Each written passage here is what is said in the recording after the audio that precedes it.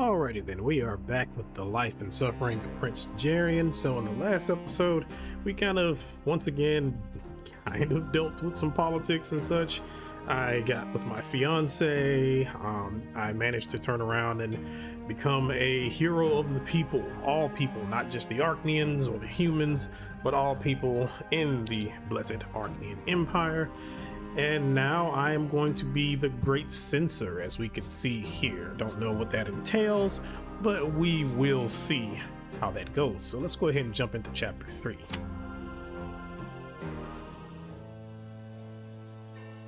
Your new Archnian life is hardly a bed of roses. Both the Empire and your family have fallen on hard times. This is what we've already read, so we don't have to worry about that.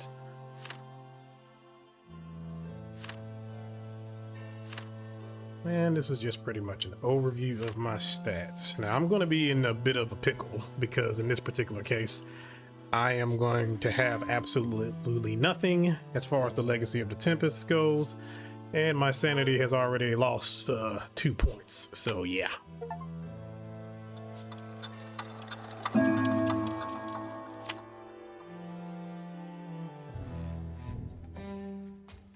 This seat is yours. Take it. Fates will be sealed here. Power will be won. The first player makes his move. Guild. Gold. Army. House. Power. Strength. With each card played, the rules shift. What are they waiting for? What are they wagering? What do they want to win? What about you? What will you wager? And what do you want to win?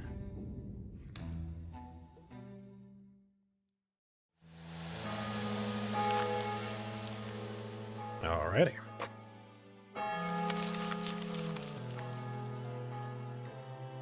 The big game is in full swing. You are no longer a pawn, you're a player now. The Great Censor of the Tempest is on the Imperial Council, but you don't make the rules of this game. The match began long before you were even born. Will you be able to tell friend from foe? What victories can you achieve at the political table, and what will you be willing to sacrifice? You won't know until you start making your own moves. Now, I did actually kind of skim through a little bit of this on the side. I went ahead and played a little extra cheated game on the side. I actually ended up dying, and that's a long story. I will address that once I turn around and get to that particular part. But yeah, it was actually quite funny that I ended up dying because I had some very OP ass stats and everything, but I still managed to die because of the things that I did. But this chapter is going to be interesting as well as the next chapter because the mechanics are going to change a little bit, and I'm sure you'll see that in a second. All right, so these are the things we have. The primate, the twins are in your blood and their voices echo in your heart. Which of the divine brothers will you choose when they begin to tear your soul asunder? So yes, this is something that we're going to have to deal with, the elder's love or the younger's law, because of the earth-shattering stuff that we found before where the younger basically killed the elder. We also are going to have to deal with the fate of Cornelius. Things are going to happen with that. I skimmed through it. I didn't actually read any of that stuff. So yeah, I don't know what's going to happen in that particular case. And the Tempest is dead. So this was mentioned before when Tarquin Milanatis turned around and came to my meeting or introduction to my fiance. But apparently we owed him some money.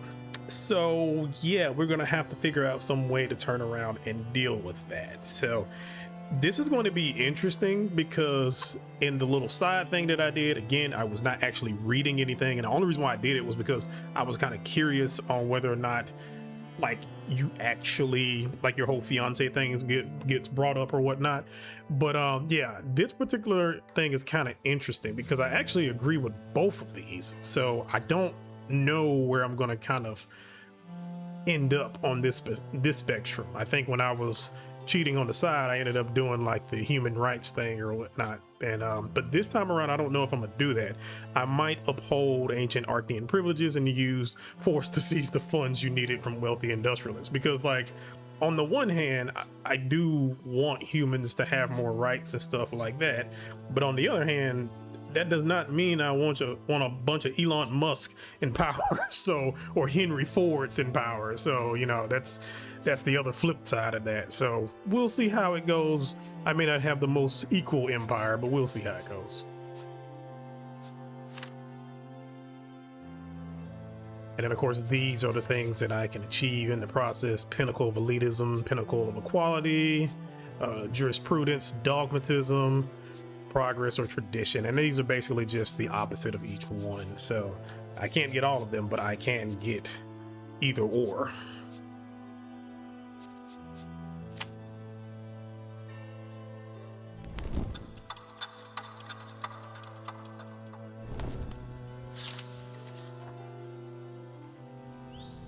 The air around the Summer Palace is nothing like in the capital. You're not a frequent visitor here, but the contrast is striking every time you arrive. The trees are different too. Thanks to the palace gardeners, they also maintain the lawn, the one that you, Uther, and your uncle Cornelius are playing 9 Gates today. It's a favorite pastime among highborn nobles, and Uther has taken to it like a duck to water ever since he moved to the Summer Palace. You're engrossed in the game and happy for the chance to spend some time with your father. But this isn't why you and Cornelius are here. Your uncle has business to discuss, so he's not paying too much attention to the ball. He takes a swing, then leans on his club, pensively gazing into the distance. Then he speaks, as though picking up a conversation that had been interrupted. About the temple by Reaper's Square. Do you remember that promise, Uther? Terentius Ogriff is asking about it again. He wants to know when we're planning to make good on our agreement and send them the money for its construction. A deal is a deal, but our coffers, well, they're almost empty, as you know. I think we should turn the Pontifex Maximus down. As a member of the council, he should be aware that we're currently in a tight spot. We're still dealing with the consequences of Tarquinius' actions. Furrowing his brow, your father takes a few practice swings. For a moment, it looks as though he's actually mulling Cornelius' suggestion over. Then Uther looks up at you. Look here, my boy. Precision is much more important than force. A bad strike doesn't bring you closer to the goal, no matter how far you send the ball flying. In this case, a wedge would do the most good. That's right, despite the distance to the gate, we still need to take a shorter shot. Always mind the lay of the land. If we send the ball just a bit further right now, it'll just roll down that mound. Words my nephew would probably tell me. While your father chooses the right club, Cornelius takes a deep breath. It is clear he does not share your father's enthusiasm for the game. You want to talk about the 9 Gates? Well, as you wish. We have already lost the first round to Tarquinius, and now we may lose the entire game. We pledged the province of Hermia as collateral when he gave us his gold. That means that we'll have to give it up if we don't pay him back. Oh, please, brother, there's no need to exaggerate. I'm sure we'll be able to come up with some sort of solution. The Tempests have overcome much worse situations than this. That province belongs to my son. It's tradition to name the crown prince the Archduke of Hermia. We can't just hand it over to the Milonatises. You know, again, this might have been something that you wanted to talk to me about once I got my blood and stuff, but whatever. That's exactly my point. The property of the Tempests is sacrosanct. Giving up our land would mean showing weakness, and it would let the Milonatises set up shop right next to the Archean border. But we have no money to pay off the debt.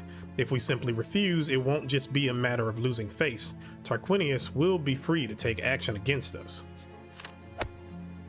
It's your turn to take a swing, but you're too distracted by the conversation and end up hitting the ball too hard. It rolls too far. Your father chuckles, shaking his head. Cornelius, please don't ruin this nice day with politics. See those clouds? It looks like rain. We won't get to finish the game if we keep getting sidetracked. And what do you think will happen if they get their hands on Hermia? It will upset the balance between the great houses, giving House Melanatus enough power to challenge the Tempests. And you'd better believe they will challenge us, with the blessing of many influential Arcanians. Of course, they all have their own reasons, but they'll unite against their common foe, which is us. The stability the Tempests have worked so hard to achieve will crumble in the blink of an eye.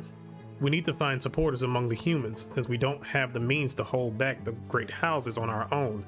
Wealthy merchants will be willing to give us money in exchange for more civil liberties. It's the only way we can climb out of the pit Tarquinius has shoved us in. As Great Chancellor, he spent the treasury's money with one hand and lent it to the Empire with the other. And I assure you, he didn't do it for the sake of a few extra coins. I cannot deal with him alone. I need the support of all the Tempests, and especially of you two. You, Uther, will sign the reforms I have prepared, and Jerian will help reach an agreement with the human estates. Only in this way will we be able to pay our debts without losing our hand. Uther holds out his palm and forlornly peering up at the overcast sky. And here comes the first raindrops. I told you we wouldn't get to finish the game like this. What a shame. Are you even listening?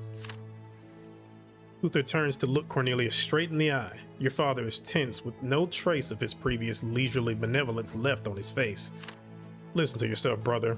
How can money be an issue for us, the people anointed to rule over this world by the gods themselves? Just leave financial matters to the treasurers and accountants. Let them do their jobs. You know, he's really starting to remind me of King Viserys. Like, King Viserys was like a nice guy to his family, but Jesus Christ. And I don't even know if that was actually canon, of course, to the books. Anyway, I won't spoil any more of that for House of the Dragon. Anyway. And if we do have to let go of that land, well, so be it. The entire empire belongs to us. It was granted to us by the twins in its entirety. Appointing another archduke as an overseer of some plot of land won't change that. Your father hands his club over to a footman and leaves. Your uncle glares at his retreating back, pale with fury. The club in his hand snaps with a pitiful crack. He hangs his head. He wasn't always like this, you know. Maintaining the holy pact with the twins has taken a lot out of your father. He's a mere shadow of his former self now. Uther underestimates the scale of the problem. I expect you to take this more seriously, Jerian. It will take a great deal of effort and political acumen to keep our ancestral land and prevent the empire from falling apart. We need the humans to make that happen. They have the money and the potential to transform the empire. If we can secure them a fitting place in our society, we'll be able to enjoy their support and their resources. You have to help me in this.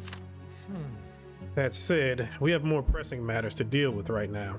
We need to decide if we're going to give Algrith the money to build a new temple. The construction site is ready. All the sacramental rites have been performed, and the flock can't wait to see the grand new temple they were promised. The Pontifex has been waiting for 2 months for us to allocate the funds they need to start building their new house of the twins, but the treasury is almost empty. Yeah, I don't have any choice but to refuse to pay because I don't have any of the legacy of the Tempest. So yeah. And I wouldn't want to do that anyway because I wouldn't, well, oh, okay, so they wouldn't have mind giving us the money.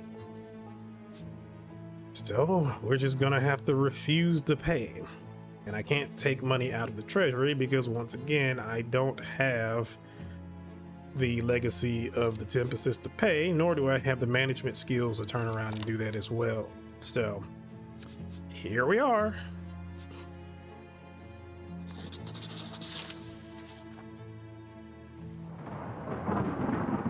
It goes without saying that the Pontifex's request will have to be denied. But how will you justify your decision? You realize that it will look bad no matter how you spin it. No amount of oratory will change the fact that the Tempests are going back on their word. Cornelius frowns but still nods in agreement. That does seem to be the lesser evil. I'll talk to the Pontifex myself. Perhaps I can find a way to blunt his anger. Several days later, you run into Terentius Orgriff in the palace hallway. He offers you a strange smile. I'm glad to see that the palace is as opulent as ever, Your Highness, but it's a shame that some people no longer put enough value in their promises these days. Imagine the horror of realizing that the word of those who represent us before the gods is worth so little. May the twins save us all, Your Highness. Orgriff bows politely and hastens to withdraw. You silently accept his barb. What has been done cannot be undone, but you promise yourself to pay attention to theology and the affairs of the church in the future. Besides, you need to learn more about the world that will soon be under your care. But this isn't the only thing plaguing you. Far more important is how long the Empire will be able to cover its debts, and whether the loss of family holdings can be avoided in order to settle accounts with the Milonatises. Alright, so he lost some points with both the old faith clergy and the new faith clergy. I guess to a certain degree, while it is bad, it's not the worst because we're still in the neutral category. And we're actually not too far off from being completely allied with them still. So, and actually, yeah, well, this still leaves us at, no, we're at 10. Okay, so I had to kind of check that. But yeah, we're not in too bad of a situation. Same way here, we're not in a terrible position, not in a great position, but still. And our scholarship winner. And that went down with Terentius. Would have been nice if my fiance could have helped out. I don't know if it actually mentioned what is her relation to that guy. Maybe it will turn around and come up later. The quiet in the room is disturbed only by the rhythmic thud of a moth against glass. Again and again, it mindlessly attempts to enter, oblivious to the invisible barrier blocking its way. After a lengthy silence, Terentius Orgriff finally begins to speak. I would like to talk to you about your Highness's spiritual pursuits.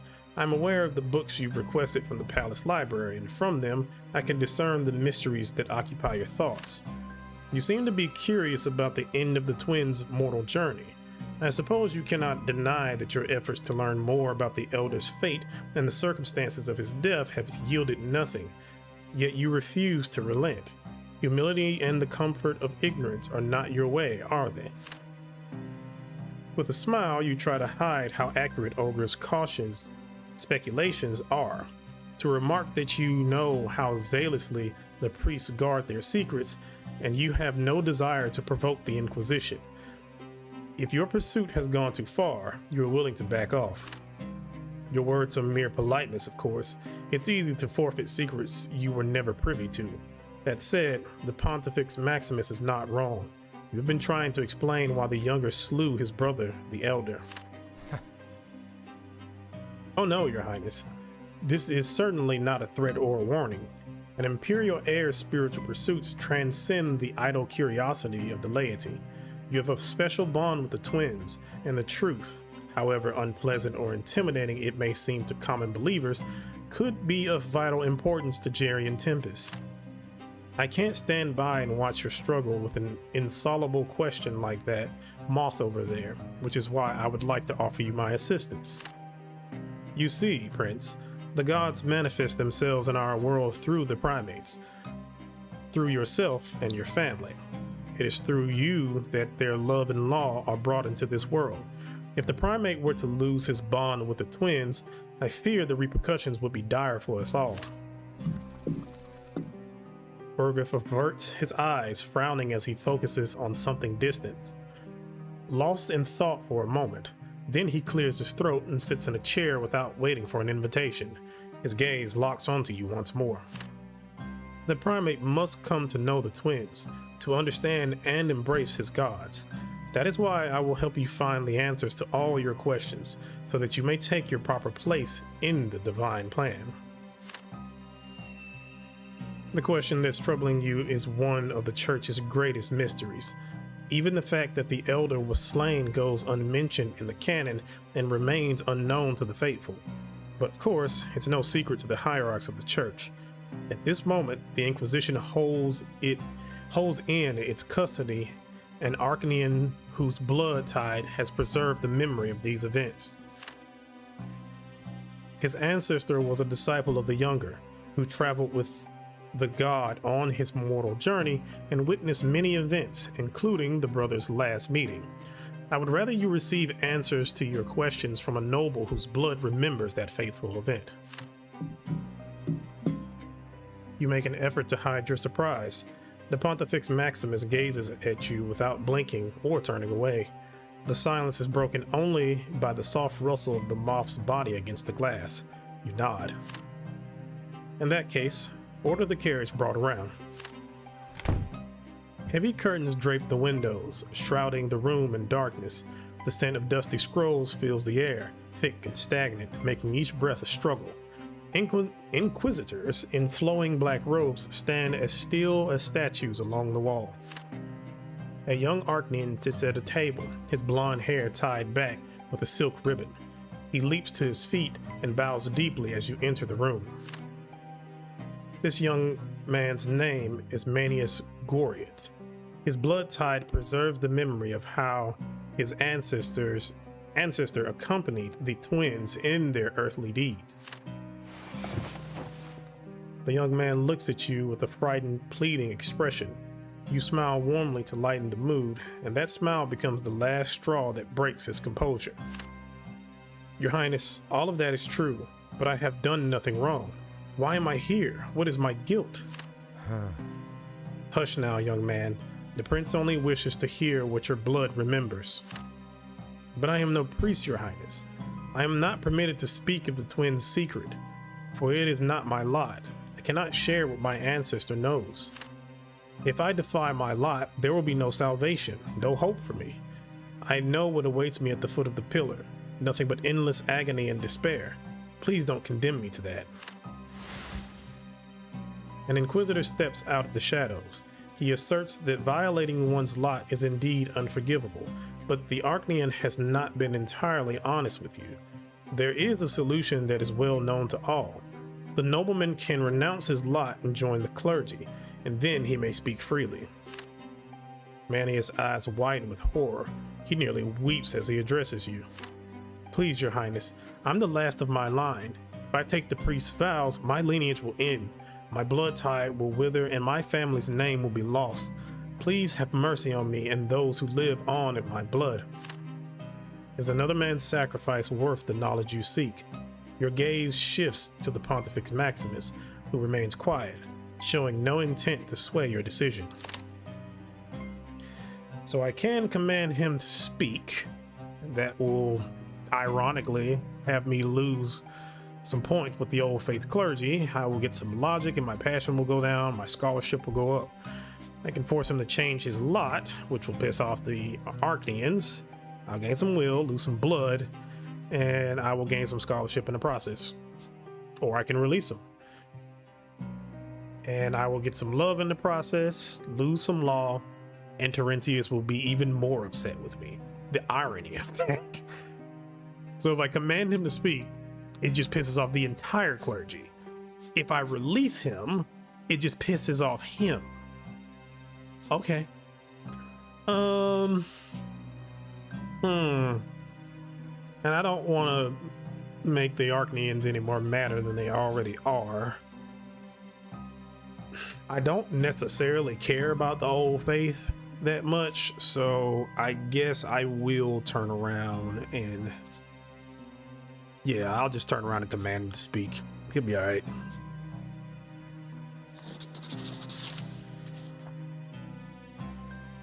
You must know the truth. The questions that haunt you hold the key to the very nature of the universe. The last witness must reveal the mystery of the elder's death. Our soul is less important than an entire bloodline. You command Manius to speak. I mean, to a certain degree, though, like, this is kind of a funny thing because it's just like my blood already kind of showed you what happened. But I mean, you didn't see what led up to that event, but you did know that the younger killed him. So, I mean, I guess to me, that's more than enough. You don't really need to know everything else, but whatever. He drops to his knees, looking up at you like a homeless puppy. One by one, the Inquisitors silently exit the room. Please, Your Highness, your command will condemn me to an eternity of torment. You state that any rule not grounded in truth is bound to fail. The entire empire hinges on your understanding of the world and everything within it. The Archnean soul is a price you are willing to pay. His lineage will survive, and he will perform a great service to the empire. Manius must embrace his fate with pride, for it is his lot to serve you. The young Archnean bows his head and remains silent for several minutes, his shoulders trembling. Finally, he begins to speak, his voice faltering at first, but growing stronger as he continues. On that night, everyone rested in the house of Rumen, the vine dresser, after the sermon in Eterna. The brothers went outside and had a quarrel. The disciples woke and overheard them. The younger scolded the elder for bestowing the grace of love upon everyone, without exception. He argued that love would fill the world, and then there would be no distinction between the righteous and the sinful. The younger resented that this would render meaningless the law he had put in place, for those who violated it would still receive eternal bliss. This, he believed, would destroy the proper order, leading to the downfall of both Archneans and humans. The elder replied that the law was meant for the mortal world, whereas love extended to all eternity at the peak of the shining pillar. The younger then cried out that the elder was blind, unable to see that the mortal world and the world of the eternal were inextricably linked, and that the love of the elder bestowed upon both the righteous and the unrighteous denied the very essence of the younger. The elder answered, "There is no law for love, and grace is without end. Whereas law governs love, law turns to slavery, and love to imprisonment." Then the younger drew his sword and lifted it over his brother beneath the light of the shining pillar. "Look at me, brother," he said. "If love does not heed the law, it must learn of its power. Love will not forsake this world. It will be bestowed upon both the righteous and the unrighteous in equal measure," replied the elder, bowing his head to his brother. "Look at me," the younger shouted, but the elder kept his eyes on the ground. Then the younger swung his sword, and a brilliant flash of silver light blinded everyone present. His tale finished, Manius clutched his head in his hands and crumbles to the floor, his body racked by uncontrollable sobs. Orgriff watches the broken man with sorrow in his eyes. The true nature of the world is now clear to you. The pieces of the puzzle fall into place, and the unseen forces that govern existence are laid bare. The price for the knowledge is the ruined fate of a single witness. Well, all right. The elder's love does kind of remind me also of Sylvian from Fear and Hunger, where it's kind of like it became twisted at some point. But everything in Fear and Hunger is twisted, so.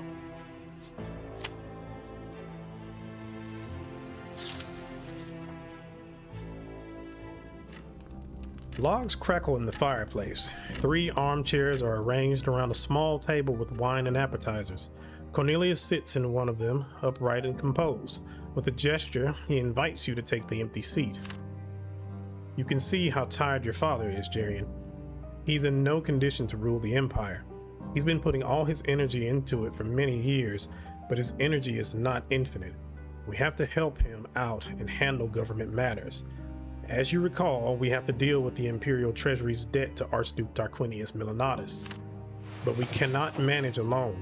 We need the support of our subjects, those on whom our prosperity and our future depend. I mean humans. Time does not stand still, and the Empire must change lest the millstones of history grind it down. But we Archneans are hostages of our heritage, traditions, and the blood tide. We cling too tightly to the past, and therefore we need the help of those free from such burden." If we grant the humans the necessary recognition in our society and a role in our government, we will share the responsibility for this world with them. Our problems will become their problems, and our debt to the Melanotices will be quickly resolved with gold from their coffers. However, all of this requires reforms, and in order to get those reforms through the Great Imperial Council, I will need your help. I will also need the support of my closest ally, to whom I will introduce you today. The great houses and distinguished Archnians listened to him. It was his support that allowed us to have Tarquinius Melanotus dismissed from the post of Great Chancellor before he doomed the Empire. His name is Agorius Monroe. He is the Archduke of Monia and an Archnian tribune, a keeper of Archnian traditions and protector of Archnian interests in the Imperial Council. He's also your mother's father, or rather, he was before she joined the Tempest blood tide. A servant comes in with a report. Archduke Monroe has arrived at the palace. He notices a faint smile on Cornelius's face. He gets up from his chair to greet the guests, and you follow his example. Agurius Monroe enters the room in a single quick stride, his back straight as a sword. He offers you a brief but elegant bow and greets Cornelius with composed amity. His old-fashioned uniform is buttoned tight, his hair smoothly combed back. Lively eyes gleam in his stern, weathered face. You think Archduke Monroe is unlike the other Archnians at court. There's none of their customary affectation and languid ease in him. His movements are energetic and his speech confident and precise. Sorry about that. I've heard much of you, Prince. I'm glad to see that the Empire has a worthy successor to the throne. Any other young Archnian would be wasting his time with wine and women right now, but since you're here, I can assume you take matters of state seriously. I hope you agree to support the future that Cornelius and I envision for the Empire. Yeah, about that. Jerian, we want you to enter the Imperial Council as Great Censor of the Tempests. Your duty is to guard the interests of the ruling dynasty. But more importantly, as a counselor, you will be able to support Agurius and me with your vote. Cornelius pours you a glass of wine. Archduke Monroe takes the first glass, passes it to you, and presses his left hand against his heart. Let us strengthen our alliance with this toast. By alliance, I don't mean complete agreement in all things, but I would like us to listen to each other, carefully weigh each other's arguments, and, whenever possible, act in concert. After all, we share a common goal: to secure the prosperity of the Empire of the Tempests. You raise your glasses, press your palms to your chest, and drink the wine in unison. Your heart starts beating faster than usual. You spend the evening in lively conversation, moving the chairs closer to the fireplace. The flame pleasantly warms your faces and hands. Monroe scratches Hector behind his ear. Your dog eagerly accepts the attention. Since we're working for the well-being of the Empire, let me make one request. As the Archnian Tribune, I was recently contacted by the nobility of Hermia. There's something odd going on there. The treasury buys out ancestral land from impoverished Archnian families or those who serve in the capital and do not manage their estates. Thus, it deprives the Archnians of the legacy left to them by their ancestors. But that is only half the trouble. Far worse is what happens afterward. The land that has been bought is resold to humans. Sometimes it's granted to noble graduates of the college or officers for their achievements, but generally speaking, it's simply bought by wealthy scoundrels. It happened hundreds of times now. Exactly. This is the most reasonable solution to an age-old issue, wouldn't you agree? We help impoverished Archnians receive the funds they need, while humans who have contributed to the prosperity of the Empire get land and permission to join the nobility. This way, we reward humans with estate rights, encourage them to take responsibility for the empire they serve, and replenish our treasury. Monroe tightens his lips and flashes Cornelius a sharp, hawkish glance. Once endowed with noble titles, the humans participate in the government, which harms them and the Empire alike. As for the Archnians, permission to sell their ancestral land is permission to forget that they are responsible for it and everything that takes place on it. You're encouraging corruption in the minds of commoners and Archnians alike. I beg your pardon, Cornelius, but by no means would I call a decision like this reasonable. This ancestral land is covered in weeds anyway. Its Archnian owners either abandon it or run it into the ground, and if the Archnians are poor, the Empire is poor. The humans have proven that they can turn a patch of land into crops or any other source of income they like. They revitalized these abandoned sandlots, giving them a second life. Monroe sighs and loudly sets his empty glass on the table. You feel the tension growing. Lands and titles are our inheritance, our responsibility, and the foundation of our power. If we keep selling allotments before we can blink, the whole empire will be in the hands of shopkeepers and swineherds. As Archnian Tribune, I demand that trade in land and titles be stopped. I understand that what is happening in Hermia is unfamiliar to you, but you cannot demand anything, Agorius. Hermia is a province of the Tempests. To rule our own land is our noble right. In that case, I would like to ask the Archduke of Hermia himself something. Are you aware of what is happening in your domain, Jerian? Do you support Archnians being driven off the land in your duchy, while noble titles are traded as if at a bazaar? You remain silent for a while, making an effort to compose a suitable answer. Cornelius and Archduke Monroe watch you patiently, as though they both know how you will respond. Hector looks up at you, surprised by the sudden silence. Okay, so I can't compromise. I could take it over myself and piss off both of them and the great houses and the commoners, and this will give me some power of the Tempests. I could support Cornelius. That would piss off the great houses and the commoners. Progress would go up by 1.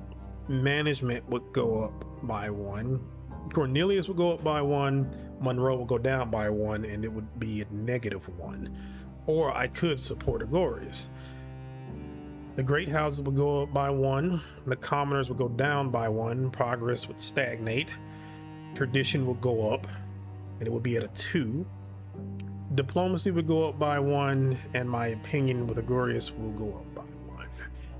I kind of want to do this with Agorius because on the one hand, like, I do understand what Cornelius is doing. He's trying to, balance the budget and all that good stuff. But at the same time, like Agorius said, I don't want a bunch of wealthy industrialists just turning around and thinking that they can be nobles and stuff like that before they get too big for their britches. And on top of that, since I'm an Archnian in this particular case, if there's too much progress, then it's going to be a case of, well, it's just going to be a human empire because we're just going to give everything to the humans. So that could be a problem in and of itself. Doesn't seem like the Archnians procreate that well. Let's see. Yeah, I think I will go ahead and support Agorius. I can get this back with Cornelius because I'm pretty sure there's going to be other stuff that I'm going to have to side with him with. Also, I do kind of need to bring my diplomacy up. I would like to have it at a 7 or an 8. I wish it could be higher than that, like a 10. And I probably should have focused on my stats a little bit more in the beginning, but here we are. So let's support Agorius.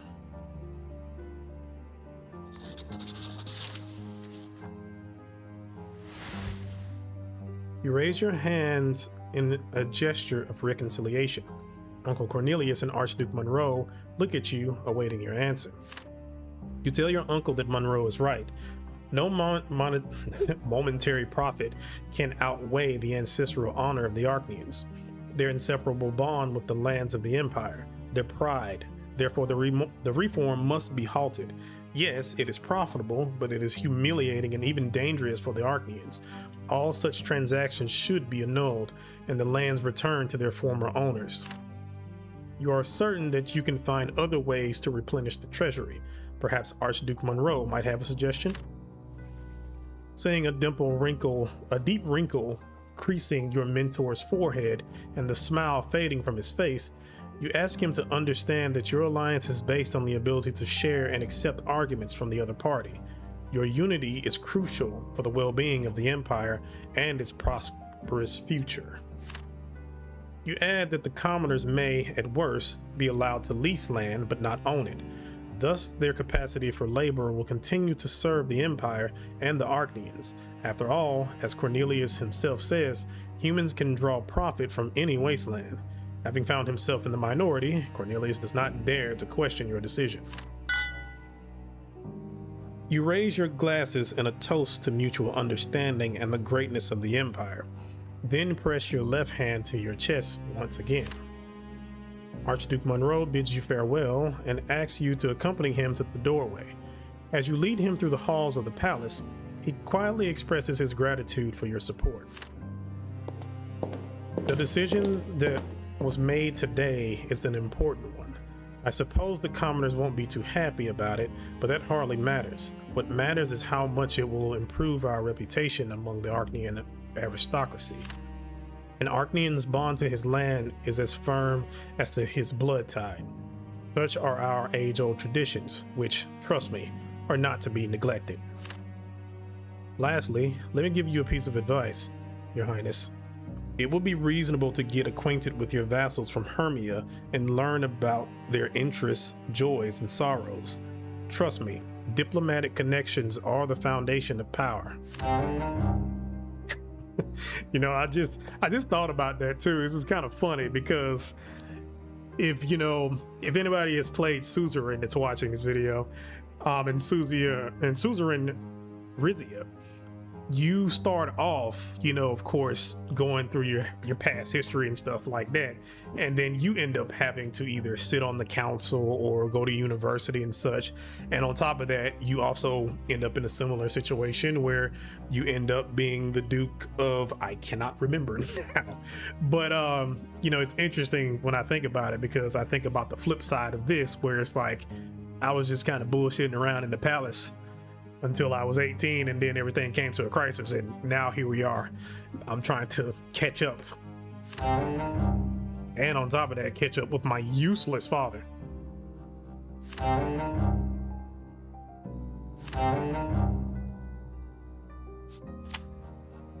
Okay, so that gave us a point with Monroe. I'm gonna have to probably do a couple with Monroe, but I can kind of afford to piss off Cornelius a little bit more. The Imperial Council. A letter in an unsigned envelope sealed with a Legion seal, delivered to the Lippian estate and to the head of the household personally. Dear Sir Lippian, I would like to notify you that I received your letter and the sum of money that came with it. I am responding immediately because I realize the importance and urgency of this matter. As you requested, I discussed the matter of raising Archnian subsidies with Archduke Monroe, but it is too soon to declare a victory in these negotiations. If Archduke Monroe, being the Archnian Tribune and protector of Archnian rights, can help you, he will only do so after receiving the agreement of the other councillors, who are, frankly, rather stubborn. For a full understanding of the picture, I shall briefly describe how matters truly stand. Since assuming the post of Great Chancellor, Cornelius Tempest has become extremely arrogant. Moreover, he seriously considers humans equals and tries to impose his fantasies on the council. We certainly will not find an ally in him, and if the votes are equal, his shall be decisive. Therefore, it is important that a majority of councillors support preserving the law on subsidies. Marcius Milanatus, the head of the secret chancellery, serves the Empire faithfully and might refuse to make concessions. The Empire is his wife, his mother, and his daughter. He would sooner allow himself to be run through than betray his country. This is why the Emperor entrusted him with the task of preventing rebellion and protecting the royal family. But Marcius too has a weak spot. He depends on the strength of my legions, ready to suppress any uprising. That is where we will seize him by the gills. As for Terentius Ogriff, he's an old, zealous, conservative dogmatist of the twins. Should anyone so much as cast a disrespectful glance at the sacred sculptures or sacred scriptures, he would burn them to death with his very gaze. In his opinion, everything must remain as it has been for centuries. A power struggle between us is certainly inevitable. But there's no need to worry about that sanctimonious fool. The voice of the head of the church may be loud, but it is not as sharp and strong as it seems. He can be persuaded by saying that the Archneans' distress will drive nobles to violate the law. He must be made to believe that need will force the noble estate into labor, and then the pontifex will be on our side.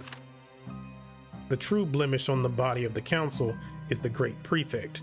He is far too proud of being in charge of all the prefectures, courts, and gendarmeries. He has failed to curry respect among the Archneans so far, which is why he is so obsessed with commoners, the only group that respect him. On top of that, Diamant is such a dull individual that even the foot of the pillar seems like a jolly place compared to him. But I suppose he's just Cornelius's obedient workhorse, easily appeased with an additional handful of oats. Our new great censor, Jerian Tempest, the heir to the throne, who made his way to the council through his bloodline rather than his achievements, is still a dark horse. I have no idea what is going on in his head. His position, which has been vacant for decades, is supposed to protect the royal family's interests, but I do not know if he will succeed in meeting everyone's expectations. He simply turned up out of the blue. The boy is too young and inexperienced. Discussing serious matters with him would be akin to inviting wenches to a war council and explaining military tactics to them. The regular balance of power in the council will change with his appearance. I will have to deal with this situation at some point. In other words, our plan is almost complete. We just have to make a couple of final moves. My words have influence in the council, and my ability to act strategically is highly valued. Even Agorius Monroe often asks me to advise him on various matters. However, as you can understand, this will entail additional expenses. I will have to spend extra time and funds. Considering the difficulty and delicacy of your request, I hope that doubling the sum we agreed on will not be an issue with you. And so I bid you farewell. I ask you to send your response along with confirmations of our agreement via your trusted messenger, your friend L.O. Rude. But I mean, he's not wrong. Again, I just showed up. That still just grinds my gears, and I just kind of showed up to this at the last second as opposed to having some type of introduction with these people. Like, I didn't even know this about the secret chancellor. All right, striding quickly as though trying to escape your own uneasiness, you approach the hall of the Imperial Council. Cornelius meets you at the door. Having noticed him, you pause so as to not reveal your anxiety. You walk past stained glass windows depicting scenes of battle. Warriors raise their spears above their heads, and shields shine with the crests of the great houses. It's almost as though the heroes in the scenes are looking at you. You are the great censor, and today you will attend your first council meeting. Today's meeting is especially important. You need to present yourself as a full-fledged member of the council and help me rid us of the remnants of the former great chancellor's destructive legacy. I am speaking of abolishing the law on Archnean subsidies, by which Tarquinius Milanatus not only brought the loyalty of the great houses, but continues to drain the imperial treasury to this day. Even the Archnean tribune Agorius Monroe supports the cancellation of these subsidies. He disapproves of Milanatus' excessive influence among the great houses. The Archnean tribune has to defend Archnean rights, which means that he is not allowed to vote for this law directly. Nevertheless, his defense may be somewhat half-hearted, as it were. The actual opposition will come from the great strategist Ovidius Lucilius. Ah yes, he was the guy at the party. I wonder if that's old buddy too that wrote the note. Our task is to win the rest of the counselors over to our side during the debate. Cornelius stops and looks right at you. Be wary of what you say and who you say it to. Most of the counselors are great Archnians, so it will be much easier to make enemies of them than friends. You will not gain everyone's trust, but support from some of them might still play a decisive role in the future. You follow your mentor up the broad stone stairway and enter the council chamber. The room's tall, vaulted ceiling adds an air of solemnity, and its windows fill the hall with clear white light. There is not a single stained glass window. Everything the Imperial Council discusses must be seen with extreme clarity, devoid of any distortion. The thoughtful-looking counselors take their seats in massive chairs placed around a large marble table. At first, it seems like the table is covered in an intricate pattern, but then you realize that these golden veins are actually the outlines of the Empire's duchies. You are the last to arrive. Augustus Monroe gives you the first nod. We're pleased to see you in the council, Prince Jerian. I'm sure your contribution will be invaluable. Pontifex Maximus Terentius Orgriff stands up to greet you next. His dry, wrinkled face is calm. He offers you a slight bow, and his focused, deep-set eyes watch you as you approach your seat. On the other side of the table sits a rather short Archnian with his hair perfectly combed along his ears. His facial features are soft, yet his gaze is quick and keen. The papers before him are stacked precisely. A quill and inkwell are meticulously arranged nearby. Refraining from flattering greetings, he meets you with a nod. His gaze is untroubled, even friendly. I am also pleased to see you in the council, Prince Jerian. I am Privy Councillor Marcius Milanatus. Welcome to our mental melee. A plump Archnian to your left inclines his head in greeting. His blue eyes are slightly distorted behind the lenses of round spectacles. His chubby cheeks and slightly bewildered gaze give the face of the imperial bureaucrat an inappropriately childish expression. Cornelius told you about him. This is Great Prefect Lucius Diamant. He oversees the judicial systems and the laws. Service in the prefectures is usually carried out by nobles of the mantle, but the highest posts are held by distinguished Archnians. Welcome, Your Highness. It's quite far-sighted of the heir to the Empire to begin taking part in matters of state at such a young age. Cornelius has told much about you. I hope your participation will help the council make just decisions. Next to Diamant is Ovidius Lucilius, the chief of the Imperial Legions. You've met him before. The great strategist's coat is carelessly unbuttoned, and the buttons of his shirt are about to snap from the pressure exerted by his broad chest. Lucilius gives you a kind smile as he swirls a glass of wine in his relaxed fingers, raising a palm in greeting. You take your seat. The oak chair with no padding seems to be made uncomfortable on purpose, as though it were meant for a larger man. Your feet barely touch the floor. The solemnity in the air falls heavily upon you, reminding you of the importance of the meeting. You let out a tense sigh, trying to relax your shoulders just a little. In front of you are a number of papers, a legal text, a report from the Treasury, and a notice from various commissions. Among the documents, you notice a summary of the private correspondence of mid-ranking imperial officials.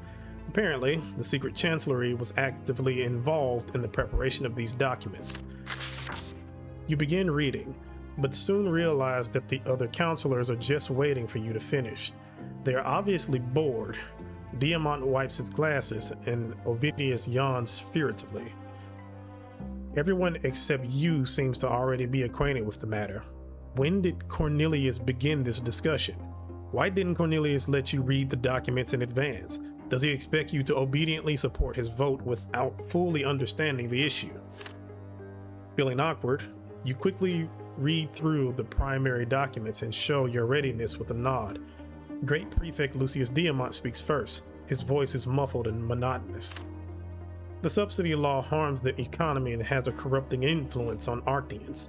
The nobles are tempted by the prospect of living at the treasury's expense, which leads to a dire reality in which the empire's worthiest subjects becomes its dependents. Having received their subsidies, They demand further privileges and criticize Emperor's laws without even understanding them. This has to be stopped.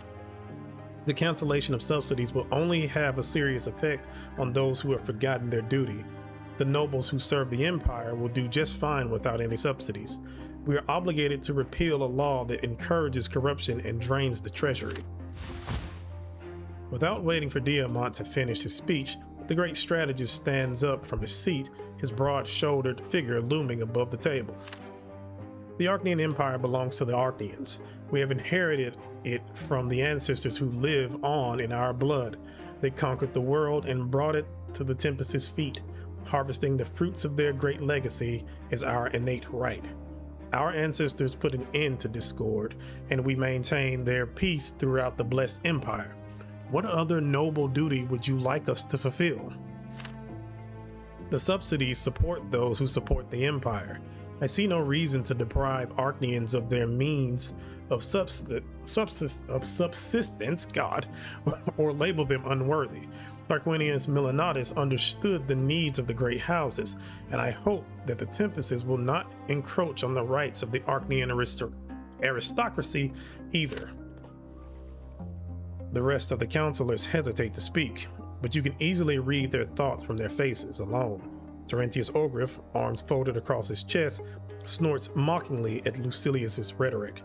The conservatively inclined Milanatus and Monroe, on the other hand, are utterly serious and raise their chins at the words about Arcnean rights. The vote appears to be split evenly. I see that the respected counselors have made up their minds regarding this matter. Let us proceed to the vote. Okay, so I can prove the harm of the subsidies. This will give Gregorius Monroe 1. It will take off 1 tradition and put us back where we were previously. I can't increase the subsidies because I don't have any of the legacy of the Tempests, so there's that. Keep subsidies. I could keep them in place. This would give me some points with Ovidius and Marcius. It would piss off Cornelius, and it would give me some management. I can't do this, but I can also cancel the subsidies. This will piss off the great houses.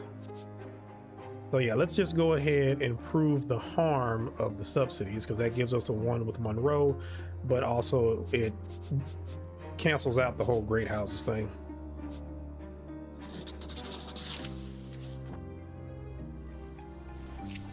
The counselors announced their votes, starting with the great chancellor. You were right, the vote is indeed split. Diamant, Ogriff, and your uncle Cornelius vote to cancel the Arcnean subsidies. Monroe, Lucilius, and Milanatus support keeping them. Your vote will be decisive. Casting your gaze over the counselors, you remind them that the Arcneans know you and trust your decisions. You explain that rejecting the subsidies is not punishment and not an infringement on rights, but a chance for the Arcneans to reclaim their place as proud and responsible rulers of the world. These age-old privileges were not bestowed upon the Arcneans to let them idle their lives away at someone else's expense. The best minds of the Empire should not be reduced to mere spongers in the eyes of our society. The Empire is striving for a new kind of greatness, and you want the Arcneans to set on that path with you. The first step is rejecting the handouts from the treasury and pushing them to improve themselves.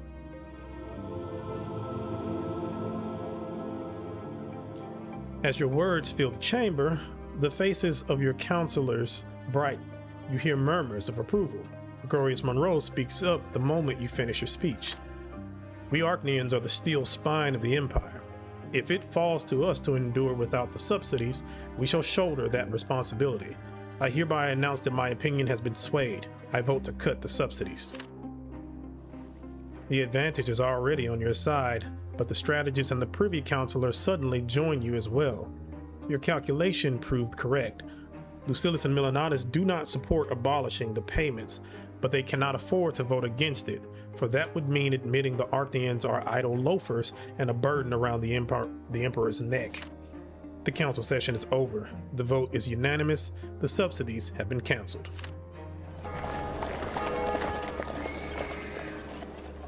The text of the order is ready. When your turn comes, you press your seal into the parchment, adding your imprint to the seals of the other counselors. Now it is law for the entire empire. The Archnean Tribune smiles, casting you a look full of respect. I'm certain the council will benefit greatly from the Great Censor's participation in its meetings. I hope all our decisions will now be made just as swiftly. Well, there you go. I'm surprised that didn't give me a point with Cornelius, but I guess I'm starting to see that Cornelius just wants me to do what he says.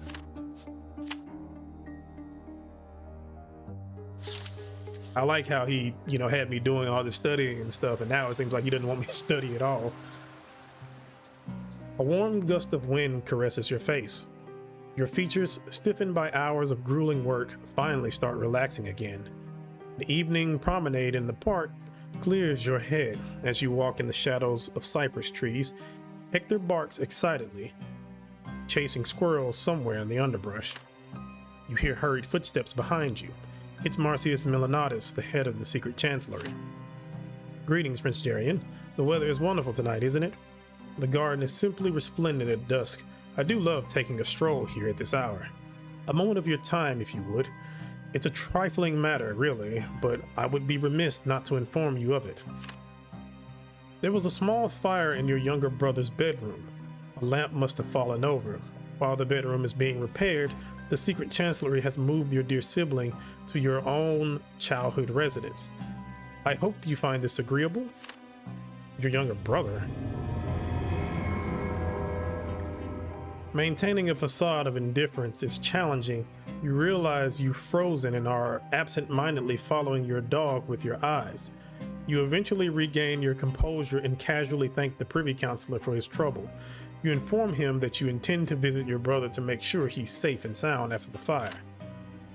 If there is anything I can do for you, just call on me, and I'll be sure to get it done. In my opinion, young Flavius could do with a good mentor. If you don't mind me saying so, your dear Uncle Cornelius is less than ideal for that role. One can't deny that he is a gifted man, but his talents lie elsewhere. Your brother requires a specialist with particular skills and a deft touch. Marcius's face is an image of transparent, cordial concern. You promise to consider the matter. He leaves with a short bow. You call Hector to your side and pet him to calm the sudden rush of excitement. Burning questions still echo in your head. Why were you never told of this Flavius? Perhaps he's still human. Perhaps he's yet to enter the blood tide. No one ever talked to you when you were a child. No one even acknowledged you until you became an Archnean. But what's all this talk of a special mentor? You take a deep breath. Unable to stop your train of thought, you hurry to your childhood bedroom, almost breaking into a sprint. It's been too long since you last visited this wing of the palace. The interior unearths the half-buried memories of the past. You reach the door to your childhood room and pause. How many times did you listen for footsteps on the other side of that door? You memorized the gait of every servant who passed you by until Uncle Cornelius came to bring you out into the world. Now there's another boy locked in your room. His entire universe is confined to the same four walls. Now he's the one listening for strange footsteps with bated breath, just as you once did. Is that the gentle thrumming of strings you hear behind the door? You have the servants unlock the door for you. The lock clicks, the hinges squeaking a little. It's exactly as you remember it, down to the last detail, but it looks absurdly small now. The room is just a couple of paces from wall to wall. A blond boy, about 13 years old, sits warily in the chair by the door. He's holding a mandolin. His big shining eyes look up at you, then down at Hector. The boy is completely still. You see awe and curiosity in his eyes. The dog runs in as if obliging your unspoken wish. Hector puts his head within arm's reach of your brother. Flavius runs his hand along the smooth fur, and the stressful tension evaporates from his posture. Hello. Did my mentor send you? You look a little bit like Cornelius. Oh, pardon my manners. I don't get a lot of visitors. Just Cornelius and the other teachers. You are not ready for this encounter. Hector licks Flavius's hand and the boy laughs merrily. You introduce yourself and briefly explain who you are. I'm so glad you're here. Can you tell me what's going on outside? What about the sea? I've only pictures. And the forest, what about them? They're beautiful, aren't they? When will they let me out of here so I can see them? You say that you understand how lonely he must feel. A vast world waits outside. The time will come and he will see and learn it. It will happen soon. He only needs to grow a little more. But until then, you cannot divulge anymore. Your brother's eyes gleam with curiosity. You can tell that he can barely contain the myriad of questions he wants to ask you. Could you stay with me for a while? I'll show you my drawings. You turn around and notice a large album open on the desk. The boy gets up from his chair to collect it. He's short and very lean, spindly and angular, like an adolescent. As you examine your brother's clothes, you notice a wide, glistening band on his neck. None of this is real, of course. You must excuse me if these don't look like real horses, mountains, or manor houses. I don't copy illustrations from books. I haven't seen any of these things myself, so I just try to imagine what the writer saw, and then I draw that. Flavius flips through the pages of the album. There are landscapes, beautiful women, magnificent castles, horses. As you stand next to Flavius, you peek at his metal collar. It looked like it's made of silver. This is a witch collar. Silver is the blessed metal of the twins. Bindings made of this holy metal suppress the magical powers of those touched by the curse of magic. You shudder, shocked by the discovery. The boy notices your surprise. My collar. I've tried removing it, but I can't. It burns my skin. Sometimes it shocks me awake at night. Flavius pulls the collar a little further down, revealing a pattern of old and new bruises on his ivory skin. It's choking me too. It's like I can't take a full breath in it, like I can only breathe halfway. I told my mentor all this, but he just ignores me.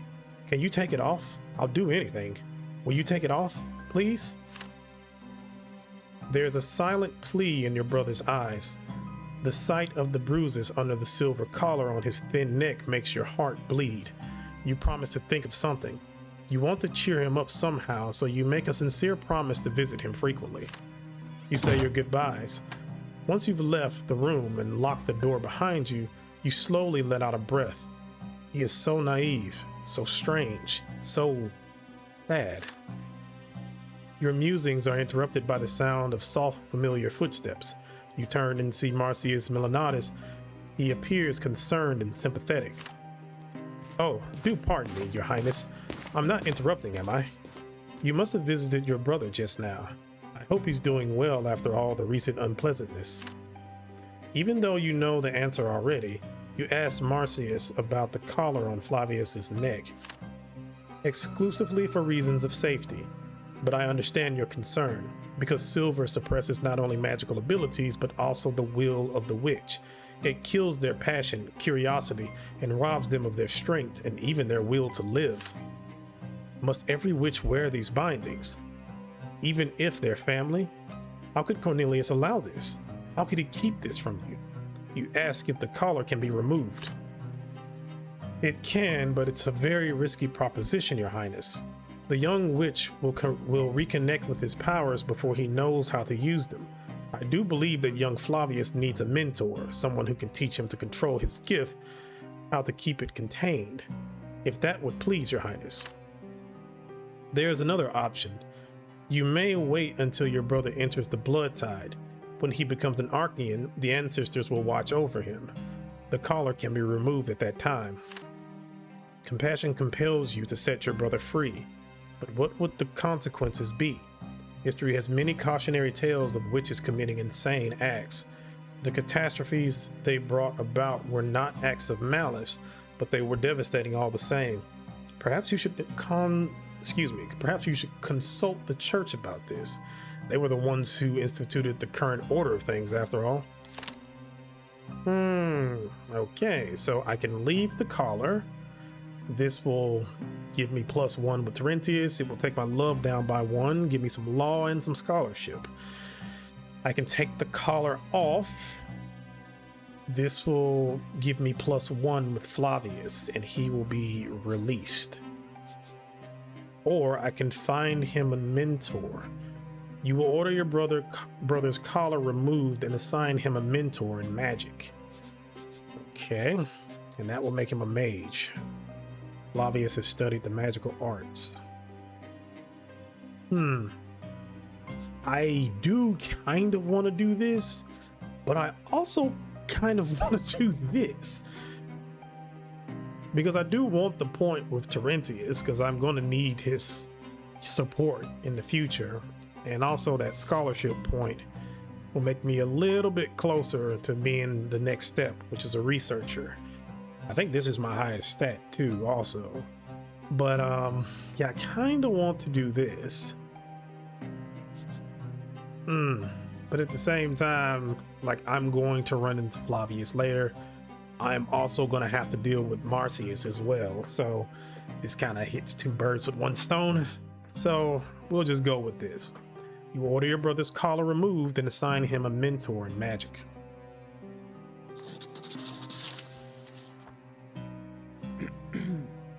You ask Marcius what it would take to release your brother from his collar. The privy councilor frowns. The question troubles him, but it appears that he already has an answer ready for you. Decisions like this are usually within the purview of the church, Your Highness, but I can arrange everything for you without troubling our diligent clergy if you so desire. You tell Marcius that you will heed his advice. A mentor must be found for your brother. I'm pleased to see you've heeded my words. Flavius will need help if he hopes to control his gift. I believe I can find the right mentor for the young witch. However, the absence of a collar will soon be noticed, and we will have to provide an explanation. You nod. More than one difficult conversation with the Inquisition lies ahead, but you have enough command of diplomacy to prove your point and convince those who oppose it. But you count on Marcius to help narrow the circle of those who will know the collar has been removed. There's no need for the prince's training in magical talent to become public knowledge. It would cause unrest among the subjects. Marcius nods understandingly. I would not be the privy councilor if I could not handle issues such as this, Your Highness. Everything said and done here shall remain our secret.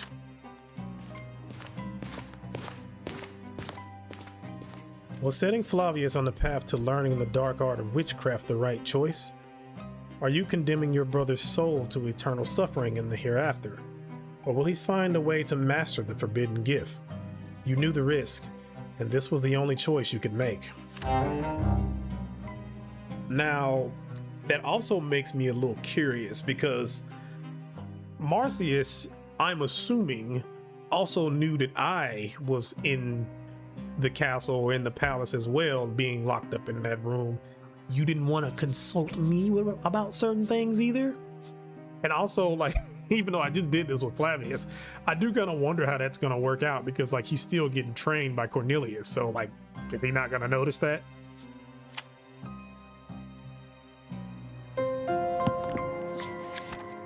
debate. Imperial College Faculty of Jurisprudence. Workbook of Fabius Limmers. Summary of the debate on the participation of priests in the lesser quorums. Opponents: Stuart Condorcet, Dean of the College, and Luke, Archnean Patriarch. Eterna year 1134. Condorcet. He opens with a few words of gratitude for the great Chancellor Cornelius Tempest, whom he thanks for creating the lesser quorums as a place where commoners can meet and vote. The stronger local self-governance is, the more rapidly a province will develop, and the more expedient its bureaucratic process will be. I'd like to see some of that expedience. It takes weeks to get anything done there. The empire is far too expansive for centralized control. The more local independence there is, the quicker and more efficient decision making will be. Well-off commoners now have the opportunity to influence the economic reality of the places in which they live. I believe that one day I will read my morning newspaper, and in it I will find a long article detailing the great impact the common estate has had on imperial politics. Get to the point already. I'm falling asleep here. Though the participation of commoners in lesser quorums is justified and desirable, the interest of the new faith clergy in these proceedings remains unexplained. The quorums were created to resolve economic and political disputes, not pray or hold mass. The division of labor allows for specialization and mastery. Society functions efficiently when everyone in it performs their role and perfects their craft.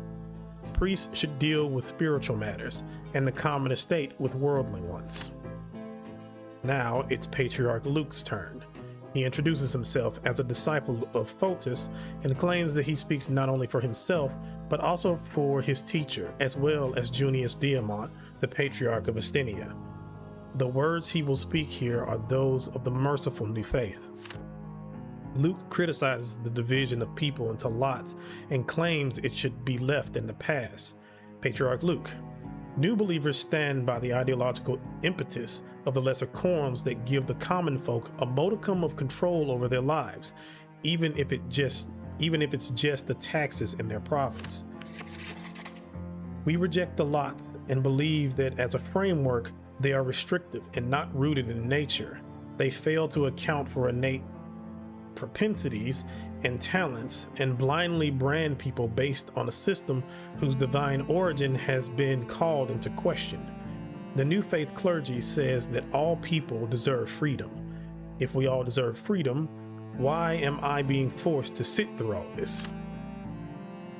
The old believers, known for their rigidity and hidebound thinking, drag us back into the past.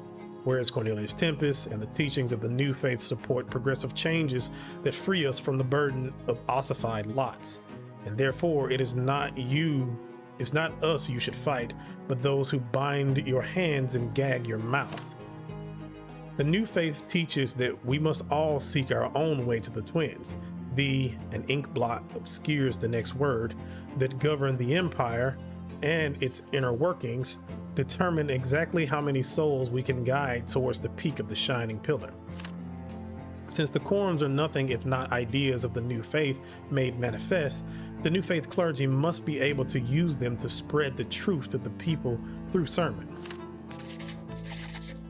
In his response, Condorcet agreed with some, but not all, of his opponent's arguments. He welcomes an open dialogue and a bloodless, nuanced search for the truth. Dean Condorcet and Patriarch Luke shook hands and declared themselves before the entire audience allies on the path to great change in the Empire. Thank the twins the end. All right, we're getting closer to equality. Now, having said that, while I do appreciate the new faith and them, preaching freedom, I would prefer them not be in the lesser quorums. This is America speaking from the future. It's a bad idea.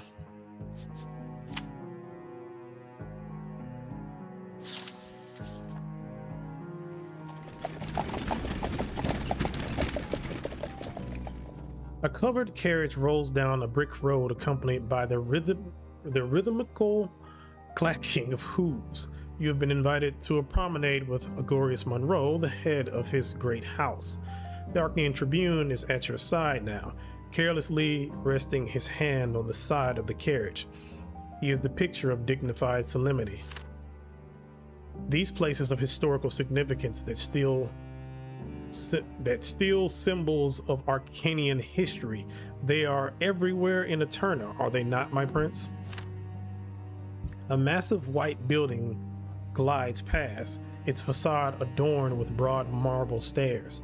You find it strikingly elegant and grandiose, its pearlescent columns topped with golden curls, its balustrades adorned with fascinatingly detailed frescoes, the figures of ancient rulers looking down on the city, from the bas relief at the top almost seem to be alive.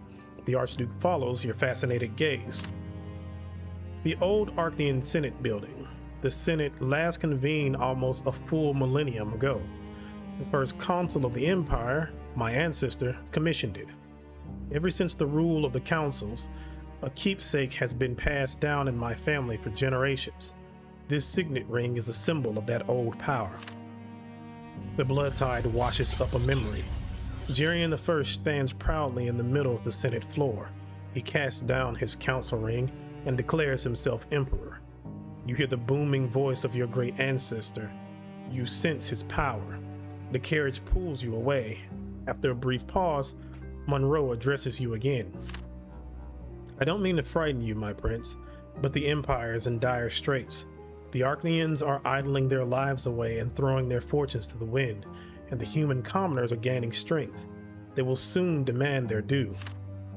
At the same time, the debt to the Milonatises must be paid in full no later than 3 years from now, and that is a negligible time under the current circumstances. The treasury is empty. You say that your mentor is greatly disturbed by the debt, but your father does not concern himself with it. Monroe's lips contort into a grimace. He adjusts the collar of his coat.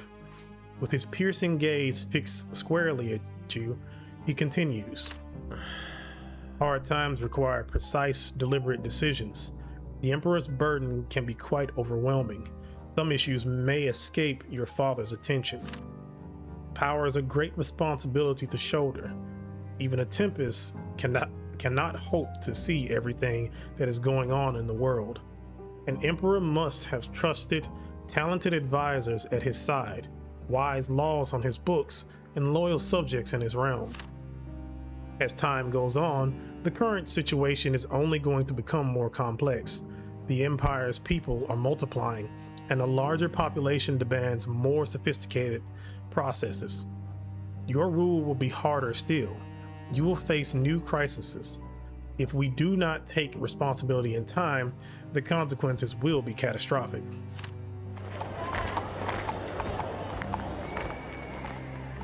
Your nostrils are suddenly assaulted by the foul stench of waste. You look out the carriage window and do not recognize your own city. Unsightly streets, all alike, stretch past. Gutters reek, filled with garbage and scraps. Squat, dilapidated dwellings with chipped paint glare at you from their murky windows. You turn a corner. Monroe commands the coachman to stop across from a lively market square. This, my prince, is the former Arcnean Forum. It's unrecognizable now, as you can plainly see. To think that this is the Diamant's legacy. Some 1,500 years ago, Titus Diamant called the first public assembly, where he publicly broke his sword to show his refusal to shed blood in pursuit of power. The war ended in this square. Instead of swords clashing, we finally heard the voice of reason. We heard subjects looking for compromise and arguing their position.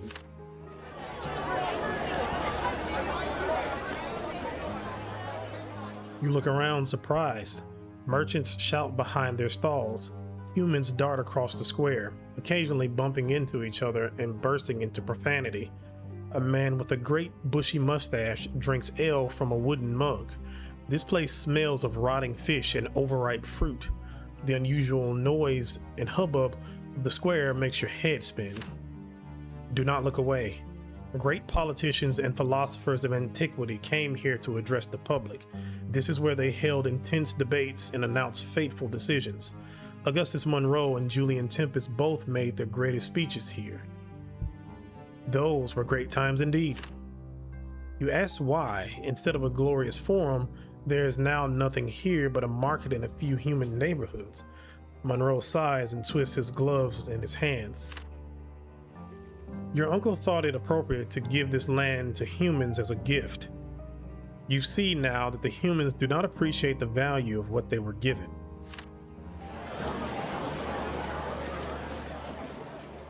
You notice a statue of an Arcnean with a broken sword. It's slathered in bird droppings, and its pedestal is missing roughly half its bricks. The humans do not remember the Forum. They do not remember Julian Tempest. To them, this is just a square, a convenient place to conduct commerce. Cornelius is making a big mistake by attempting to put the Archnians on equal footing with these rabble. We are the creators and keepers of this world. Humans simply exist in it. These flirtations with the lower estate are dangerous. The humans are greedy and hungry for power. To give them power is a dangerous proposition. It may very well spell the end of the empire. The coachman pulls away. You ride along the market square. You see the remains of a destroyed building. Nothing is left of it but its foundation. Part of a wall and a singular tilted column towering above the pile of rubble like a gravestone. Monroe looks at you, unfazed. We Archnians have been pleading with the council to remove the humans from this place for a long time now, but Cornelius prefers not to hear us. This is why I've come to you, my prince. Restore our history to the foot of the pillar with these filthy market stalls. Let us rebuild the Forum. In times past, you would never have seen such a filthy, disorderly mess in the streets. In the days of the Republic, our world was our shared responsibility. Each of us was responsible for the state. Each of us stood up to protect the people's interests. Jerian I cast away his council's signet, and the Republic was no more. But my family, as a sign of respect for the glorious past, has preserved the signet ring of a different council, Castus Monroe. I carry it with me always. It is an important relic, a symbol of power that comes from subjects, not from the gods. Monroe pulls a simple signet ring from his finger. There is a straight line pressed into it. He hands it to you. These are difficult times. We cannot allow the humans to lord it over the Empire, or it will suffer the same fate as the Archnian Forum. This is what I propose to you, Jerian. Accept this ring as a symbol of power that rests upon the support of the great houses, power not conquered, but bestowed by choice. Wear it as a sign of our friendship and in recognition of our shared goals. You take the ring and weigh it in your hand. Monroe looks at you with a proud smile that makes his clean-shaven face look smoother and a little younger. Become a new council and return the Forum so it may stand as a symbol of Archnian power. Let us hear the heart of the Republic beat once more. You consider the Tribune's words. 3 urchins dressed in rags suddenly approach the carriage, shouting and shoving their dirty hands through the window. The coachman mutters a curse and tries to chase them away with his whip. Monroe pays the urchins no mind. I want you to know, and I want others to see, that the alliance of the Monroes and the Tempests is as strong as ever was, and that the great houses are on your side. Ooh boy. Now, I can accept Monroe's offer. If I do this, the great houses will get +1. The commoners will get -2. Traditions are going to go back to 2. They've kind of been languishing right there for a minute. And Aguirus Monroe will become my ally. I can turn him down diplomatically. That will just give me +1 to diplomacy. Now, I could sacrifice some of my sanity and throw the signet ring away. This will turn around and give me -1 with the great houses. It will give me +1 for the power of the Tempests. It will give me +10 for the legacy of the Tempests, and it will give me -1 with Aguirus Monroe. And then I can also demolish the Forum. This will give me -2 with the great houses, +1 with the commoners. It'll give me +1 with progress and bring it down to 0. Traditions will also go down. So yeah, I'll get +1 to management, and of course my relationship with Monroe won't be the best. Oh boy. There were decisions made before I was born and before I was made the heir that were just silly. Because like, on the one hand, I understand what Cornelius was trying to do with this.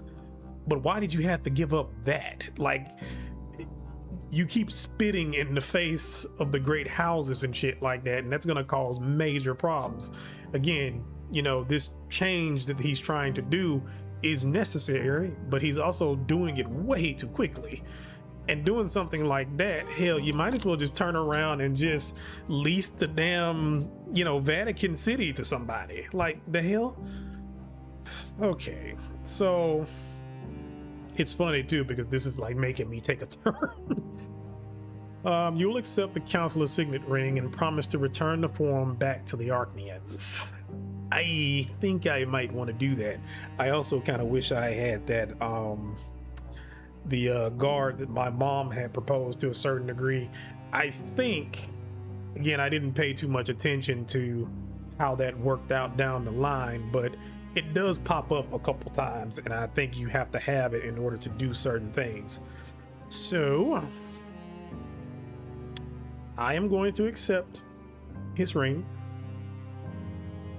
and we'll see where we go with that. You become transfixed by the signet ring. The metal is rough, its surface is matte, and its edges are a little jagged. How odd. The symbol of the Archnian Republic looks more like a cheap bauble than an ancient relic. You put the ring on your index finger. It fits you perfectly. You feel its weight and thickness. Monroe regards you with great interest. You give Monroe your word. The form will be cleansed of the rabble and returned in its entirety to the Archnians. You will restore this great historical site, and rulers of old will once again be quoted far and wide. Augurius Monroe flashes a proud smile and bows his head slightly. When they will crown you emperor, you will make Archnia great again. Oh God. Our ancestors and our descendants will look upon the rule of Jerian II with pride. That's not what I'm going for. I do think having like an Archnian republic with Archnians and humans in consort with each other would be better. You know, or having some type of senate where you have like the humans on one side and the Archnians on the other side. That would be better in this situation, as opposed to just having me and the great houses kind of rule over stuff, and the great houses are falling apart. And again, Cornelius caused this problem because, again, he keeps ceding stuff to humans, and like, instead of trying to make the Archnians do their jobs and be who they're supposed to be. Hell, if it was me, I probably would have been assassinating people left and right. Several days later, early in the morning, a squad of guardsmen destroy the market and unceremoniously kick the humans out of it like unwanted pests. The forum is restored to its former glory. Humans are not allowed to even approach it. The Archnians, however, are in no rush to visit the restored site, which they insist still stinks of humans. It now stands as a silent, somber memorial inhabited only by ghosts.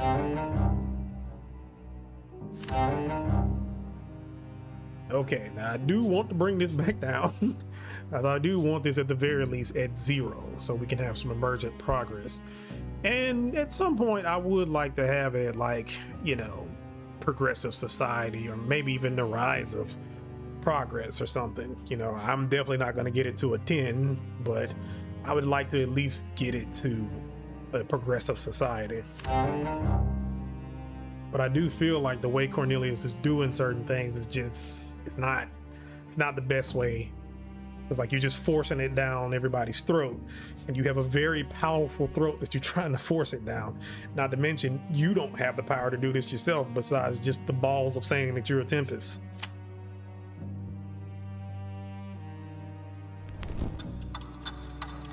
And it makes me wonder, I do wonder how Uther would have handled this situation if he was actually present. Like, maybe he would have been a little bit more lenient and stuff, as far as, or maybe he wouldn't have been too fast when it came to trying to force a lot of these changes and such. But nevertheless, we will not know. Okay, so now this is chapter 3, I can do Imperial Affairs and I can do Personal Affairs. Now, I will say this. again, I did play through this a little bit on the side. I don't necessarily know if I agree with the way this is set up. I thought the way this was going to be was that you were going to be able to do an imperial affair, and then you were going to be able to do a personal affair as well. You either have to choose either or. Now, the imperial affairs don't take as long, so I guess there's that. But then on the flip side of this, like the personal affairs, this will take a long time. So like if you really want to put some effort into this, this might take the entire damn game. So that's kind of a weird one right there. So I don't know if like, I feel like I would increase the way or the points that you get in this, but also reduce the chances. So that way, I mean, reduce the amount of times you have to do this, because 5 times is crazy. Like I would literally just have to do personal affairs and not care about the Empire, which I guess you could do. And I guess that's kind of the point that you have to make, but it's a wild thing. Okay, so we have the Society of Arts and Sciences. Together with the Empire's intellectual circles, you establish the Society of Arts and Sciences to foster education and progress. If I did this, it would bring progress back down to 1, and it would give the commoners +2. So this would essentially put me right back where I was at the beginning of this chapter. This is a possibility.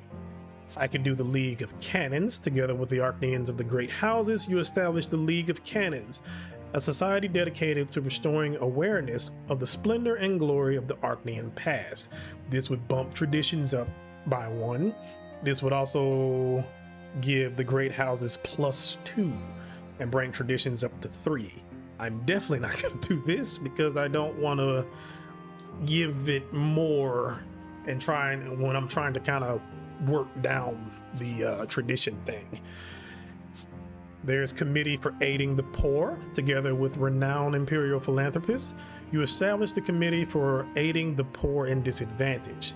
This will help with equality. Now, this would, I think, bring it down to, this would bring elitism down to 1.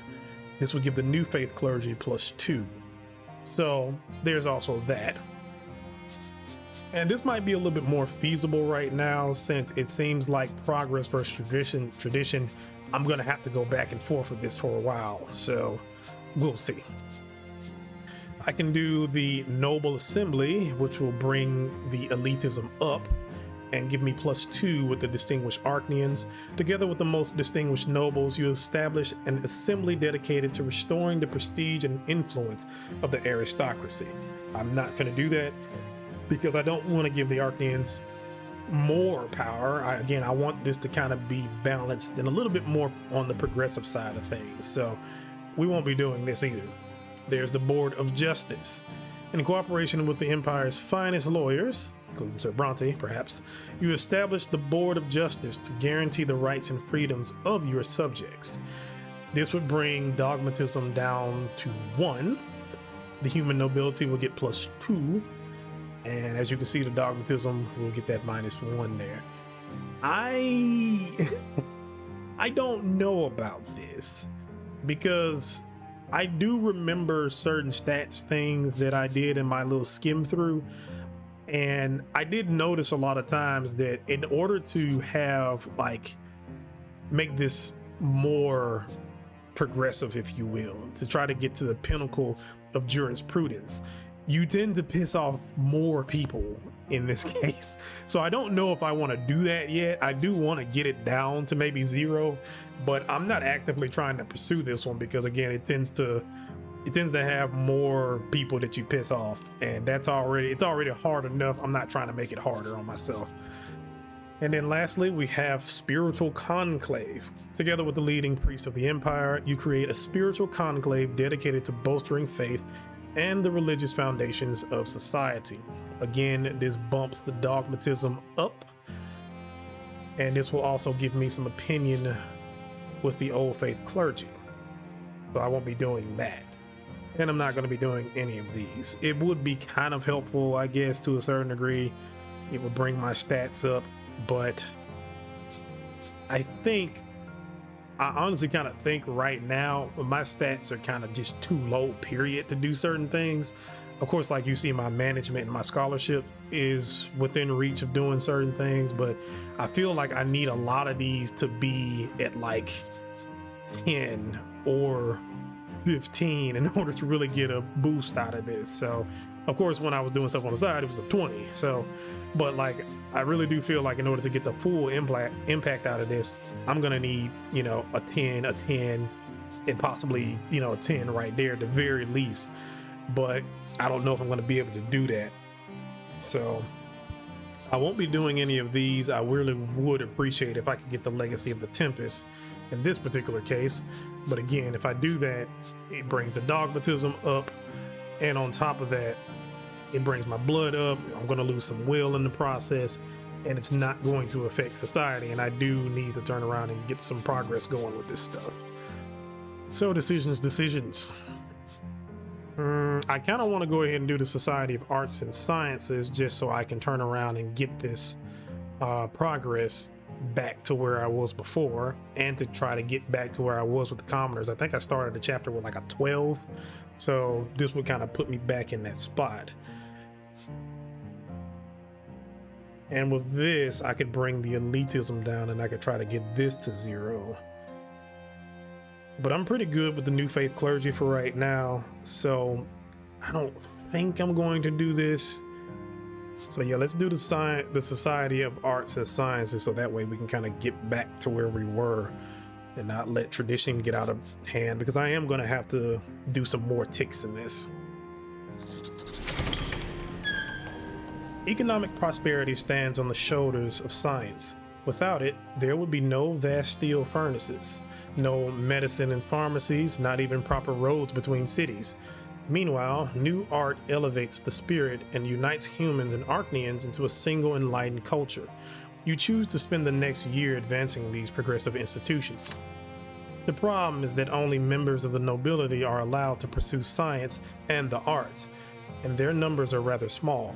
This stands as the main obstacle to the changes you have envisioned.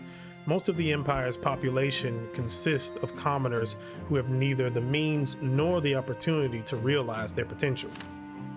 In order to uncover hidden talents, you establish the Society of Free Arts and Sciences. You authorize a commission of distinguished scholars and artists to hold an annual contest among the lowborn, with winners receiving funding for their projects. You believe that this measure will open the way for progressive ideas and lay the foundation for the enlightenment of the empire.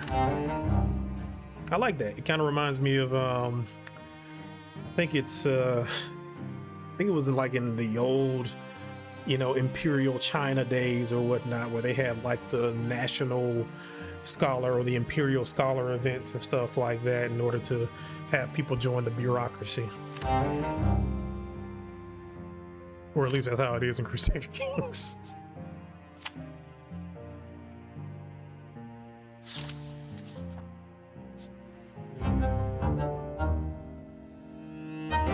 This event is triggered by your previous actions. Agatha, sharing your pain.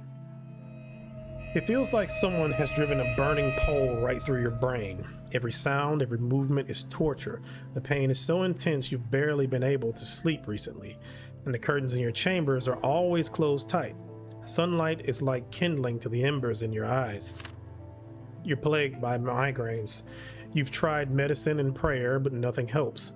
Setting matters of state aside, you walk down the endless hall to a place where you might find relief. Everything seems to blur before you. You put your hand on the wall to keep from falling.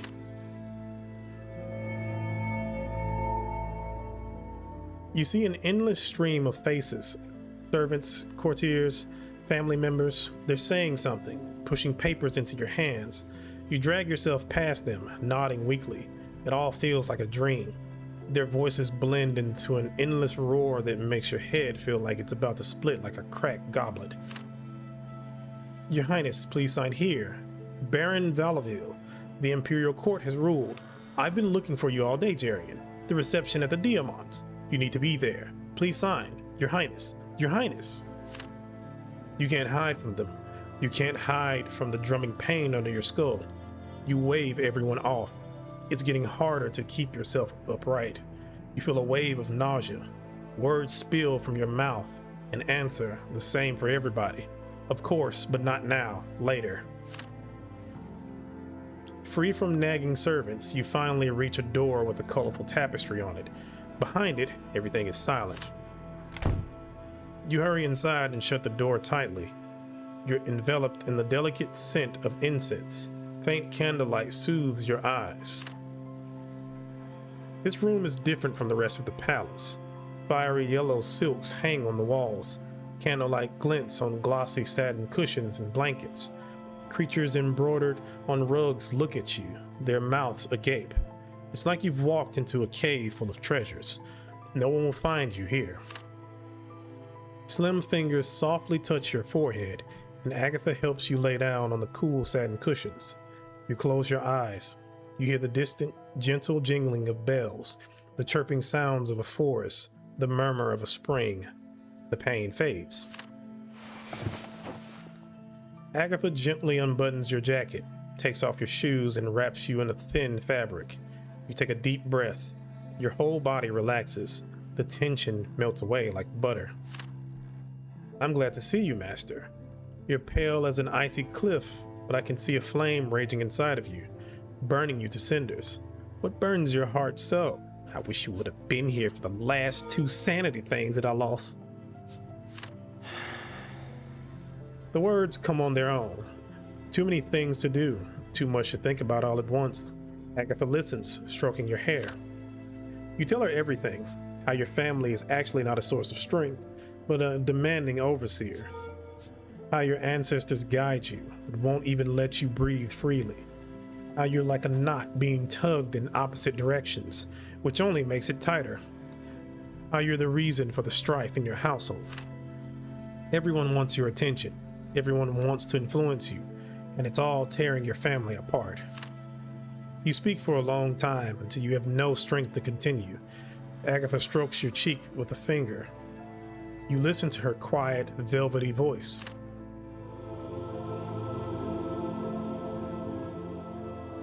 That sounds hard. You're confused, but your heart and your mind know the answers. Listen to them, Master. Everyone in your family has their own truth. Each of them will continue trying to pull you to their side. But if your heart is full of love and your mind is clear, you will make the right decisions.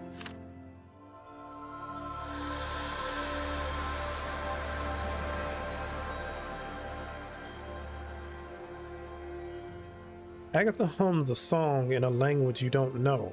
Her throaty, melodious voice warms you and envelops you in its velvety softness. The pain recedes. You let out a contented sigh. Surprised, you ask Agatha how she did it.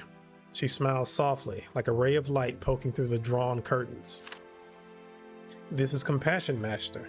Compassion is the first step towards the love that you wanted to learn. By sharing your pain, I've eased your burden a bit. You gaze into Agatha's face. A silky curl touches her darkly colored cheek. Her eyes shine, and an inexplicable sadness lurks in their inky depths. She stands up and goes to her side table, lighting a delicately crafted oil lamp. Candlelight gleams and dances on her thin dress. You ask her what burdens her own heart. Agatha has shown you compassion, and now you want to know what is saddening her. Don't trouble yourself over me, Master. My pain is not as great as yours. You tell her that even a small pain should be shared with loved ones. She's no trouble at all. There's one thing that saddens me, Master. Do you know anything about the Theodorians? You shrug. Agatha falls silent again, as if thinking about something. You touch her hand lightly, showing her that you're ready to listen. The Theodorians worship only the elder twin, not both of them. They acknowledge the divine nature of love, but don't accept the divinity of the law. This is heresy, and heresy is punished by the Inquisition. My father is a Theodorian, and right now he is in prison. He will never get out alive. It kills me that I couldn't say goodbye to him. There's one thing in this world that I haven't told him, and it lays heavy on my heart. Now I definitely won't see my father until we meet at the peak of the pillar and the elders embrace. Agatha turns away, her dress rustling. You want to say something to break the silence, but keep hesitating. You need to go back, Master. You can't hide here forever. Your family and your country are waiting for you. You think about what you might be able to do for Agatha. Perhaps you could issue an edict and free her father. However, is this really the right time to antagonize the old believers? On the other hand, you could manipulate the Inquisition's case so they drop all the charges against him.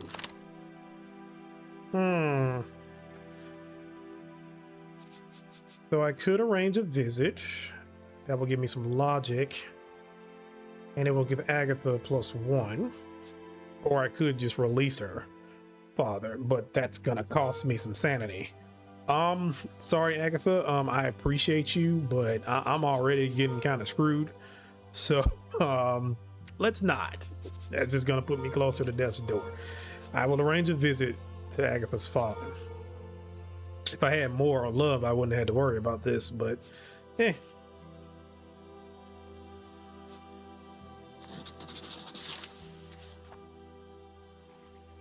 Before leaving, you say that this story sounds wrong.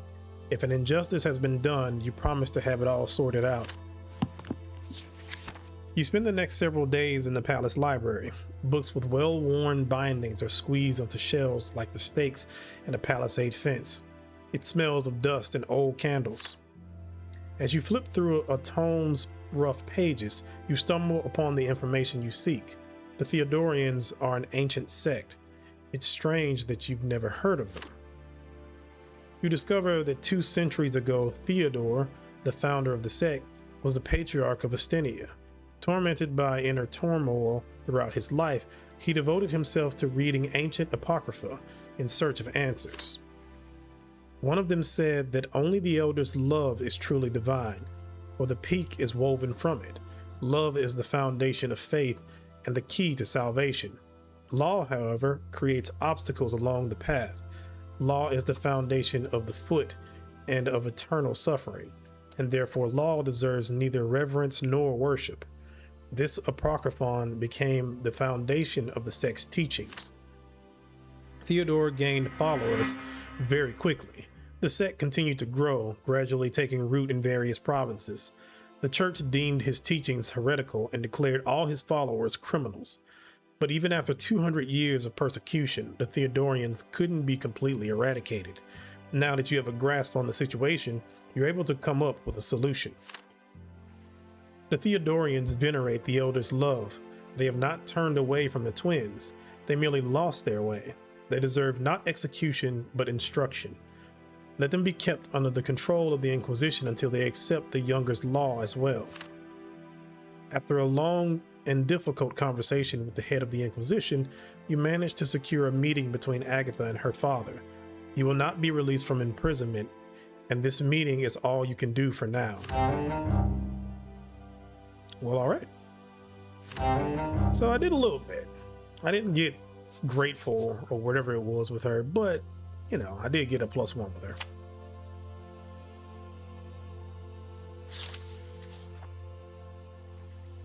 The fate of the humbled.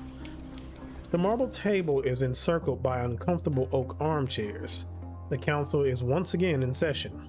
The faces at the table are familiar, so is the procedure. By now, you're quite comfortable with it. You no longer feel like an imposter among the ruling elite of the empire. The Great Chancellor is reserved today. You notice him fiddling with the side of his coat before he speaks. This means that he intends to discuss a complex subject. We must now decide if our empire will tolerate witchcraft. Houses of humility are brimming with prisoners possessing potentially dangerous magical powers. Let us decide the fate of these humbled witches. I am elated to have this matter brought before the council. We are imprisoning people who have committed no crime. I believe their abilities could benefit the empire. I propose that the secret chancellery be put in charge of supervising these witches and defining their role in our efforts to root out conspirators and rabble-rousers. Marcius adjusts the pile of papers in front of him with a casual movement of the wrist. You just barely spot a long, sharpened fingernail on his pinky finger. Speaking of putting witches to good use, the Inquisition is already using them to fight heretics. They could make an invaluable contribution to our cause. The witches are conspiring with the rebel underground. We must rise to the challenge. I've taken the liberty of selecting a few promising candidates from among the prisoners. They are nobles with impeccable reputations, eager to serve the Empire. There is no reason to keep them in chains. The Secret Chancellery would be happy to employ them, with the Council's approval, of course. As Marcia speaks, Terentius Ogriff raises a hooked finger. His dark eyes flash, his lips trembling with barely restrained anger. I am obliged to remind the esteemed counselors that witchcraft is supremely dangerous. Inquisitors can keep the witches in check by the twins' grace, but the Secret Chancellery has no means of pacifying an out-of-control witch. Heed my words. Witchcraft is an abomination. Allowing witches to aid the Inquisition in its affairs is a dire necessity and, in my opinion, excessively merciful. Would you really condemn the Archneans as well, simply because fate has granted them the gift of magic? I believe it would be wise to maintain the existing compromise. Archnean witches should remain in the Inquisition's service. I see no need to meddle in this arrangement. This is preposterous. How can we remain indifferent in the face of such cruel barbarity and call ourselves a highly civilized society? Witchcraft may be evil, but these people never sought these powers out. They do not possess them of their own volition, nor the defiance of faith or law. Must our justice befall those who are merely capable of crime, yet have committed no crime?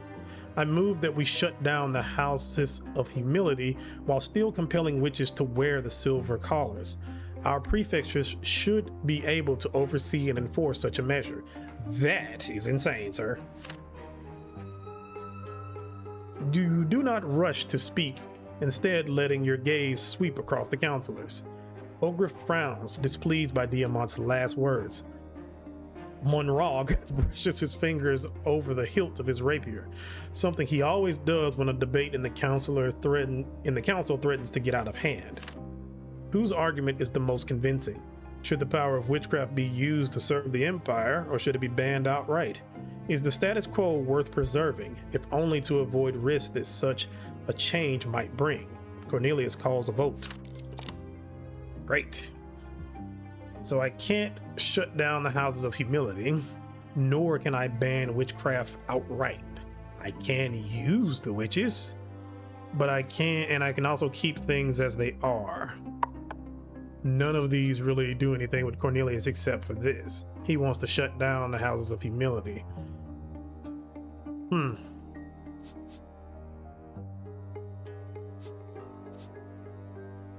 kind of leaning more towards this, especially since I'm going to be pissing off the old faith quite a bit. So I would kind of like them to not have very powerful witches on their side.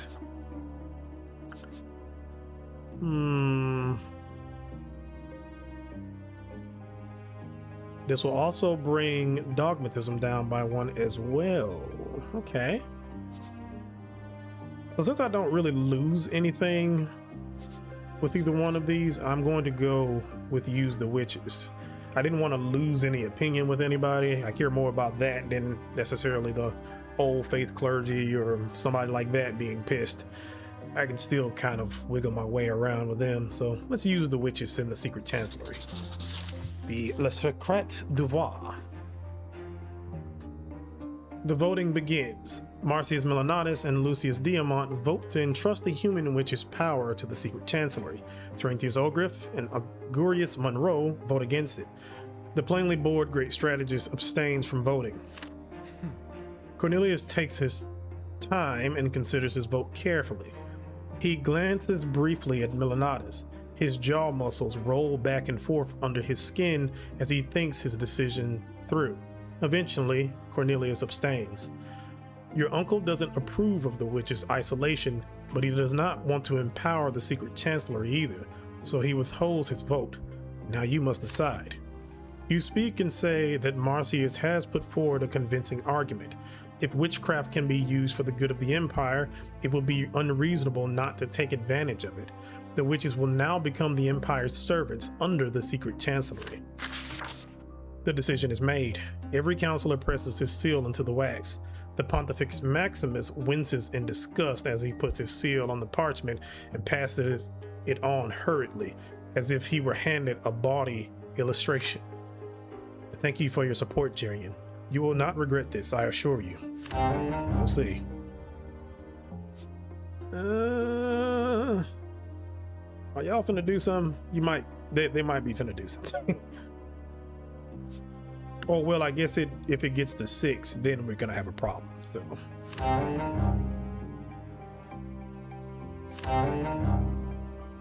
And we get some points.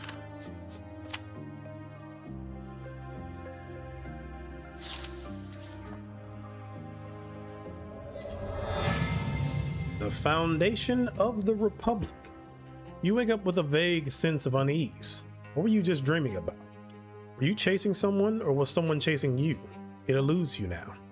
In the dream, you were in a carriage rolling down the streets of Eterna.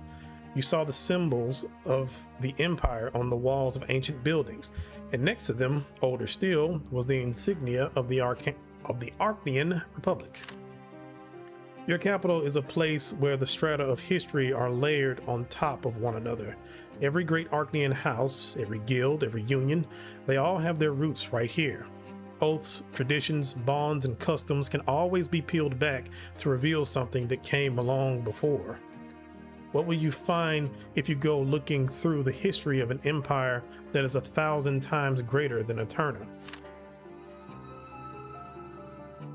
You feel yourself sinking into an unseen morass of mysteries.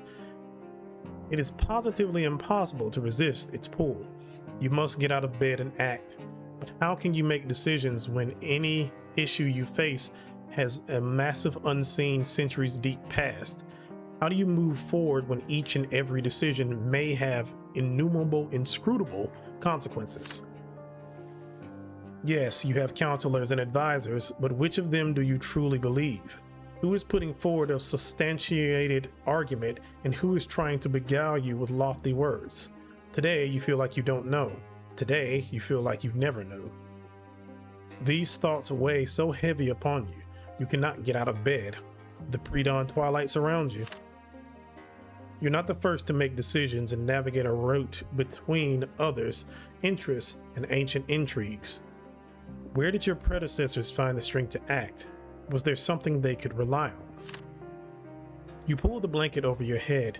You want it to protect you from the terrifying, confusing world outside, just like when you were little. You spend a few minutes in the dark, and then it's as if the darkness starts receding before you. You see the branches of a tree. Your breath stops. The blood pulses in your temples. Your heartbeat quickens.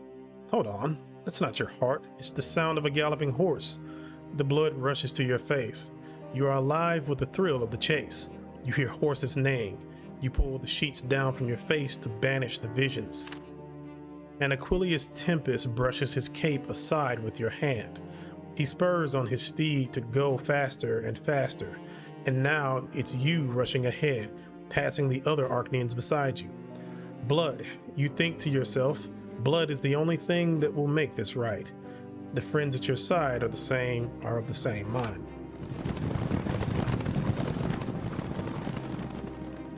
You run up a hill into the very heart of the forest.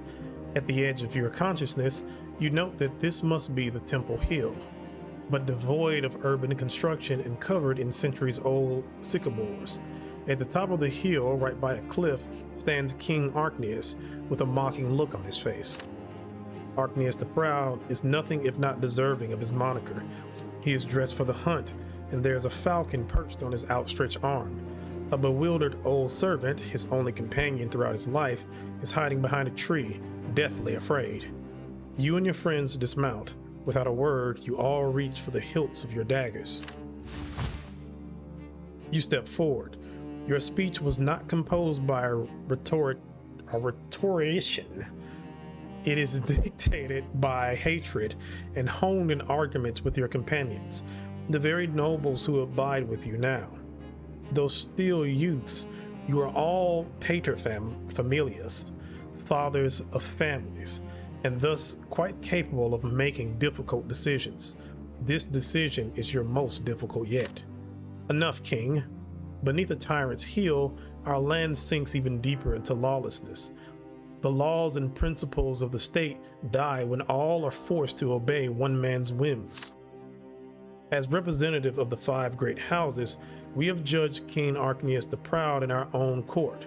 We hereby sentence you and your descendants to eradication. Our land shall never suffer another tyrant. From the blood of the last despot, a new republic will emerge for all Archneans to govern. The sentence shall be carried out right here, right now. You may speak your last words. Archneus the Proud waves over his servant, then waits until he comes out from behind the tree. He gently passes him the falcon and fixes his gloves. Archneus looks over at you and your companions like a hunter looking at his prey from behind a fully nocked bow. So this is why young paterfamilias ride to the woods at dawn? Well, know this. If so much as a hair falls from my head or the heads of my kin, I will reduce you to nothing. You will be slain, along with your mothers, wives, and children. Monroe, you have sons, don't you? They're so very young still. They don't even have their adult togas yet. I will make sure they're adorned in adult garments before I have them strangled. It would be barbaric to kill children, after all. Diamant's heir is a different matter entirely, still in his mother's womb. He will die with her. Fortunately, our traditions are indifferent toward the unborn. Melanidas' daughter is still so innocent. We will make a woman out of her before we spill her blood. Jesus. Orgriff's babes will prove the most troublesome. I do wonder how my men will handle them. Perhaps they will bury them alive in a crypt with your aging mother and leave them to perish at the gods' grace. Your friends exchange glances. Their lips start trembling. In anger or in terror, you do not know. One of them steps back. Another moves his hand away from his dagger's hilt. No one looks you in the eye. Your blood is pounding in your ears, filling you up to your eyelids. You shake with searing hatred for the monster who, even on the threshold of true death, promises others torments and ruin. You have forgotten before whom you stand king. We are Archneans, and there is nothing higher than our pride. No one dares oppress us, and no one dares threaten us, and our goal would justify any sacrifice. And you, Aquilius Tempest, frankly, I can't imagine how you ended up the ringleader of this little conspiracy. I loved you like a brother. I trusted you. You were my loyal friend and my best aid. Rest assured that I will not forgive your betrayal. You deserve a special kind of punishment, and your beloved Julia will suffer a fate worse than death. Do not dare mention her name. You took my beloved from me, violating her honor. She told me everything before driving a dagger into her belly. So it turns out this is all about your wounded vanity, not some imagined good for all the people at all. Well then, think. 100 deaths, loved ones, kin, children, all so you can indulge your pride. Is it worth it? Honor and pride are the most precious things that Archneans possess. They make us a great people, and for their sake, everything else may be sacrificed. You draw your dagger and see the previous expression fade from Archneus the Proud's face. His upper lip curls in contempt. This Archnean has never lost before, and he won't accept defeat graciously. Your companions follow your examples and draw their blades as well. Their edges glint in the first light of day. The sun sears your closed eyelids. A servant enters the room and draws the curtains apart, letting in the morning light. But Aquilius, your ancestor, regicide, founder of the Republic, has not yet left your body. Frozen with a dagger raised, he addresses you. Remember, my blood, that the passion that passion is the essence of our Arcnean nature. It guides us. With it, we change the world, conquer other races, and topple tyrants. With passion, we can sacrifice everything for what matters most. Passion is the source of our power. Accept our passion and our pride, and accept me along with them. I will give you the strength to move forward. I will make you an unstoppable force. The twilight vision of a centuries-old forest and glinting daggers is still real to you, but with sunlight slowly filling the room, it's quickly slipping away. Will you put stock into your ancestors' words? Will you draw power from Arcnean pride and ambition? Or do you know a different path? Yeah, I'm not doing that. So let's see. We can reject our Aquilius Tempest. We will not lose any legacy of a Tempest because we don't have any. We'll get some logic and we'll get some diplomacy. Or we can try to talk sense into Aquilius Tempest. We'll get some love, and yeah, you will convince your ancestor that without compassion, he will become the same kind of monster as the king he overthrew. I almost feel like doing this because at least it'll give me some diplomacy and it will give me some logic. Again, I'm not doing this because it's gonna be tough.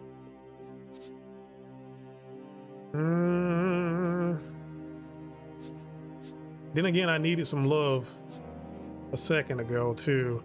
Yeah, let me get this love because I'm gonna have to deal with the elder at some point too, and he's all about love, so I'm pretty sure I'm gonna need a high amount of love in order to deal with that situation. So let's talk sense into Aquilius Tempest.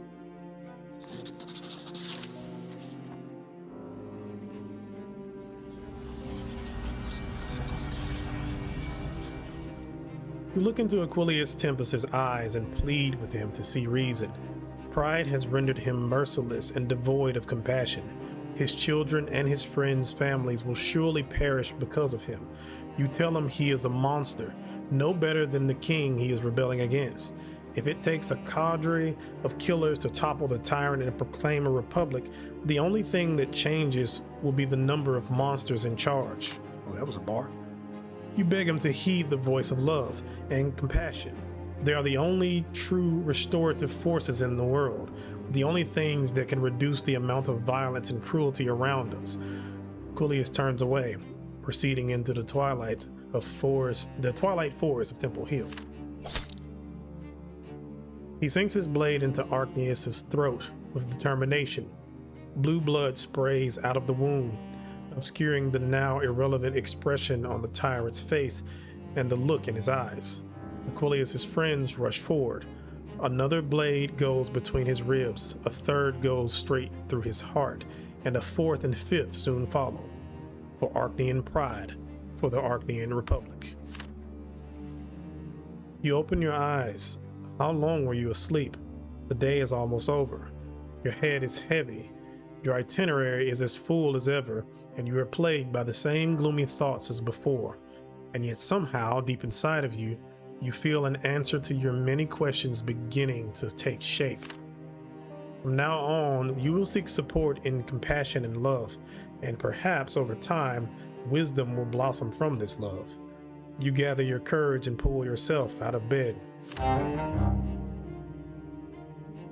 Well then, my ancestors are a bit of a problem.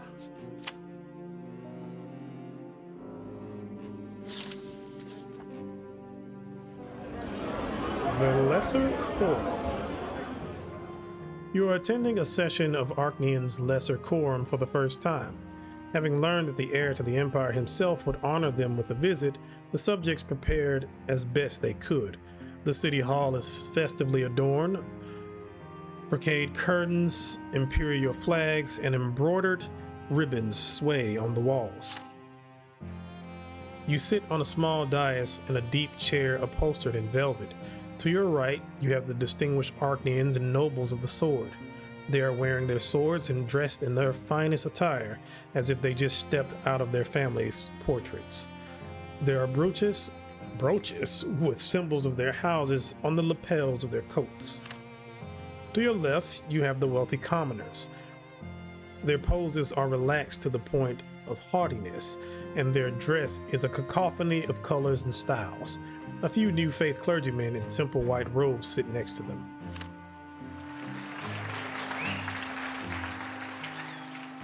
At the rostrum, a spindly elderly man in a somber suit gestures vividly as he continues his speech.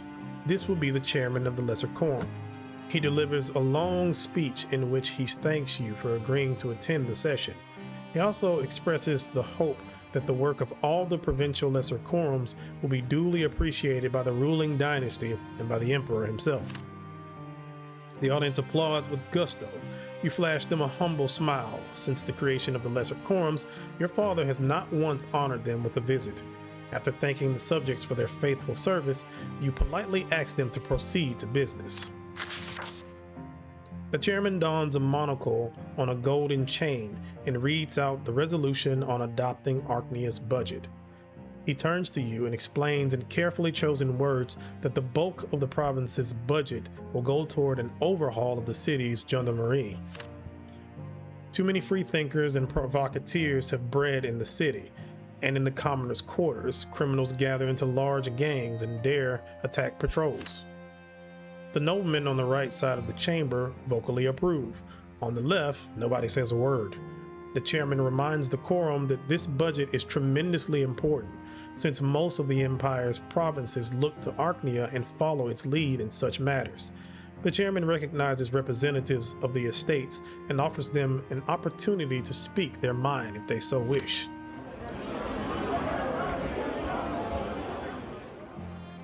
The wealthy commoners converse animatedly amongst themselves as they decide who will speak for them. One name is repeated more often than others: Condorcet. The chairman bids the quorum be silent. As the din dies down, an elegant gentleman rises in the first row on the left. His hair is slicked back, and his hands are gloved in dark blue velvet. A lush lace jabot peeks out from under a fitted frock coat embroidered with gold thread. The chairman recognizes the representative from the wealthy commoners, Stuart Condorcet, Dean of Eterna College. The dean is met with approval and applause from the left. The right side of the chamber remains tense and silent. Stuart Condorcet squares his shoulders and walks to the rostrum, his steps lively. Prince Jerian, your highness, I am eternally grateful to your uncle Cornelius Tempest for his noble initiative. By his grace, we can now gather in this chamber of the Lesser Quorum. This was once but a bold dream, but now, here we stand in the presence of the Emperor's heir. Some would say that the quorum is merely a gathering of peevish ninnies who love nothing more than talking about how the state should be run. I assure you, this could not be farther from the truth. Some of the people in the quorum chuckle. On the commoner side, someone coughs rather loudly. The quorum is the one place where the estates can find common ground, something they don't often manage elsewhere. Arknians, humans, clergymen, noblemen, wealthy commoners, they can all strive for peace and prosperity together. Never before in our history have we had such an opportunity. But peace is a fragile thing, your highness. One careless word can upset the delicate balance, like a grain of sand disrupting the equilibrium of the seesaw. Quorums can bring us together, but they can also become a battleground. And this I want everyone to hear. You look around the chamber. The wealthy commoners, noblemen, and clergy are all hanging on Condorcet's every word. His smooth, velvety voice and vigorous tempo have captured everyone's attention. The empire is changing quickly. Only a blind, stubborn fool could fail to see this. We owe our growing prosperity to those at the bottom of the hierarchical pyramid, the common folk. Indeed, it is the common folk who advance our industry, grow our trade, and mine our ore. The common folk build our factories, and they also toil in them. The wealthier among the common folk need educated people to run their factories. New systems require skilled laborers, literate workers with a basic grasp of the natural sciences. In light of this, I call for allocating some portion of the budget toward the creation of schools for the children of our wealthy commoners, places where they can learn reading, writing, arithmetic, and other useful skills.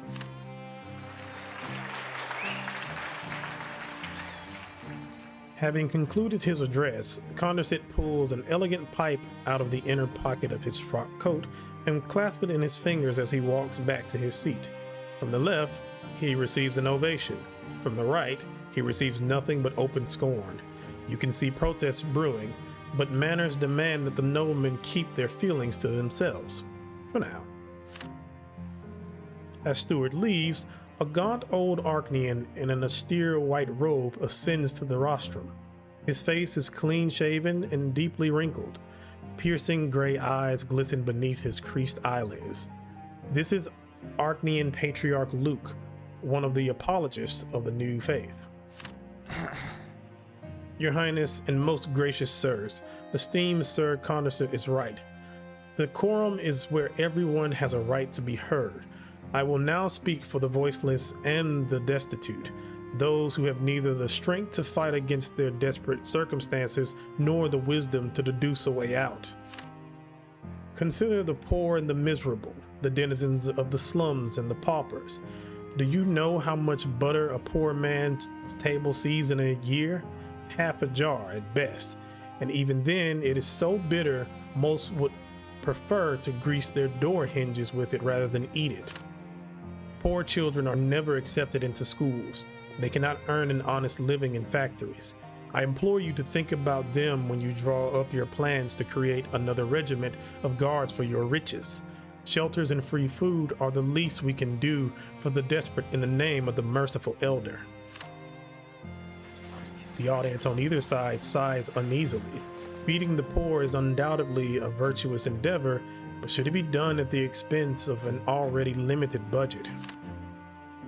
Luke receives some reserved applause and steps down. The chamber is filled with voices actively discussing the proposals. Some people shout their approval for both, but there just isn't enough money for that. Others counter that if the city guard can go without an overhaul this time, there should be enough funds in the budget for schools and shelters.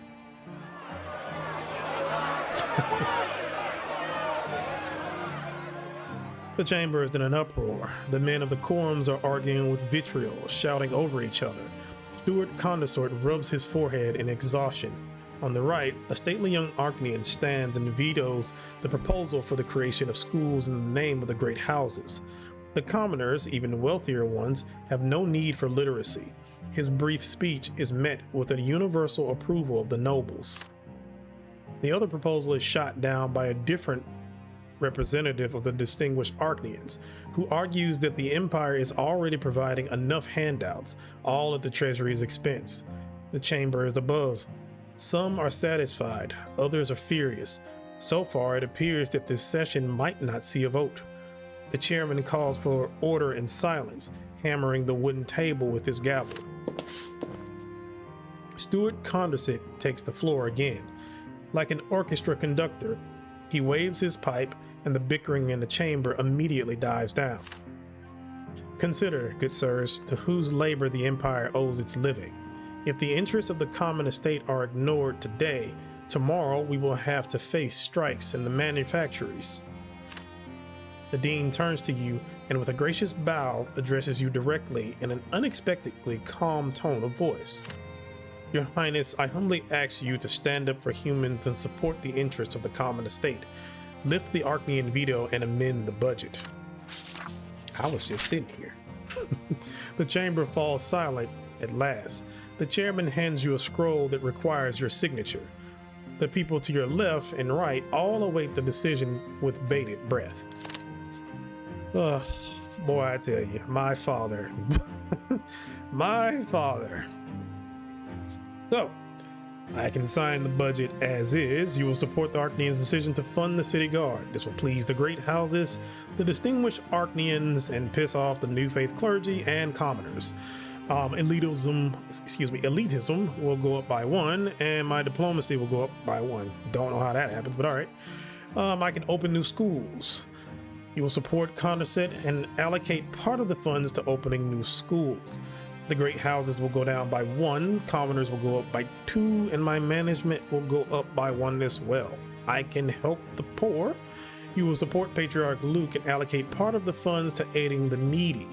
This will piss off the distinguished Archnians, but it will gain a lot of points with the new faith clergy, and my scholarship will go up by 1. I can't do accept both amendments because I don't have any blood of the or the legacy of the Tempests, so there's that. Or I can please everyone at the quorum. You will convince the subjects that adopting both amendments is the best decision. This will give me a boost with the new faith clergy and with the commoners, and progress will go to 0. Traditions will go down by 1, and elitism will go down. Okay, so here we are. Oh, it's because I'm beloved by all. So let's please everyone at the quorum.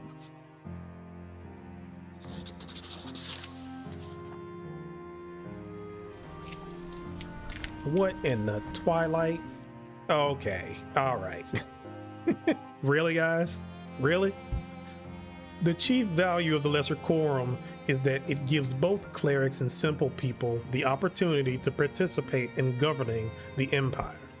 The age of the undivided power of Archnian nobles is passing into the past. You ask the subjects to trust you.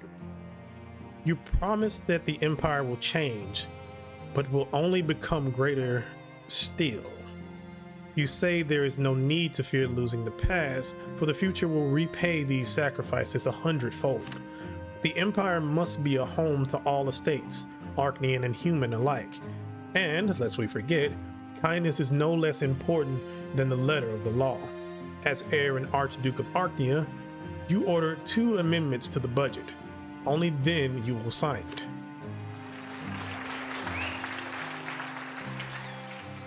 The left side of the chamber explodes in jubilation and applause.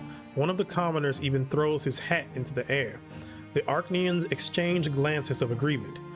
You propose a solution that runs counter to the interests, but thanks to the trust and love of the subjects, it was accepted favorably.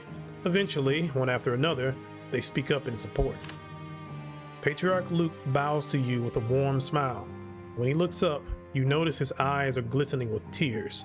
Steward Condorcet turns to you and nervously smooths his hair.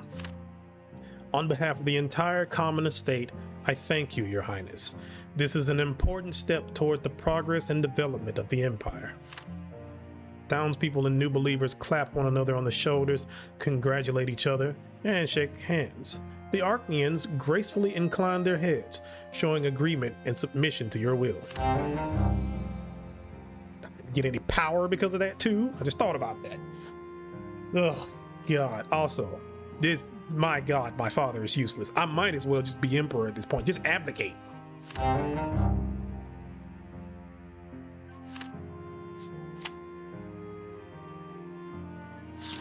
Or we could just create a special title like council, and then I could just be council while my father can just be useless at the Summer Palace. Anywho, crisis of tradition.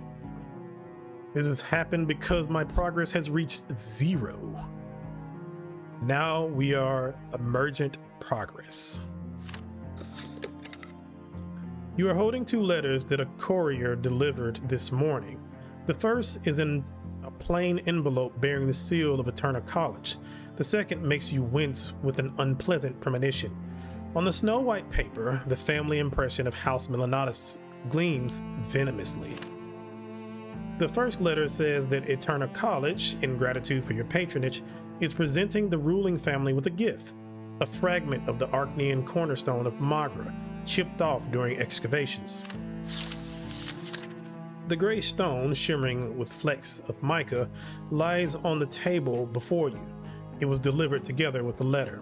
Rough chips and scratches, probably left by tools, immediately catch the eye. The second letter proved much longer. In it, without concealing his venomous fury, Tarquinius Milanatus reports that the scholars dare to insult one of Magra's chief Archnian shrines.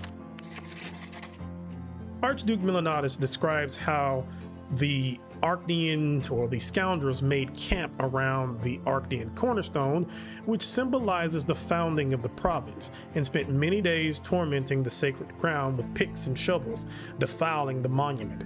Several young Arcneans rose to defend the shrine and drove the villains away.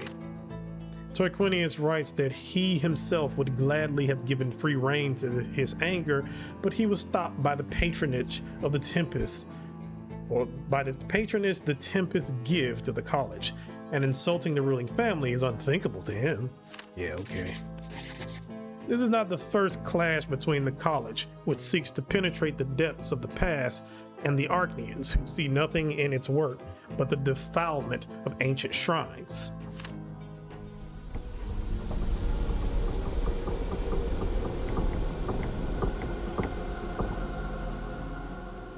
Tarquinius also reports a group of scholars who have begun excavations around the silver tree.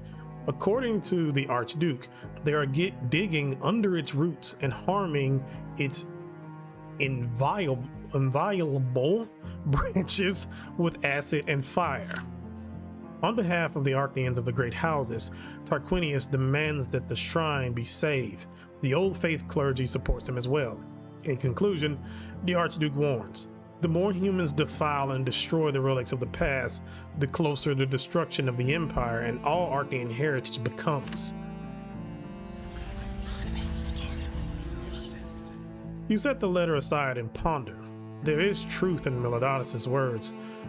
Through their research, humans are harming ancient shrines, and yet no human can understand what every Arcnean knows with the first call of blood. And scholarly inquiries will never reveal to scholars the truth that descend upon priests from the twins themselves. But does that render these alternative ways of learning worthless? Shouldn't we recognize that knowledge, wherever it might come from, is more important than pride, and that new methods of study can reveal new truths? Okay, so I can forbid the research. This will give traditions +1, and I will get some blood for that. I cannot get in the way of the scientists. This will piss off the great houses greatly. This will also piss off the Old Faith clergy, and this will also cause them to become enemies. So that's going to be a problem. But it will bring the rebellion down by 1. And logic will go up by 1. Passion will go down by 1. I can also support the college. By doing so, the great houses will go down by 2. The Old Faith clergy will go down by 1. Progress will go up by 1. Rebellion will go down by 1. Logic will go up by 1 as well.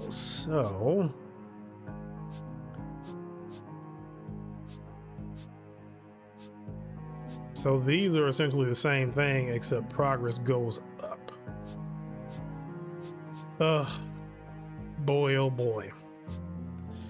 I mean, I'm gonna come to a head with the Old Faith anyway, so I guess I might as well do it now. As far as the great houses go, well, they're still pretty neutral, so let's leave it at that. Support the college.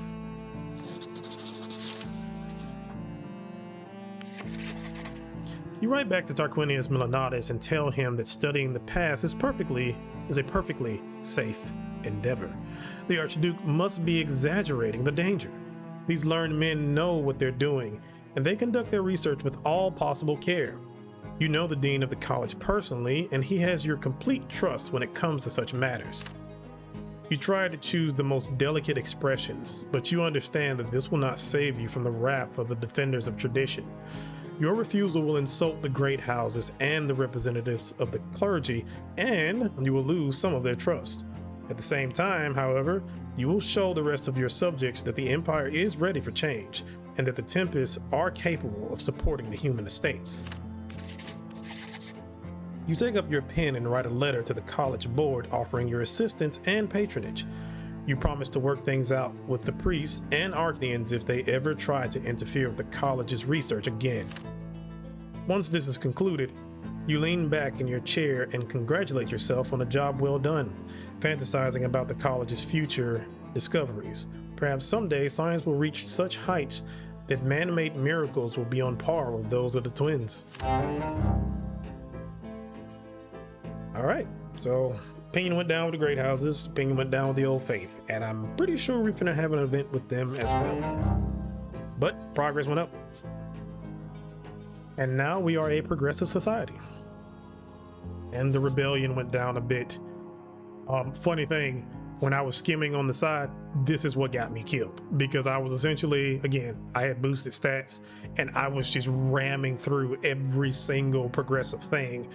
And it was funny because eventually I got discontent down to 0 by the end of this chapter. And then by like halfway into the 3rd, yeah, that pretty much came back and screwed me. So yeah. Or excuse me, I got it down by the end of the 3rd, and then halfway into the 4th died. So yeah. It comes at you fast. But then again, not reading probably helped that too.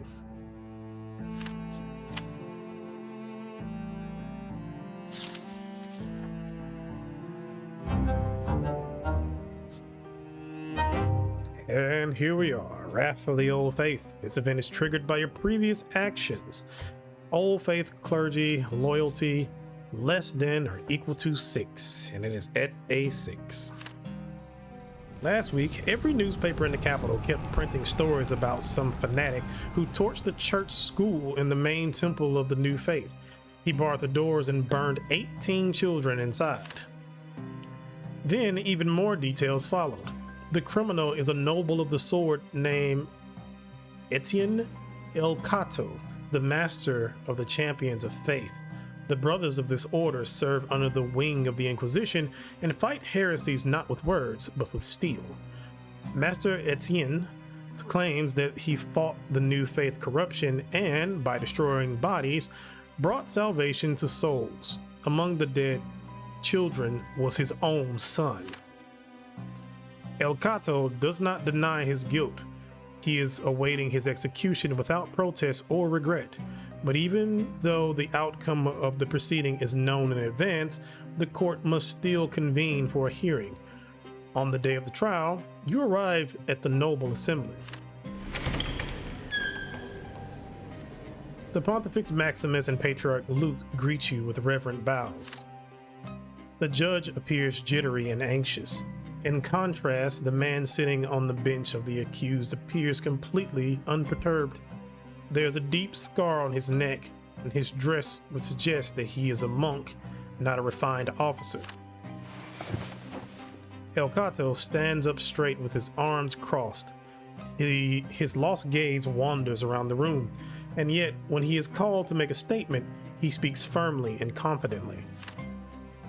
And if thy right eye casteth thee to stumble, pluck it out and cast it from thee.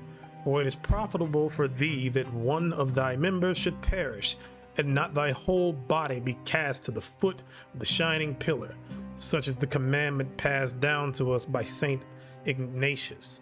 Our order, the champions of faith, remain true to his will. For what did we see? We saw children being tempted at the church school of the temple. For what have we heard? We have heard that they were taught to read the holy text and cast doubt upon the twins' will, to tread upon the clergyman's lot, which was not theirs to take, and to ponder them who are beyond their kin. And so I did set ablaze that place which tempted our children into sin. I did destroy that den of heresy and apostasy. The children I have sent to meet them whom they wish to know. From them, they will receive true instruction that will eradicate all heretical thought. Sir, I want to throw hands at you myself. And you killed your own son, you piece of shit. El Cato scans the hall, waiting, praising, as if trying to gauge whether the people gathered there are worthy to hear his address.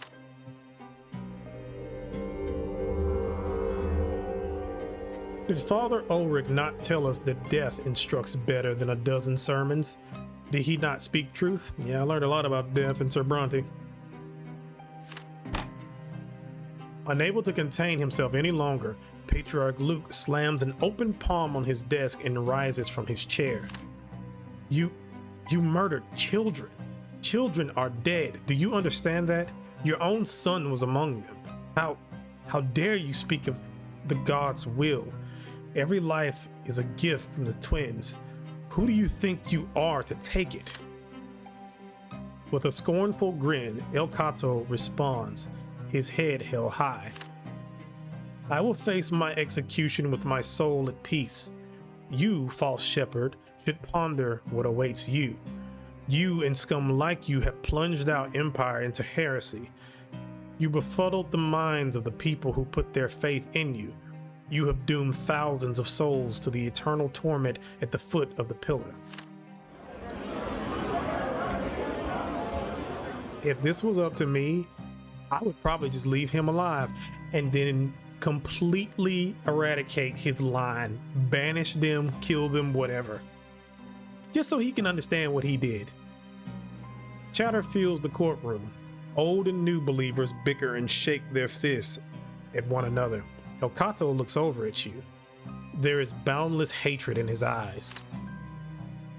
And your guilt, my prince, is 100 times more grave, for you are the primate of the world beyond, destined to rule here, in the mortal realm.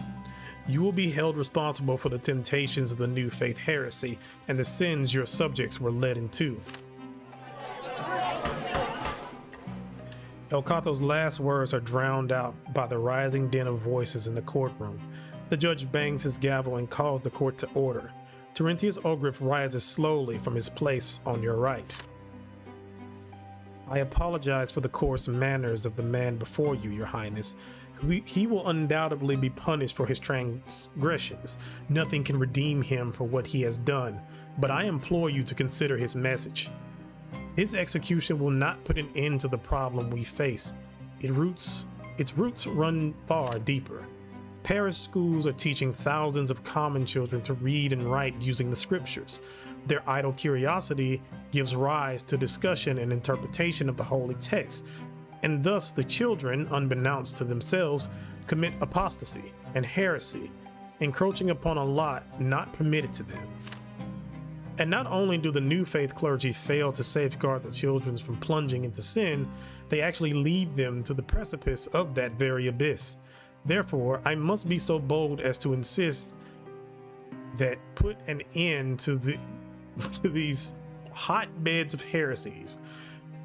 If you do not, the clergy and the flock of the one true faith will take it upon themselves to do so.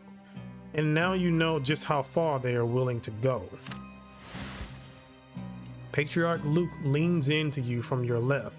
The cacophonous choir in the chamber is still very loud, so he almost has to shout. Would you side with a murderer of children, your highness? Consider something wholly different. Instead of shuttering the parish schools, make it legal for anyone to read and discuss the scriptures, not to preach, but to seek answers for themselves. Your head buzzes from all the noise, the shouting, and the incessant banging of the judge's gavel. You stand up and raise your hand, and the noise finally dies down. You pause to consider your decision. Oh, okay, so all decisions are available to me. I actually don't even care about these decisions. I want old buddy to die. I want his family to die. This is the one time where, what's his name was? The Archnian, the Proud, whatever his name was. This would be a good time for you to show up and take precedent here. I don't, of course, I don't, of course, indulge all of the things he did, or he threatened, but in this particular case, you gotta make an example. How dare you? Okay, so we can allow the reading of the scriptures. You will allow all estates to read and discuss scriptures regardless of lots. This will give me -3 of the old faith clergy. This will give a +1 to equality, and elitism will be down to 0. The power of the Tempests, however, will go down by 1. I can shut down the schools. The old faith clergy will go up by 2. The new faith clergy will go down by 1. Jurisprudence will go down, or up, I guess in this case, and dogmatism will go up, and it will be at a 2. And rebellion will go up to 3. Or I can switch to new textbooks. You will ban the study of scriptures in schools. The children may learn to read and write with different books. The old faith clergy will go up by 1. However, rebellion will also go up by 1. And since rebellion has already killed me once, I'm definitely not doing it again. So we will allow the reading of the scriptures.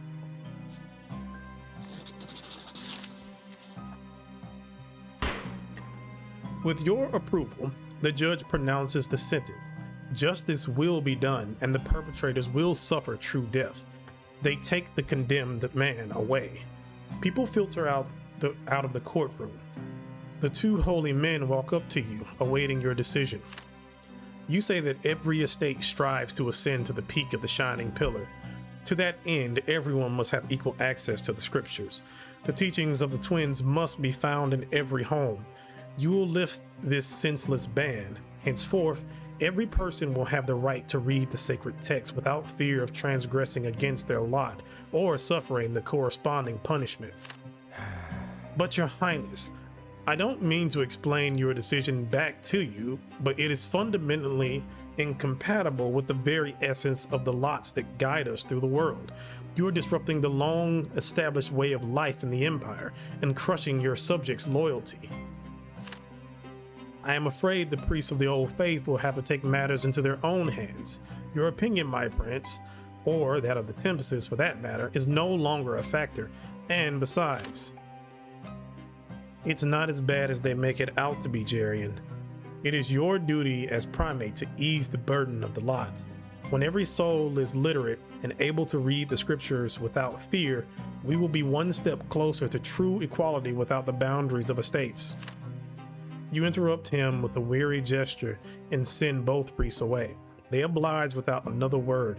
You linger in the empty courtroom for a while before you leave. I think the one thing that kind of makes me really angry in this situation is that I understand they're older than me and they have their pride as Archnians and such, but you just gonna talk to the prince like that with just all willy-nilly? You're getting real familiar there. And I understand that they have power to a certain degree, but also I am the prince. Surely I have some power if I'm the one making these decisions in this case. Hell, even Cornelius ain't doing shit.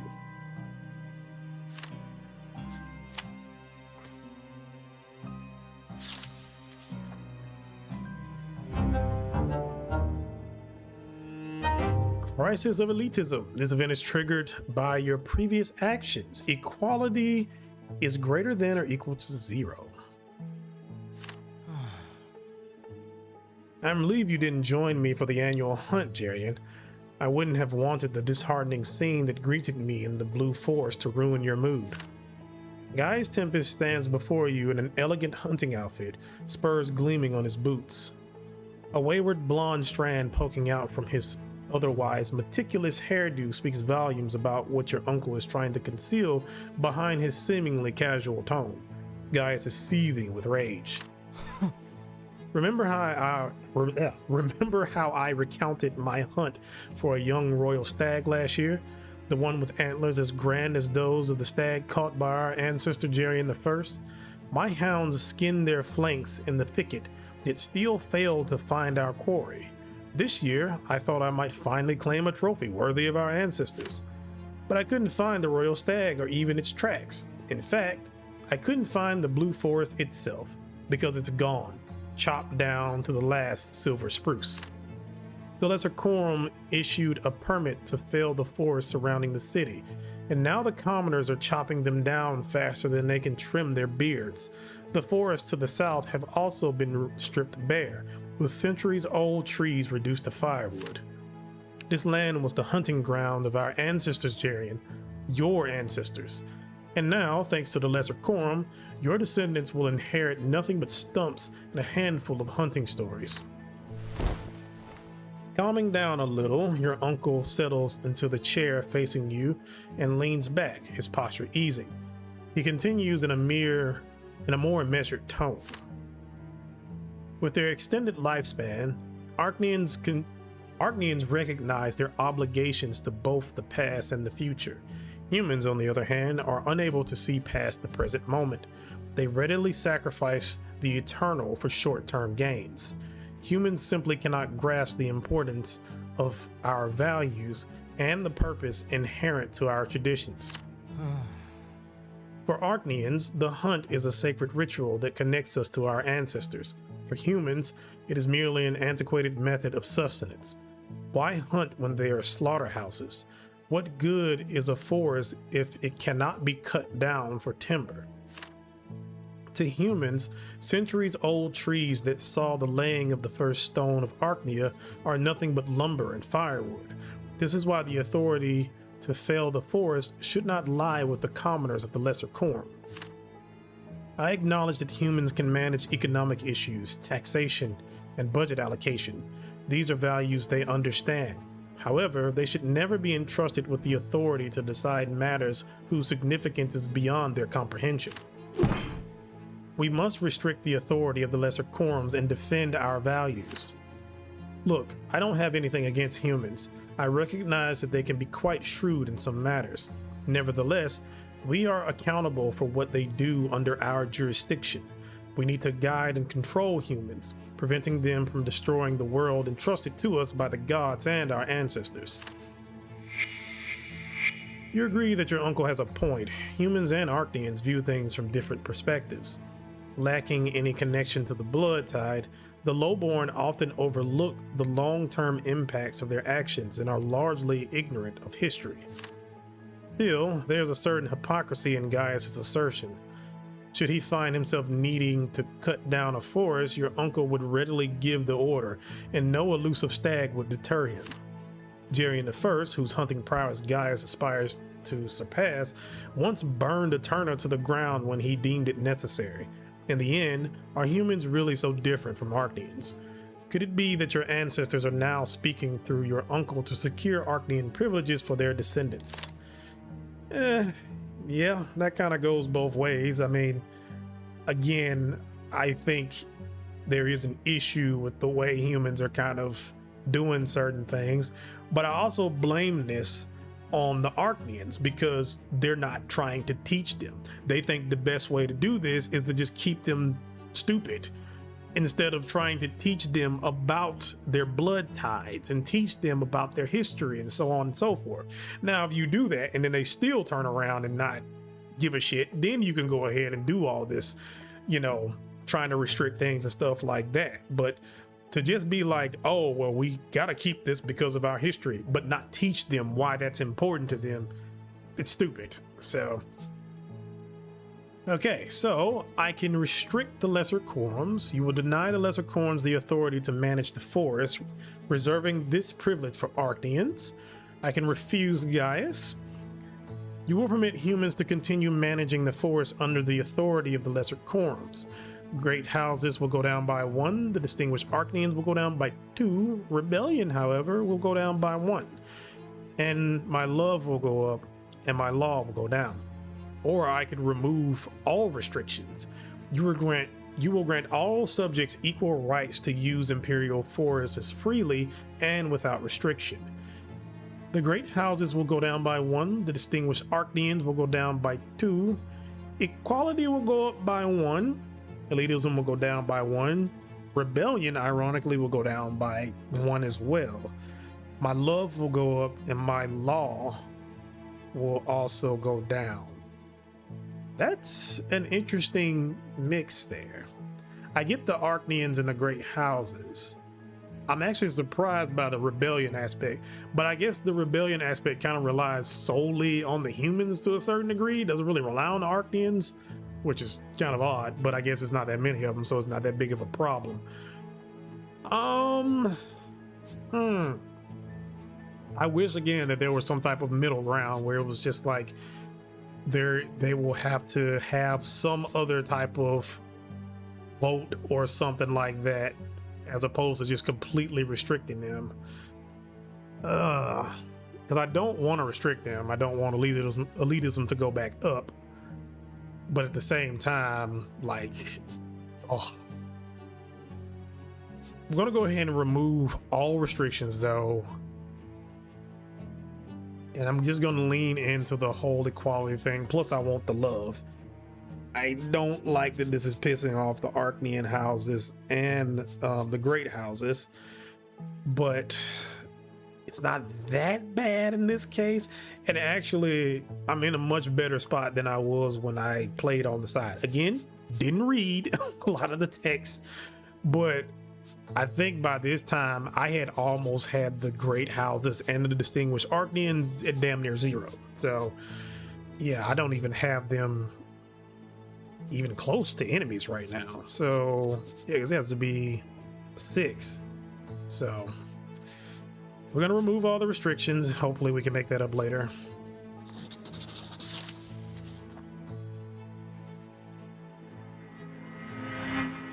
You take a moment to collect your thoughts. The decision has been made, but it's not the one your uncle expects. You declare that traditional Arcnean privileges should not hinder the path to future reforms. You regret that Gaius's favorite forest has become a point of contention in the struggle for equality between the estates. Perhaps the Arcneans will have to give up hunting in those forests that the Lesser Quorum deems necessary to fell. You will not encourage the tradition of the Arcnean aristocracy infringing on the rights of humans. Instead, you will support reforms that will allow the Empire to change, overcome the crisis, and become a common home for both peoples. The obsolete foundations of Arcnean tradition have long since cracked.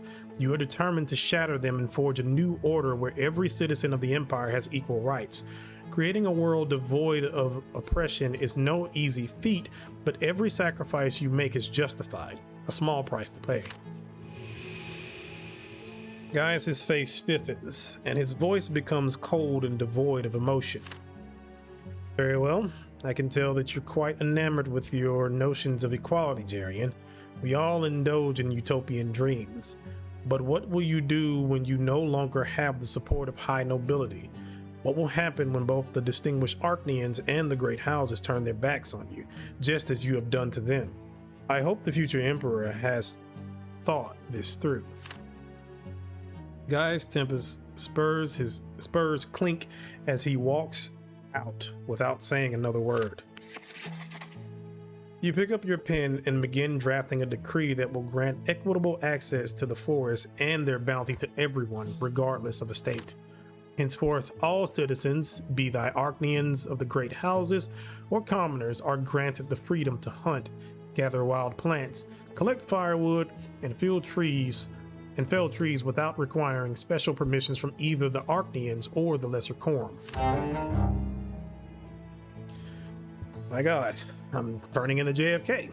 I just hope I don't turn into JFK. All right, so rebellion is down to 1. There's almost isn't any discontent. And the equality has went up. We have an egalitarian society. And my love has gone up as well. Balance, love, and law. If I get one more, I will have a reverence for love. What's gonna hit me next? No, okay. We are not even halfway through this.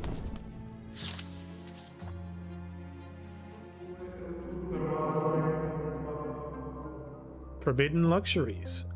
Lucius Diamant's monotonous voice rolls through the council chamber. It takes a monumental feat of willpower to keep your focus on the matter at hand. Today's subject is, yet again, the Empire's economic woes. Hector is sleepy. He rests his head on your knee, and you pet him absent-mindedly. Your thoughts wander off every now and then, but you stubbornly return to the counselor's speech. The treasury is dwindling, and outdated laws obstruct its replenishment. The current ban on luxury forbids the common estate from wearing precious metals, imbibing wine, or eating sweets.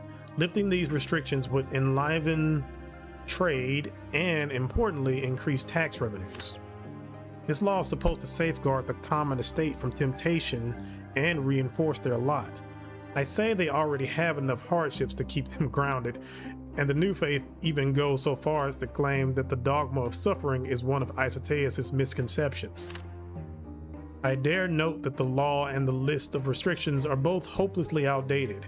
I propose abolishing the ban and replacing it with a luxury tax for commoners. In this way, we will give wealthy humans the opportunity to spend money for the benefit of the Empire. The Great Prefect's proposal goes against the foundations of the old faith. Some of the counselors start whispering. They sneer, shake their heads, and rub their temples. Cornelius Tempest, however, remains calm. His furrowed brow suggests that he is weighing his options. Agorius Monroe speaks up. There is a boundless void between the nobles and the commoners. This gap cannot be bridged. My ancestors didn't conquer the humans so I could share my property with ex-peasants. The lowborn are not and never will be our equals, and we would do well to remember that. Our accoutrements are manifestation of the natural order of things.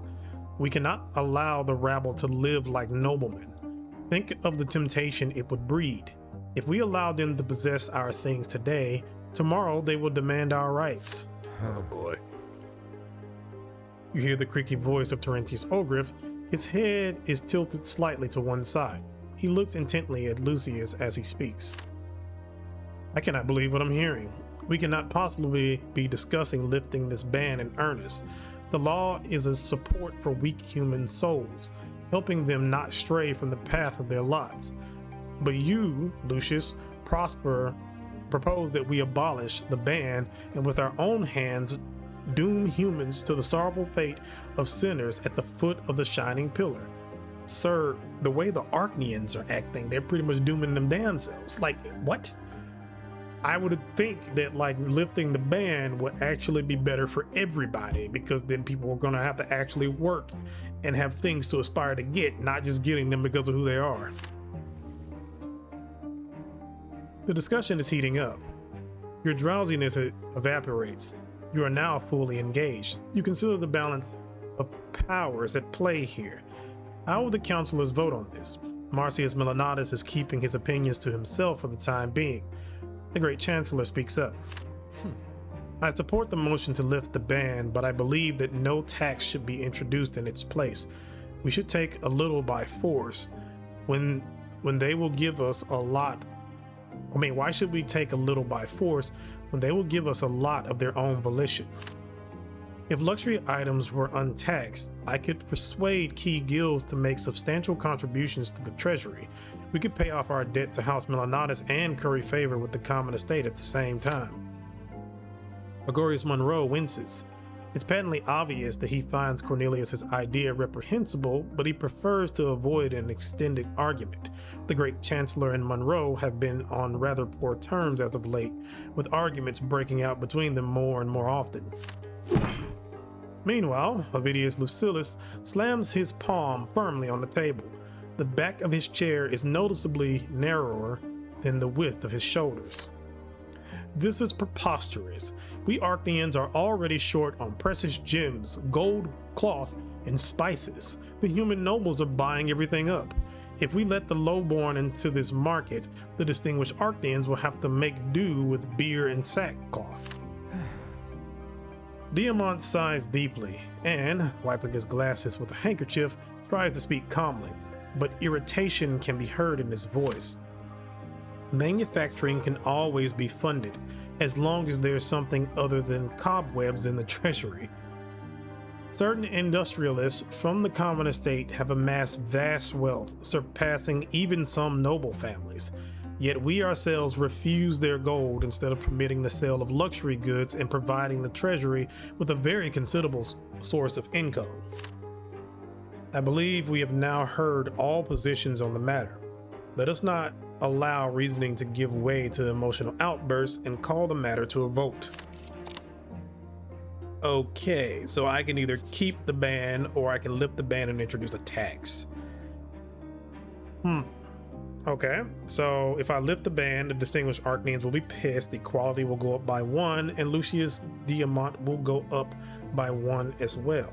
If I keep the ban, management will go up by 1. Glorious Monroe will go up by 1 as well, and Avidius Lucilius will go up by 1 as well. Interesting. The other options would have been I could have lifted the ban. You will vote to abolish the ban and oppose duties for commoners on the purchase of luxury goods. The distinguished Archnians would have went down by 2. Commoners would have went up by 1. Equality would have went up by 1. Logic would have went up by 1. And Cornelius Tempest would have went up by 1. Or I could have expanded the ban. You will vote to preserve the ban and add new goods to the list of luxuries. The distinguished Archnians would have went up by 2. Equality would have went down by 1. We would have went back to 0. My love would have went down by 1. Cornelius Tempest would have went down by 1. And Agorius Monroe would have went up by 1. Funnily enough, I kind of want to do this now since I get a point with Agorius Monroe and I get some management. I mean, this does give me more equality. But I'm also not really trying to piss off the the distinguished Archnians. We do need money, though.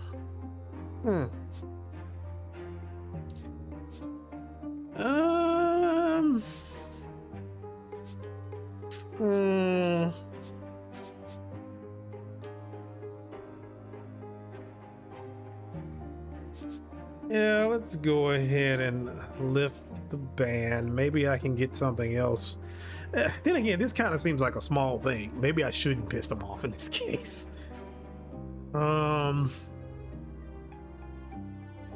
Yeah, this kind of seems like a small thing, so I'm just gonna keep the ban in place for right now. The money would be nice, but the money is not an actual stat. So let me keep the ban in place right now.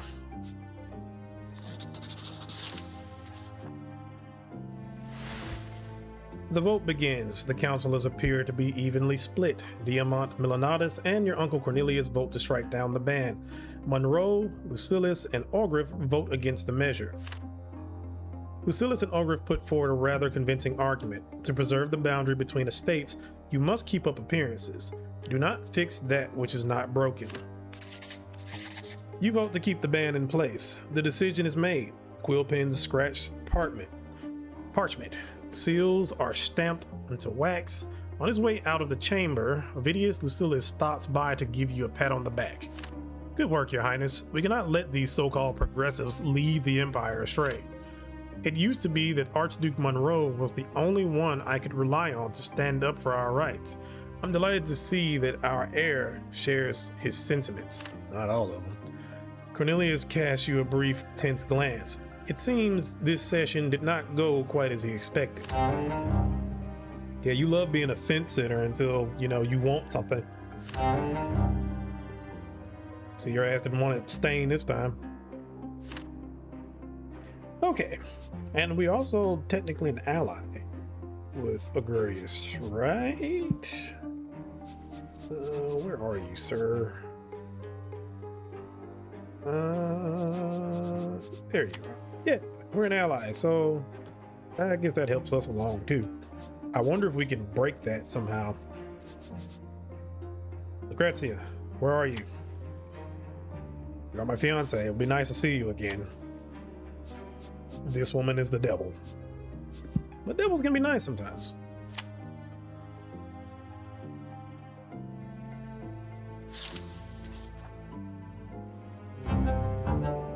Oh shit. Matters of the heart. This event is triggered by your previous actions. Camille Monroe. Greater than or equal to 1. It's a 2. Oh my god. Your heart slams against your chest as if struggling to escape. A surge of excitement makes your fingertips tingle as you stride quickly through the dark park. The note you received only moments ago feels hot in your pocket. You silently recite its words over and over. Dear Prince, now that I know the fire in your heart, I implore you to meet with me. I'll be waiting at midnight in the North Park under the statue of Cornelius II. P.S. Come on foot alone. Witnesses will only get in our way. Sir, You have a whole ass fiance and you haven't talked to her at least in a year. What are we doing? The hours leading to the meeting seemed endless, but slipping away from the palace was easy enough. I don't know how. Your pages and servants were busy with their tasks, and the guards knew better than to question you. Camille wants you alone on this rendezvous. Of course, her fiance Gaius Tempest can't know about it, and if anyone saw you, the word would certainly get back to him.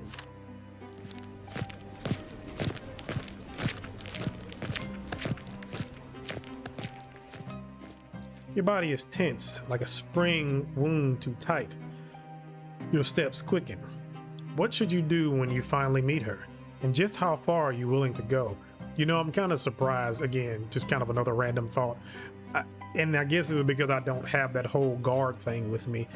But you would think that they would at least have some type of guard that would follow me around all the time. Or maybe some secret intelligence person, I don't know. The towering statue of Cornelius II emerges from the darkness. Standing at the base of the statue is a slender figure. As you draw closer, you realize it's a masked mercenary, dressed in a jerkin and armed with a sword. Your heart skips a beat, and then you hear Camille's laughter. Don't worry, Your Highness, it's just me. I've been waiting for you to join me in for a trifling matter. You raise an eyebrow. What's on her mind? Didn't she summon you here for a romantic rendezvous? With a slight shrug of irritation, you ask what kind of matter could possibly require meeting in secret at such an hour. I need your help to punish a certain scoundrel. He's infatuated with me, and his advances have become insufferable. Dorius Auden refuses to take no for an answer. After failing to win my heart, he challenged an old admirer of mine to a duel. Naturally, poor Richard didn't stand a chance against an Archnian. The murder went unpunished, and Auden continues to hound me, so I've decided to handle it myself. We're going to skewer that knave. That should send him a message. Wasn't Auden in The Life and Suffering of Sir Bronte? I feel like he killed me. You blink, trying to process what you've gotten yourself into. Camille moves towards you with the smooth elegance of a trained swordsman. She smiles, leaning in close to your ear.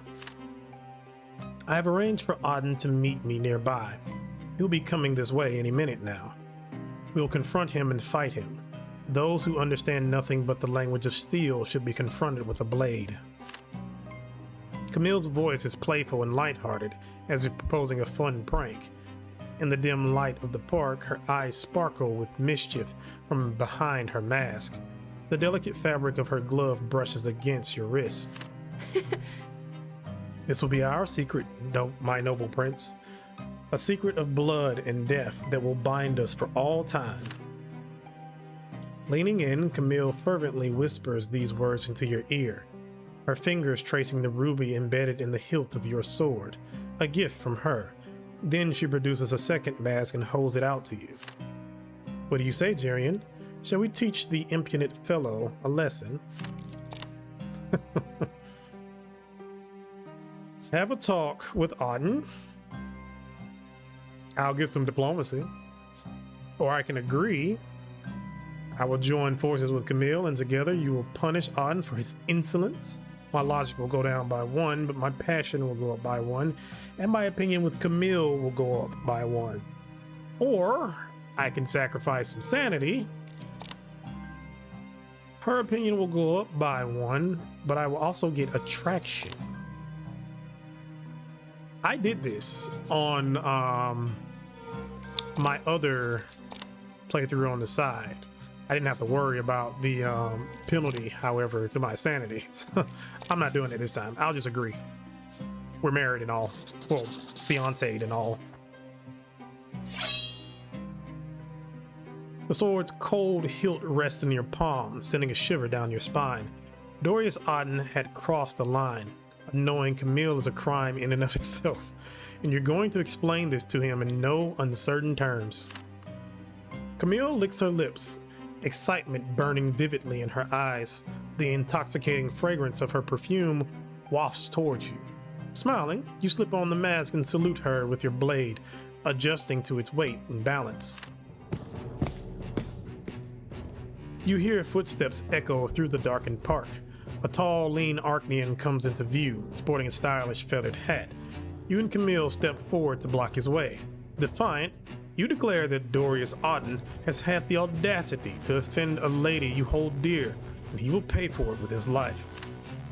Auden scoffs, giving you a measured gaze. He appears neither surprised nor confused, his hand resting casually on the hilt of his sword.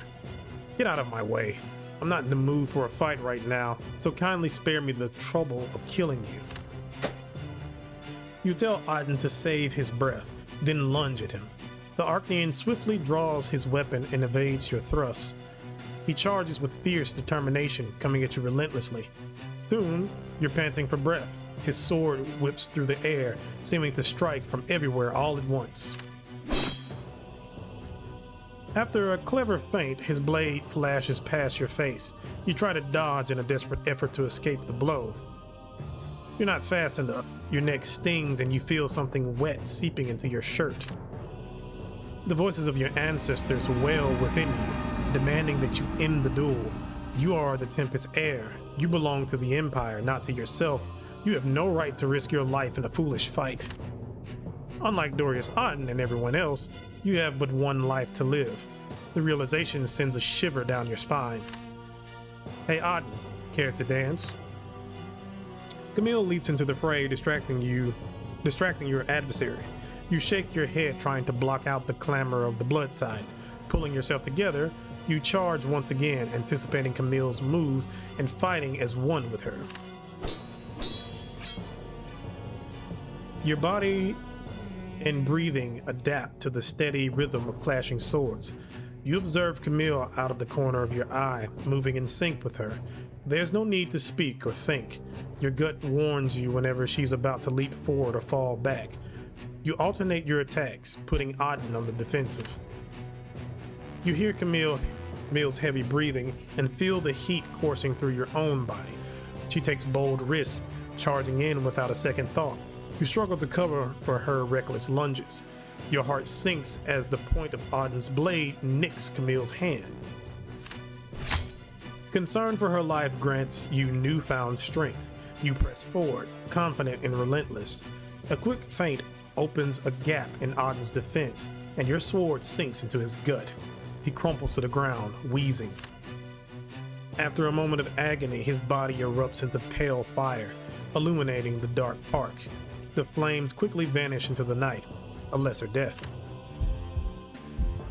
Gasping for air, you watch Camille take off her mask. Her hair cascades over her shoulders, beads of sweat glistening on her forehead.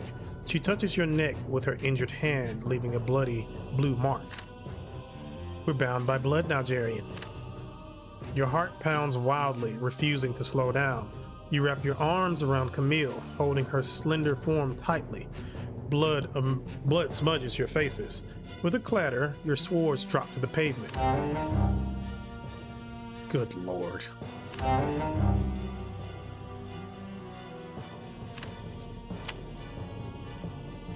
That woman is going to be a problem. And I'm encouraging it. An unequal marriage. This is actually not talking about me, I think. The quill pen squeaks across the paper as you add the final stroke to your signature, Jerian Tempest. Another petition is added to the growing pile of signed documents, mostly pardons. The unforgiving summer sun bakes your study. You wipe your forehead to keep sweat from falling onto the parchment. The heat weighs heavily on you. Every movement is a struggle, as if the pen and the petitions were made of cast iron. How you ache to leave it all behind and escape into the cool shade of the park. You can almost hear Hector splashing in the fountain, barking excitedly at the birds. Yet every signature means someone pardoned, a sentence undone, a return home. Each stroke of your pen represents a life transformed. A knock at the door snaps you out of your reverie. You blot your brow with a handkerchief and look up. A servant announces that Tiberius Cato, the chairman of the Noble Assembly and the Court of Honor, seeks an audience with you. This is very unusual indeed. Cato is a staunch advocate of Arcnean customs and traditions. To him, the rules are everything, and those rules dictate that he should address the prince only through the Arcnean tribune, never directly. When Cato enters, you study his austere, aged face for some hint of his purpose. To your surprise, the powerful Arcnean seems almost timid. He bows as if to shield his emotions from your gaze. Forgive my sudden visit, Your Highness, but I need to address you alone and in person. The reason for my intrusion may seem odd, yet I implore you to hear me out. He pauses, and it dawns on you that Tiberius Cato is waiting for your permission to go on. What could he possibly have to say that makes him so fearful of your reaction? You gesture for him to cut to the chase. All my life, I have stood by the law. I understand its unyielding severity all too well. But now, I find myself seeking your aid as the primate of divine love. I am in love with a woman named Salonia. She is a human, Your Highness. I secured a noble title for her a long time ago, and I would have gladly wed her if not for the Empire's law forbidding unions between Arcneans and humans. You can see Cato's expression shifting as he speaks, his initial anxiety giving way to hope as he thinks of his beloved, yet his trembling hands are still fidgeting with the hem of his jacket. I cannot marry her, though my love for her runs deep. Moreover, I have profound respect to her, so I will never make her my mistress, as others might. That would be an insult to her dignity.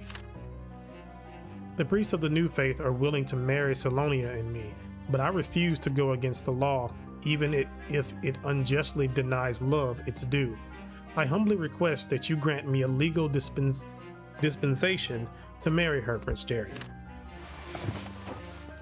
You dab your forehead with a handkerchief. Is it the heat that makes you sweat, or the fire of Cato's passionate plea? Why is there a ban on mixed marriages at all? You can think of a number of unresolvable issues. How will a human bride join her husband's blood tide? And what about prenuptial agreements on inheritance and the division of property? Tiberius Cato watches you intently, his hands clutching the embroidery on his jacket. He's waiting for your decision.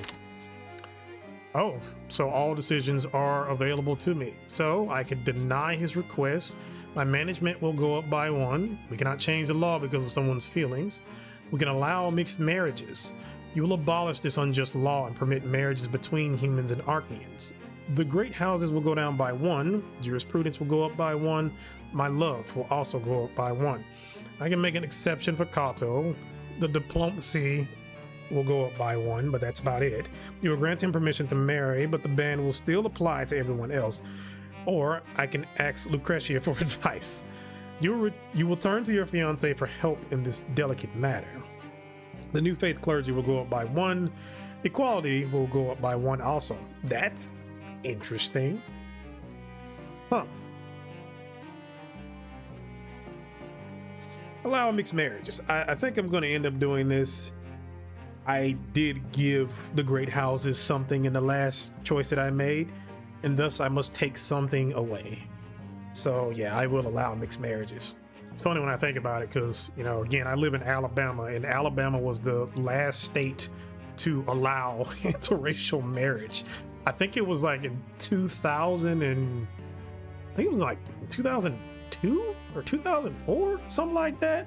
I remember being at the barber shop when they actually announced it, and I don't even think they like allowed it. They just basically didn't have a law against it anymore. Kind of like with Mississippi and slavery, it was still around until 2011. Good times.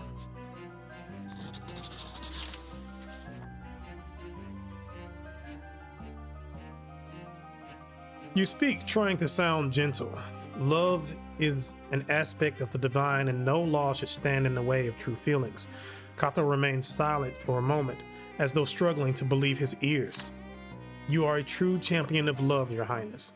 You understand how much it truly matters. You delve into the details of the existing ban. While there's no solution for the bride's entry into her husband's blood tide, it is possible to revise the complex inheritance and property laws, though it will not be an easy task. You will draft new laws that will make it possible to lift the ban on Archnean human marriages. No sooner is the decree made public than the indignation of the great houses reaches you. They deny the very possibility of humans entering the Archnean blood tide and stand for the inviolability of ancient traditions. Nevertheless, through the gloriousness of this music and sound, the ban is lifted, allowing Kato and Salonia to be united in marriage. Patriarch Luke presides over their wedding in Eterna, praising the new faith for empowering people to carve their own path in life.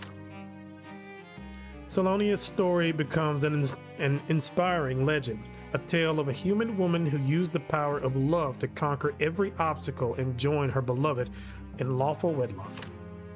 Later that evening, alone in your room, you recall your conversation with Kato, the joy in his eyes, the realization that his dream had come true. The law is not an end in itself. It is meant to serve the people of the Empire, to foster their happiness and well-being. So yeah, great houses went down by 1, but we got some jurisprudence, and my love went up as well.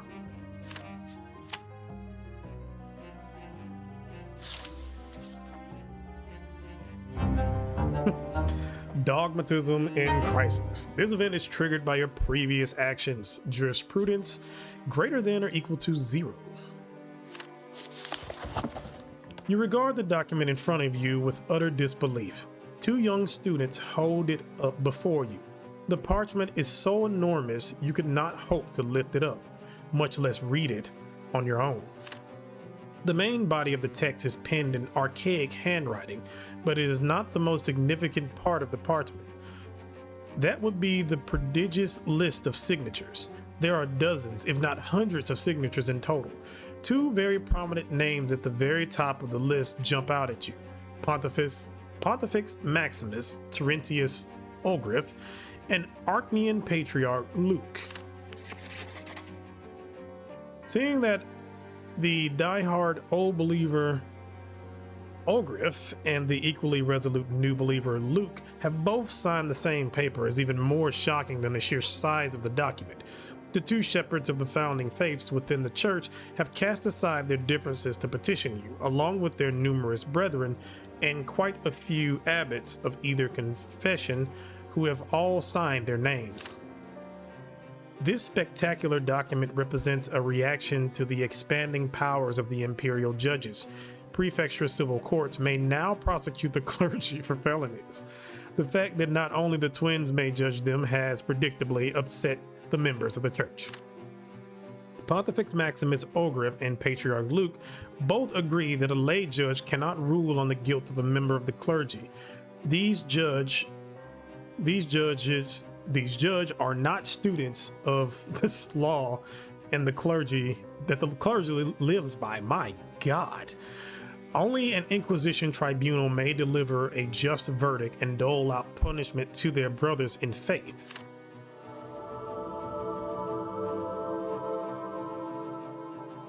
The clergy's lot is their own.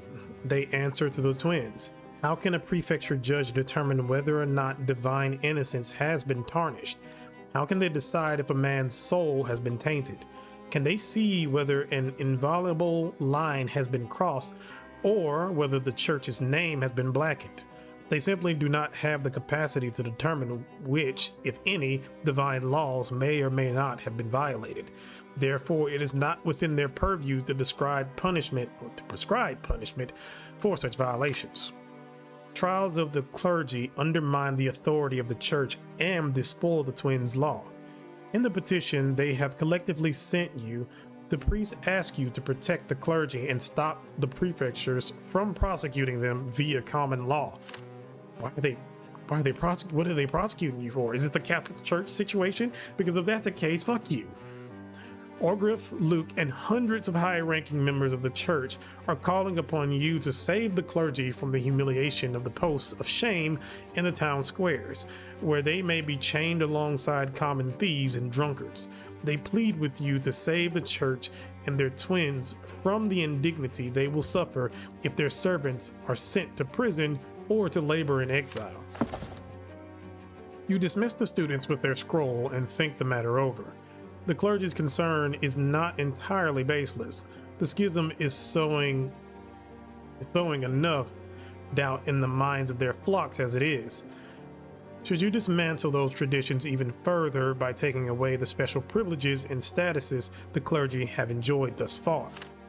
On the other hand, if you truly want to bring about the triumph of imperial law, you cannot allow exceptions. Every estate must comply with the same code of law. Perhaps now is the right time to take a decisive step in that direction. Until now, the punishment for members of the clergy convicted by the civil courts has been chosen by the church. These criminals often end up being sent to monasteries, taking vows, or doing penance, even if their crime would incur a much harsher punishment among the laity.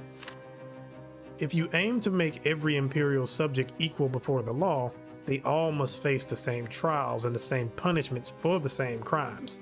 Will you go against the church and bring forth the rule of imperial law over every estate, or will you carve out the exception the patriarchs are calling for in their petition? Shit. Okay. So I can either exempt the clergy, you codify the church's exclusive right to prosecute the clergy, and dole out appropriate punishment. Jurisprudence will go down by 1, and dogmatism will go up by 1. My love will go down by 1. My law will go up by 1 as well. I can deny the patriarchs, which will royally piss off both of them, the old faith more so, and rebellion will go down. Will go up by 1, blood will go down by 1. Or I can empower the prefectures. The law is the same for all. Henceforth, the prefectures shall prosecute the clergy and decide their punishment. Old faith clergy will go down by 2. New faith clergy will go down by 1. Jurisprudence will go up by 1. Rebellion will go down by 1. My will go up by 1 as well. Well then, I'm not going to exempt them. Denying them seems half-hearted. So I think I will empower the prefectures. I wish there was a way to kind of make it a little bit more balanced, because like the normal laws in our reality does not work for this type of world, because there is magic and stuff like that. And it's a little different to say like, okay, these people should be held to the same laws everybody else, when their gods are literally right down the street and beaming in the sky every single day. Now granted, there is some lies around this and there's a lot we don't understand, but at the same time, it's not completely baseless what they're saying. Now I would say that maybe like if you could find like an independent, or make the Inquisition independent or something, and then they would turn around and have to deal with both the old faith clergy and the new faith clergy. Or maybe you could do something like that with the secret chancellery along with the Inquisition, make a new group that would deal with this separately from them. It would be like a compromise, but here we are. So I will empower the prefectures. I also just don't want to lose my love either. You grab a quill pen from a secretary who just entered, walk up to the students, and write "denied" on the enormous petition. You have studied the Holy Scriptures extensively and never encountered any excerpts that could be interpreted as prohibiting civil prosecution for the clergy. Therefore, such measures cannot defy the revelations of Saint Isoteus or the teachings of the new faith. Members of the clergy deserve no less punishment than any other criminal. Having ascertained the veracity of your arguments, you dictate a new order to your secretary. It will be transcribed, copied, and sent out to the patriarchs of the church and the prefecture judges. Heresy, apostasy, and other sinful crimes should naturally remain within the purview of the church. Civil cases, however, shall be prosecuted by the prefectures. This division of prosecution is not only just, but in keeping with the lots. Now, so yeah, that makes sense. Like when it comes to actual spiritual stuff, okay, yeah, let the church deal with that. But if you out here drunk in public, we should deal with that. Come on. That seems reasonable. And I'm kind of disappointed in the new faith because I would think that they would be a little bit more understanding to that too. A clergyman is a subject of the empire, just like any layperson. The prefectures respect the divine law, but their duty is to uphold the common law. If a clergyman has not yet ascended to the peak of the shining pillar, he must abide by the imperial law as well as the twins' divine law as long as he walks this earth. Not to mention the whole thing with the Tempests being the primate of the twins, so you have to follow our law too. Clergymen found guilty of violating imperial law will be sentenced to punishments determined by a prefecture court.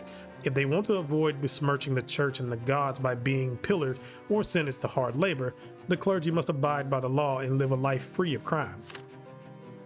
You can already tell the clergy will be in an uproar over your decision. You will hear a great many dark prophecies in the coming days, spelling doom first to the church and then to the empire soon after. But dusty old dogmas will not impede the prefecture's march towards the rule of law. This will serve the empires better than 1,000 prayers. And that's also very funny to me too, because like the old faith literally worship law, but they want to cut out some type of exception. Now I can kind of understand how they did that, but like really? We're supposed to be, the Tempests are supposed to be the primate of the twins, but you also think that they should not, that the clergy shouldn't be applicable to anyone but the twins. You're kind of putting yourself on the same pedestal as the Tempests if that's the case.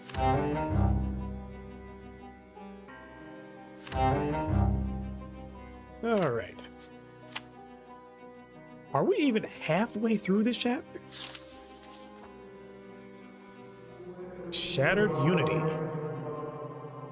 Great Chancellor Cornelius Tempest's voice reverberates beneath the vaulted ceiling of the council chamber, amplifying the weight of his unexpected message. Pacing around the table, he studies the anxious expressions on the councilors' faces, gauging their reactions to his speech.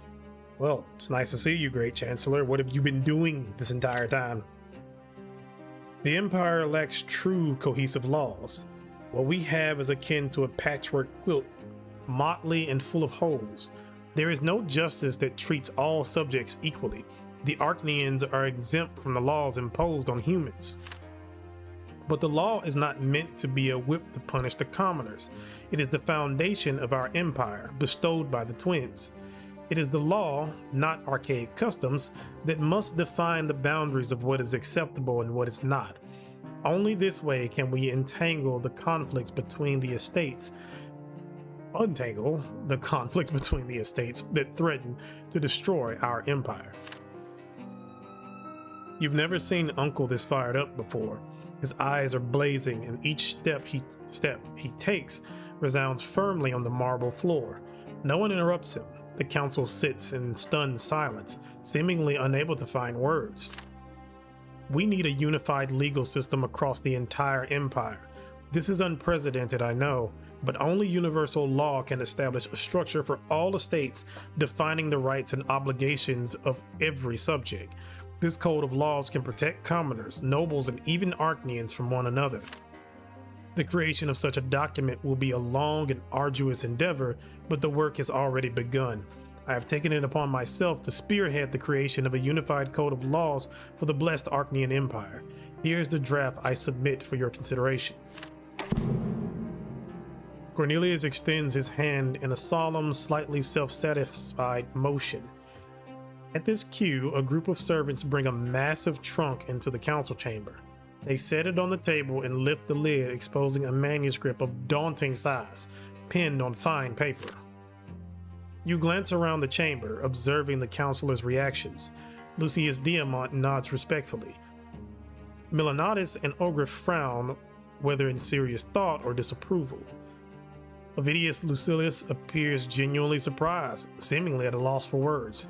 Gregorius Monroe rises slowly from his seat. I'll get straight to the point, Cornelius. Your idea is reckless and harmful. These laws will bring the Archnean Empire to ruin faster than any crisis you aim to prevent with your absurd proposal. What need is there for a written law? The true law lives with every Archnean. It is the voice of our ancestors. Honor binds us more tightly than any code you could devise. A law that mirrors these foundations would be redundant and superfluous, and one that contradicts them would be alien and criminal. Imperial laws and prefectural court were created for humans, whose blood is weak and corrupt. For those whose memory extends no further than their own lives, and to whom nobility of spirit is alien. To put Archneans in chains forged for our negligent servants is to humiliate your own people and cover our honor in shame. Lucius Diamant clears his throat, making it known that he wishes to join the conversation. Neither honor nor tradition stops the archdukes from enacting contradictory laws within their domains. Half of the local statuettes are outdated, preserved only for the sake of tradition, while the other half are openly tyrannical and unworthy of being called laws.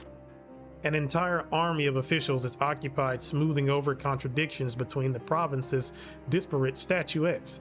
If they were unified for all, the effectiveness of our work would increase many times over. As it stands, our hands are tied. The crown is unable to assert its will over the archdukes. And believe me, their uncontrolled self-will undermines the empire far more than any other factors. Archduke Monroe's lips curl in disdain, his fury barely concealed. If you and Cornelius are so enamored with the lowly estates that you're willing to grovel before them, so be it.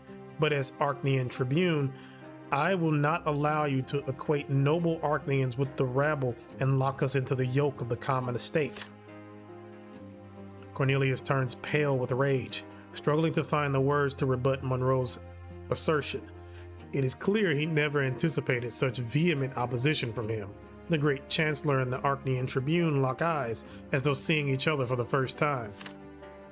Isn't that what we both been working toward, Agorius? A law that will determine a just way of life for everyone in the Empire? You remain trapped in your own delusions, and that's why you err on both form and the essence.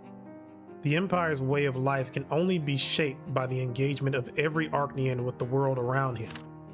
By proclaiming the Empire, your ancestors, the Tempests, stripped the Archneans of power, and with it, responsibility for this world. It no longer belongs to the Archneans, but only to the Emperor and your family. It was the castration that robbed our people of their reason to exist. And now, instead of righting the wrongs of the past and distributing the burden of power among all Archneans, you want to finally make us equal to a nation of servants. This will not save the Archnean Empire, it will destroy it utterly. Return power and responsibility for this world to the Archneans and leave the code of laws to keep the human herd under control. Only then will we see the rebirth of our people and a flourishing Archnean Empire. The Privy Councilor adjusts the quill and inkwell before him. His face, as always, is imperturbable. The Code of Laws is a threat to the security and integrity of the Empire. Rebels and disturbers of the peace will surely use the rights they have gained in the filthiest and most primitive way. They will not think of universal prosperity. On the contrary, they will parade every grievance, every dissatisfaction, and their desire to settle scores with the Archneans and with Imperial authority as a whole. This is a poorly timed initiative that we might revisit in more peaceful times. For now, it will only serve to create more work for me and the Secret Chancellery as a whole, as well as the Legion, if we are unfortunate enough. Cornelius's jaw clenches. Finally, he loses his composure and slams his fist down on the table. Without a unified law, the Empire is doomed. How can you not understand? Either we force our subjects to accept the new order, or the world would drown in bloodshed such as history has never known. Everything else may delay the collapse, but cannot stop it. Force them? My honor and the indignation of my ancestors do not allow me to remain in this chamber any longer. I have no intention of tolerating insults to the Archnean people, Cornelius. I shall not set foot in the council sessions until you come to your senses and renounce your outrageous fantasies. With those words, Monroe spins on his heel and walks out of the council chamber. The remaining counselors are left in stunned silence, and they all flinch when the door slams shut behind the Archduke. Surprise quickly gives way to confusion. Never before has a counselor left the meeting before its conclusion. The council cannot vote without full attendance. This is an unprecedented situation. Heads turn toward Cornelius. Everyone waits tensely to see what he will do now. How dare he? Gregorius seeks to sabotage this council, but I will not stand for it. But we can't proceed with a vote unless all council members are present. Nonsense. The vote will proceed with or without the Archnean Tribune. Terentius Ogriff shakes his head, muttering a silent prayer. Marcius Millanatus appears surprised by this turn of events, although he doesn't seem particularly upset. Or does he? The established order of the council has been violently breached, first by Monroe's abrupt departure, and now by the fact the session is continuing in his absence. Nevertheless, no other counselor rises to leave. Let us vote now. Who is willing to sign the decree implementing the Code of Laws? We can address the specifics in due course. Cornelius is the first to raise his hand in favor of the Code of Laws, and Lucius Diamant follows suit. Ogriff, Lucullus, and Millanatus vote against, shaking their heads. The Archnean Tribune's seat remains vacant.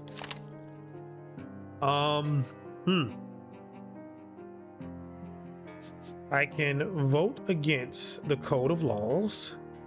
This will not be great with Cornelius, but everyone else will go up by one. Well, Gregorius and Marcius will go up by one. I can't convince Diamant to change his mind. You vote against the code and persuade Lucius Diamant to oppose it as well. That would have brought equality down. Diplomacy would have went up by one. Cornelius would have went down by one. Gregorius and Marcius would have went up by one. I can vote for the Code of Laws. This will give me one with Cornelius and one with Lucius, but one will go down for Gregorius. Or I can rally the council. You vote in favor of the Code of Laws and urge the council to support your stance. Equality will go up by one. Diplomacy will go up by one. Cornelius Tempest will go up by one. Lucius will go up by one. Gregorius will go down by one. I think I'm gonna go ahead and go with this. I don't necessarily agree with it. And I do kind of think this is kind of a power grab for Cornelius to a certain degree. Again, he's really rushing things through instead of trying to make a balance or whatnot, or trying to have some balance. Because I do think that, like, the Archneans, you should empower all the Archneans in the government in some form or fashion. Having said that, you also need the humans in the government. It should be a republic. You should have the Archneans and the humans in the lesser quorum, or a senate, if you will, as terrible as that thing is. But like, to just have it be one way or the other, like, come on. And again, this is a bad time, because like, who the hell is gonna enforce this? My father is useless. You are banging my mother, but also not. And you only care about this one thing, apparently, or whatnot. I don't have any other support besides my supposed fiance, who I haven't heard from in 2 or 3 years. So like, and Gaius is useless. He's just trying to hunt and stuff. So like, what? And there's Fernandad, who doesn't have any power either. So what are we doing here?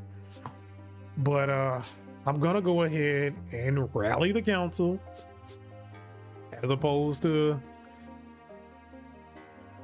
the vote in favor. Good God, because I do want the equality.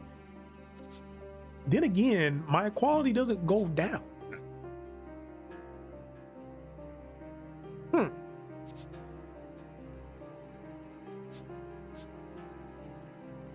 And I'll go from sympathy to kind of indifference with Cornelius. He's been pissing me off, quite frankly, anyway.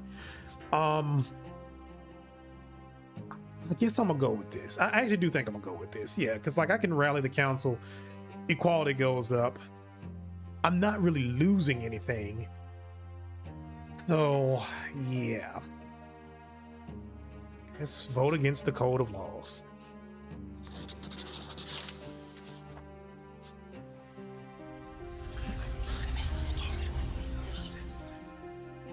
Though Monroe should not have undermined the vote, his words stir something deep within your Archnean heart. Moreover, his arguments clearly hold merit. Cornelius may be your mentor and your kin, but he has crossed the line, and it is your duty to confront him. You raise your hand against implementing the unified code of laws, thereby casting the fourth vote. Cornelius glares at you as though you've betrayed him, while Lucius Diamant shakes his head solemnly. Oops, excuse me. Why don't you understand? Unified laws lead to more order, and with order comes justice. Isn't that what you've always wanted? Unified laws do make more order if you have the power to enforce it. We don't. Hell, we can't even pay the bills right now. And now you want to turn around and piss off the only people that could enforce these laws. Oh, okay. His Highness wisely recognizes that overturning our way of life is not the best way to bring order to the Empire. I don't want to overturn it just yet. Calm down. You have failed to sway the others, I see. Nevertheless, this decision is far too important. Neither Archduke Monroe's departure nor your inability to comprehend the significance of my plan will shake my resolve. I will issue the code of laws in my capacity as Great Chancellor, and Lucius Diamant will use his authority to enact it in the prefectures. A stunned silence fills the chamber. Ovidius Lucilius grows somber, and Marcius Milanatus arches an eyebrow in surprise. Your actions will lead to tyranny, Great Chancellor. To make such a decision without the Council's approval is tantamount to a crime. I implore you to reconsider. This is a direct challenge to all of us. And you, Diamant, it's clear that you stand to benefit from empowering the prefectures, but are you prepared to sacrifice your honor? I will not allow the Empire to miss its only chance at salvation because of your temerity and short-sightedness. The unified code of laws will be enacted whether you stand with me or not. That's a wild thing to do, Uncle. But the code of laws will hold no power without the Council's approval. Then I will force the archdukes to implement the code of laws in their provinces by any means necessary. Enough. This meeting is adjourned. Dismissed. The council members silently exit the chamber. Just before you leave Cornelius alone, you glance back and see him resting his head wearily on his clasped fingers. The bulky trunk containing the code of laws lies before him, casting a wide shadow across the empty marble table. That's a wild thing to do, Cornelius. That is a wild thing to do. You can either vote willingly on these laws or get them by tyranny. Oh, okay.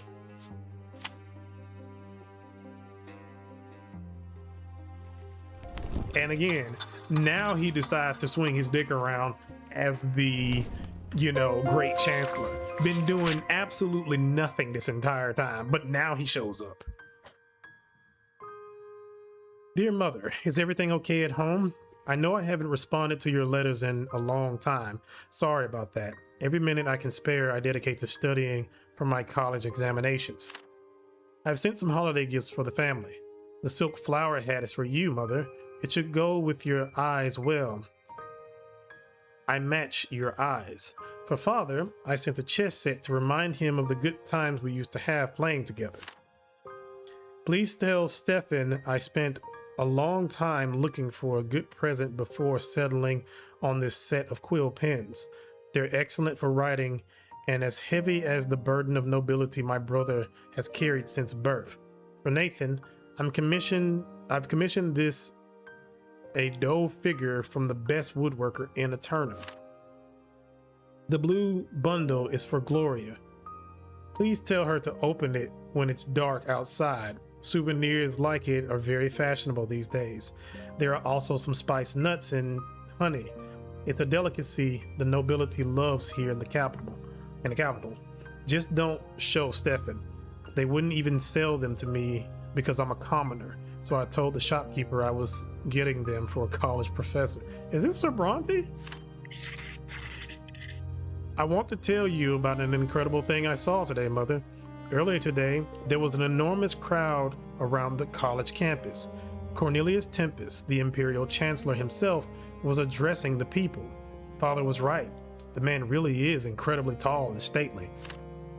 At the beginning of his speech, he touched upon the history of the blessed Archnean Empire and recalled how the twins anointed the Tempests to the earthly throne and established their law over the world.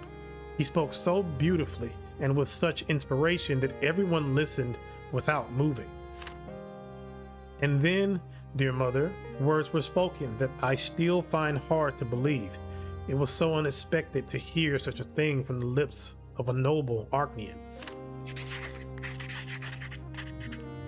The great Chancellor said that, as a representative of the highest lineage, he intended to erase the differences between laws in different parts of the empire, to establish a common code of laws across all the land for humans and Archneans alike.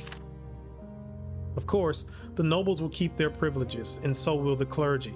But still, just imagine, the common estate will gain protections from the caprice and tyranny of their lords. All subjects of the empire, without exception, will obey not only a single heavenly divine law, but an earthly one as well. I'll end my letter here, Mother. Getting dark outside, and I need to study for my exams. Please give my warmest regards to Father, Stefan, and Nathan, and kiss Gloria for me. I hope Stefan is treating her well. I love you all. Your son, or as they say here in the capital, Sir Darren Bronte. Oh, I skipped over all this stuff, so I didn't even see this. I thought this kind of looked familiar, but I wasn't trying to get spoiled on anything. But that's nice, I got a little nod there, so that means he went to college and stuff. I wonder if he's just going to end up dying later on.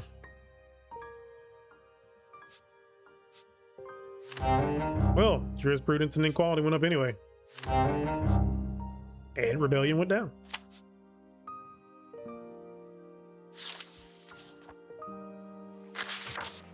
The foundations of politics. A dim evening descends upon the city. The palace is still anxiously anticipating something, like a beast lying in wait.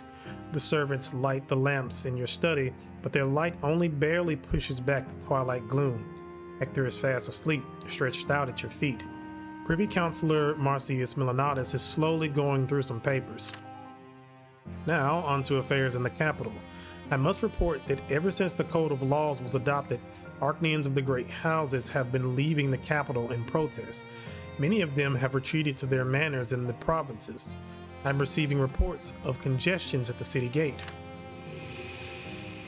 The Archneans saw the Code of Laws as an infringement of their rights and flew into a rage. Was it worth it? Did Cornelius act wisely by turning the highest elite of the empire against himself? Is he not betraying his own people by favoring humans? I see that you find the news troubling, Prince Jerian. It troubles me as well. Only time will tell what will come of this. Nevertheless, the Code of Laws have been adopted. We must exercise patience and move forward. I have some news that I believe will please you. We've recently discovered an ancient dagger in the family armory of House Milanatus. The dagger bears the Tempest crest. It is not in our books, so I've taken the liberty of studying it personally. However, I've been unable to establish its provenance or pin it to any specific owner. Perhaps you might have better luck. You examine the dagger with great interest. It is old indeed. Its blade is dull and its worn hilt bears the Tempest crest. There is something dark on the blade, either rust or dried blood. You pick the dagger up excitedly and run your fingers along its rough surface. God, not again.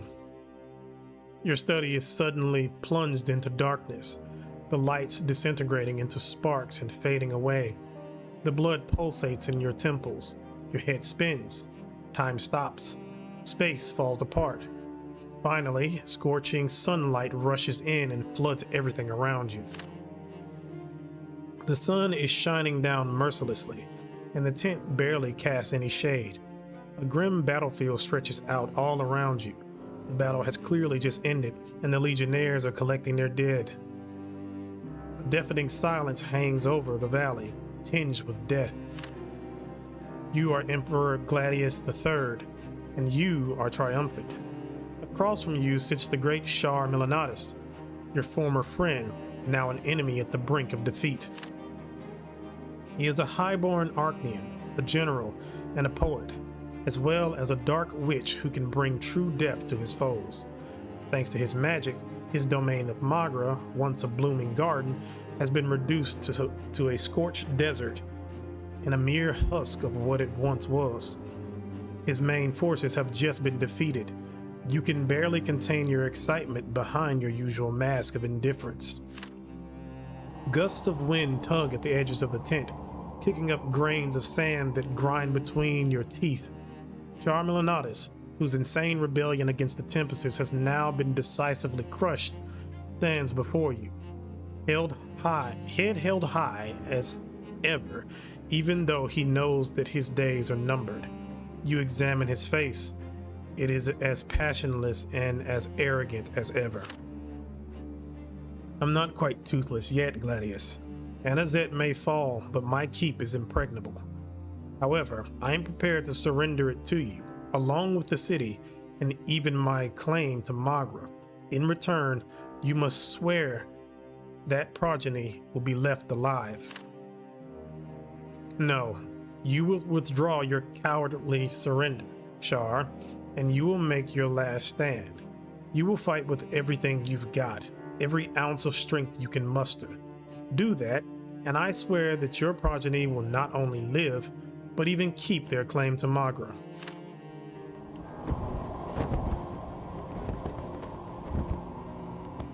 The abhorrent smell of bodies rapidly decomposing in the sun assault your nostrils. Shar Milanatus studies your face closely. A glib smile suddenly appears on his lips. Boy, I tell you, every single one of the Tempests is stupid. Every last one. You want to kill two birds with one stone, don't you? You will send your allies from the great houses to their deaths. Your proud political opponents will suffer true death while eradicating witchcraft. It will be honorable for them, and very convenient for you as well. You cannot hold the triumphant smile back anymore. As a sign of appreciation for your old friend's acumen, you decide to play your hand. Allowing humans to ascend and granting them nobility was considered weak and desperate by the Archneans, but I see it as wise, even brave. I plan to expand this practice and enact it throughout the Empire. I'm confident that newly minted nobility will be much less obstinate and far more loyal. And should they prove disobedient, it will be incomparably easier to get rid of them. An unenviable future you are preparing for the blessed Archnean Empire, Tempest, but I accept the terms. Let us seal the pact as is proper. Your smile fades. You hand Shar your dragon-hilted dagger. Milanatus waves the blade in his hand with visible revulsion, then sinks the blade into his palm. His inky blue blood flows over the metal. Shar returns the blade to you. Suddenly, everything falls completely silent.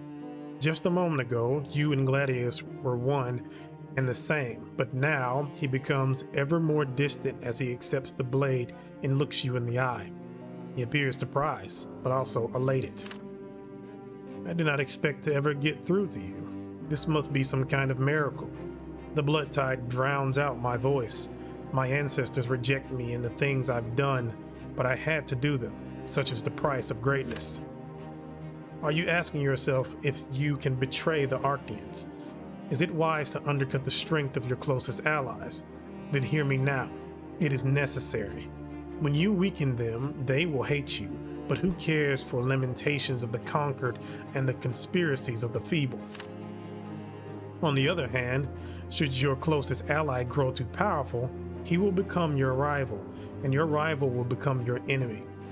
If you show them weakness, they will start tearing your power away piece by piece. Before you know it, they'll strip it all from you. To sow discord, elevate your allies. To bring peace, clip their wings. Accept my choice. Carry this dagger with you. It will bind us together, and you will receive my wisdom and support. Gladius the Great, vanquisher of Shar, victor at the Battle of Anazet. His perspective makes a lot of sense to you. There's wisdom in his words and a great deal of cold political pragmatism, but there's no dignity or honor in what he did. The Tempests have rejected Gladius, but now you have the opportunity to embrace him and his deeds. So, I can embrace Gladius. I get +10 for the legacy of the Tempests. That'll give me +3 with logic, -3 to passion. I can accuse Gladius of dishonor. You will not accept your ancestor's legacy and will accuse him of dishonor. That'll give me -1 to my logic. I will get +1 to passion. I can reject Gladius like the Tempests before you. You will not listen to one whom the blood tide has rejected. My will go down by 1. My blood will go up by 1. I hate to be like this, but I think I'm going to embrace Gladius purely because of the stats. I need some Legacy of the Tempests. I'm gonna need this. So yeah, let me go ahead and get some Legacy of the Tempests so I can spend it later on things that are gonna actually be useful. So, embrace Gladius.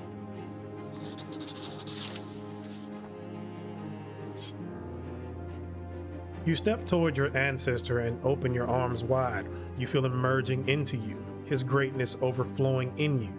You feel the cold steel of the dagger in your hand. You raise your hand with confidence and slice your palm open. Pain shoots through you, but it's overpowered by the wisdom of the great emperor and his legacy, both of which you will now carry with you for all time. You close your eyes and open them again. Hector is barking nervously by your side. You see Privy Councillor Marcius Melanatus hunched over you. He looks concerned. Are you unwell, Your Highness? Shall I call for a healer? Struggling to overpower the nausea welling up within you, you decline his offer. Disorientation gradually dissipates. Your chest swells, filled with newfound strength and ancient wisdom. Gladius's lesson is cruel, but it's also right. Politics is antithetical to sentimentality. You see it clearly now. The Emperor cannot have allies. Anyone who rises too high will turn into an enemy. You have overexerted yourself, Your Highness. You should take a break from affairs of state. I will not trouble you any longer. Now, if only you could tell me what to do with this dagger. Your eyes are glued to the dagger clutched in your hand. You smile to yourself and tell Marcius that it is now yours.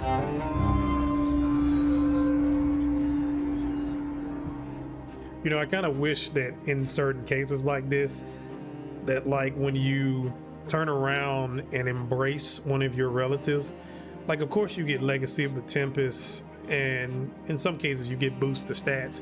I do kind of wish you got a trait, so sometimes you could use said trait in certain situations or whatnot. Like I know you had earlier where you had Jerian the Tempest, and I mean you had Jerian Tempest, and you know he had his rage, I guess you could say, and his conqueringness, if you will, and you could turn around and use that in a later conversation, or with Archneus or whatever his name was, and his pride, you could turn around and use that in a certain situation. So it would be nice if you could do certain things like that, because to a certain degree this kind of makes it like you have Legacy of the Tempest, which you can use as a currency, but it's also like how is not valuable sometimes in certain situations. Like you still turn around and not be useful in certain situations. And maybe even give yourself some events too that would kind of use that power in the process. Dear brother, tomorrow I will meet my end.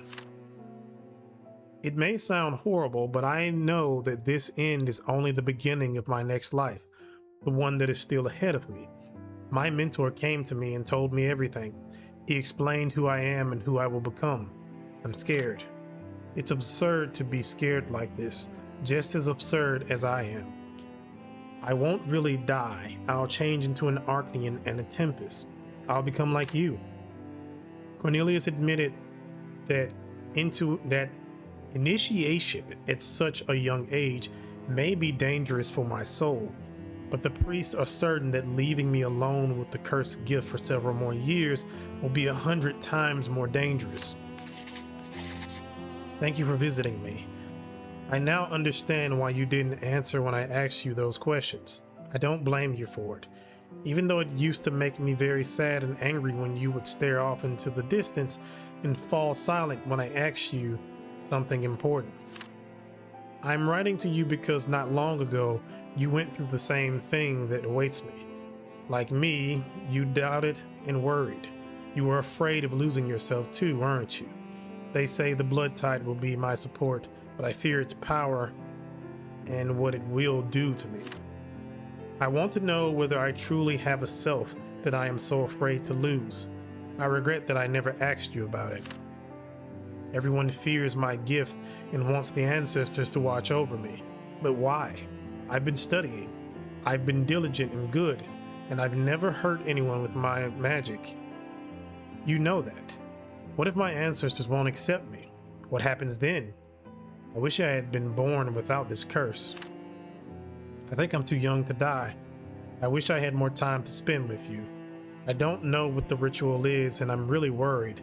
What's going to happen to me? What will it feel like? I've been thinking about it and picturing the possibilities in my head. It kept me up all night last night. I played the mandolin to myself because I couldn't sleep. I always do that when I feel sad. It helps. I cannot imagine that when I'm gone, the new me will have a real family, like in books. I'm sure that those who have a family do not grieve alone. I very much want to feel that. And I really want to see the boundless sea, the mountains. I want to see our entire country. I'm sure even the air is different by the sea and in the mountains. Not like here. I want to breathe that air. I'll read whatever I want, and I'll talk to the wonderful Archneans and humans all I want. What will my life be like? What will I become? I guess we'll find out pretty soon, right? I'll see you soon, big brother. See you on the other side. Flavius. Oh.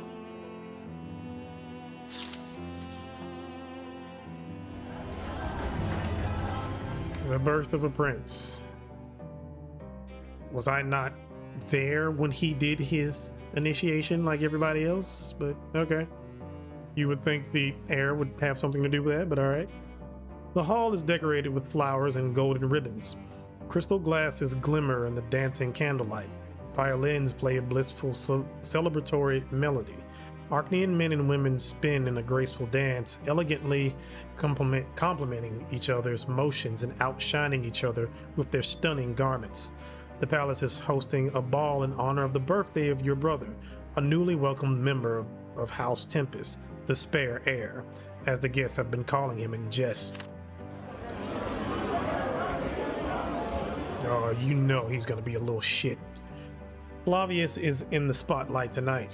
Everyone's eyes are on him.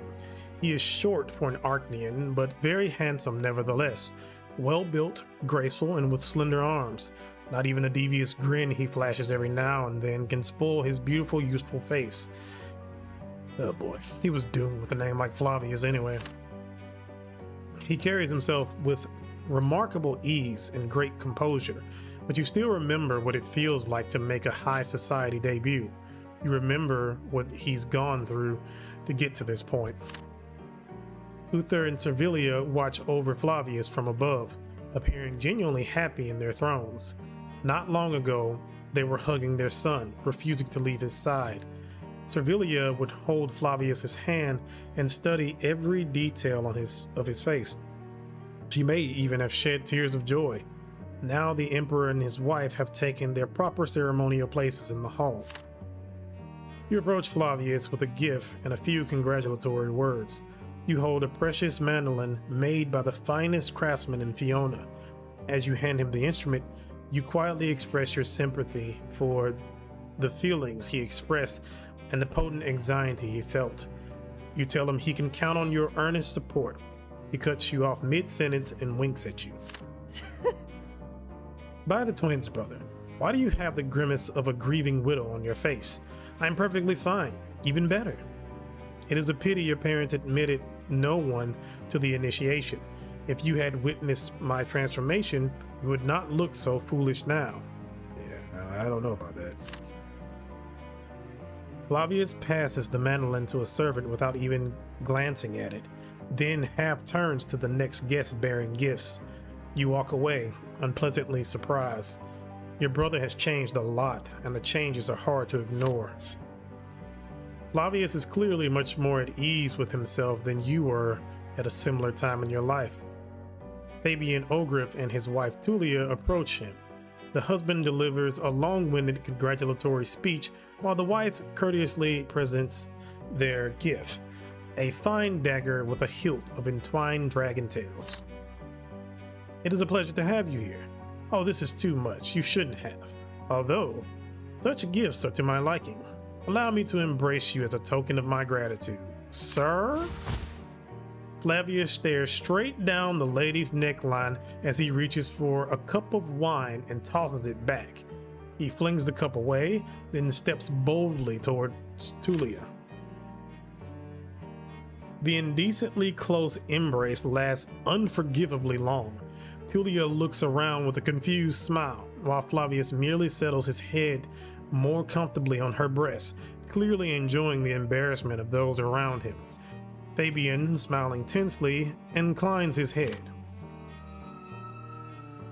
You glance around the ballroom discreetly.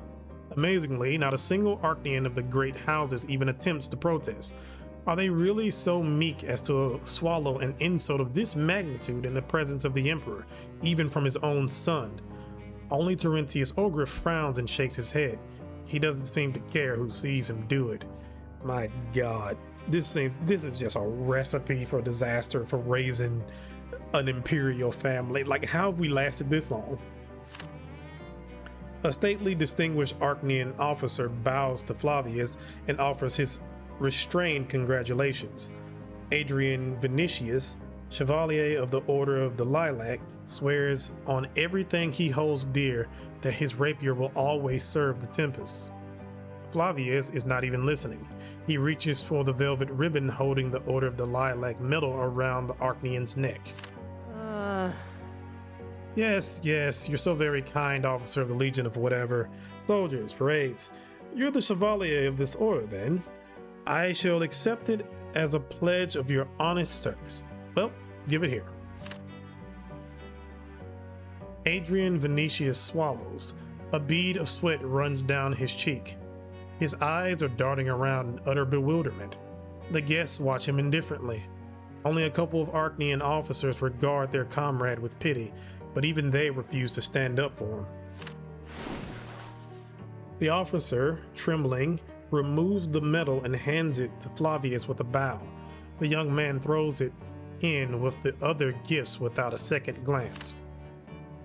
The young ladies giggle and whisper to each other between playful glances at Flavius. Somewhere in the corner, you hear Lucullus's joyful bass, followed by the laughter of the guests he is speaking to. The orchestra strikes up a waltz. No one looks any longer at the officer, who still stands bewildered in the middle of the hall. Lowering his eyes, he slowly walks away. Camille walks up to you. Her sharp nails land gently on your shoulders. She smiles playfully. She looks at you, then at your younger brother, who is exchanging exaggerated bows with another gift bringer. What a charming and debonair young man. A true tempest. Heart ablaze, stubborn eyes. You simply must introduce me. Oh, you one of thems. You're about to stop her, but the music suddenly stops. The voices fall silent. Flavius is standing in the center of the ballroom, taps a knife on a glass. Everyone turns to the younger prince. You notice that your brother is quite drunk. May I, father? With that, he casually leans over to your father and takes the scepter of the Empire from his hand. By right of the Tempest, I wish to be heard and to reveal my will to you. Behold me, noble subjects of the Empire. Flavius is about to make a speech, and you feel that it may lead to scandal. Every guest is looking at Flavius except for Terentius Ogriff, who is moving resolutely toward the exit. Is it time to intervene? Oh my God. Hear Flavius out. I will get +5 to the legacy of the Tempest, plus I will get some points with Flavius. I can't walk away from Terentius. That would have gotten me a negative point with the great houses, but my scholarship would have went up. I can rudely interrupt. You will stop Flavius even if you must make yourself look bad. I will get -2 with the great houses, but the distinguished Archnians will get +1. I'll get -1 with Flavius, -1 with logic. That is wild. Or I can create a distraction. You will shift the guest's attention from Flavius, before Flavius disgraces the family. The great houses go down by 1. Ovidius Lucilius goes up by 1. Wow. Interesting. I don't lose anything by doing this, so I'm just gonna hear Flavius out. That's kind of wild.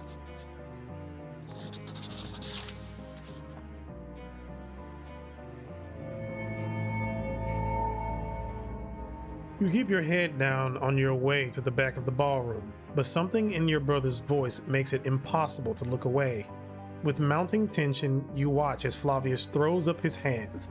A purple glow emanates from them and a shiver runs through you.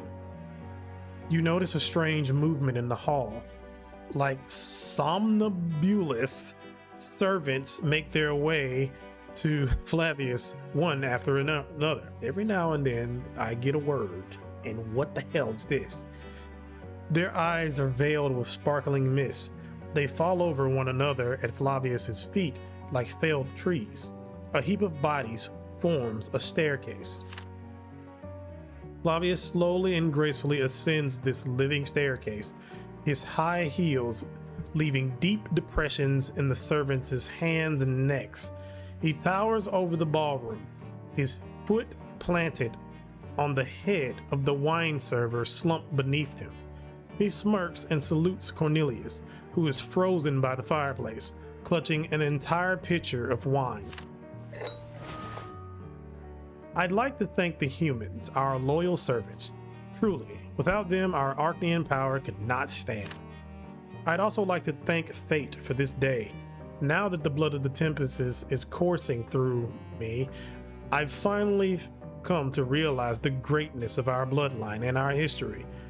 This world belongs to us, and it is brimming with wealth and delights ready to be sampled.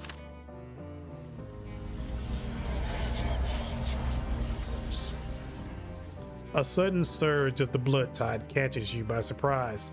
The blue flow engulfs your body. Your ancestors are rejoicing, their euphoria tingling your spine. You feel invigorated, and you believe that every other Archnian feels it too. No one can take their eyes off Flavius. They are mesmerized by him. Never forget why our ancestors conquered this land. They fought for our freedoms. Freedom from restriction, freedom from taboo. They fought to let their desires and their power triumph. So raise your cups, gentlemen. The guests watch Flavius with pride and adoration. The blood tide within you is ecstatic, celebrating his freedom and passion. Its exultation fills you. Dear God. I could also see this being a problem because now he's probably going to be like, oh yeah, I think I could be a better emperor than my big brother here. Oh, his family's a disaster.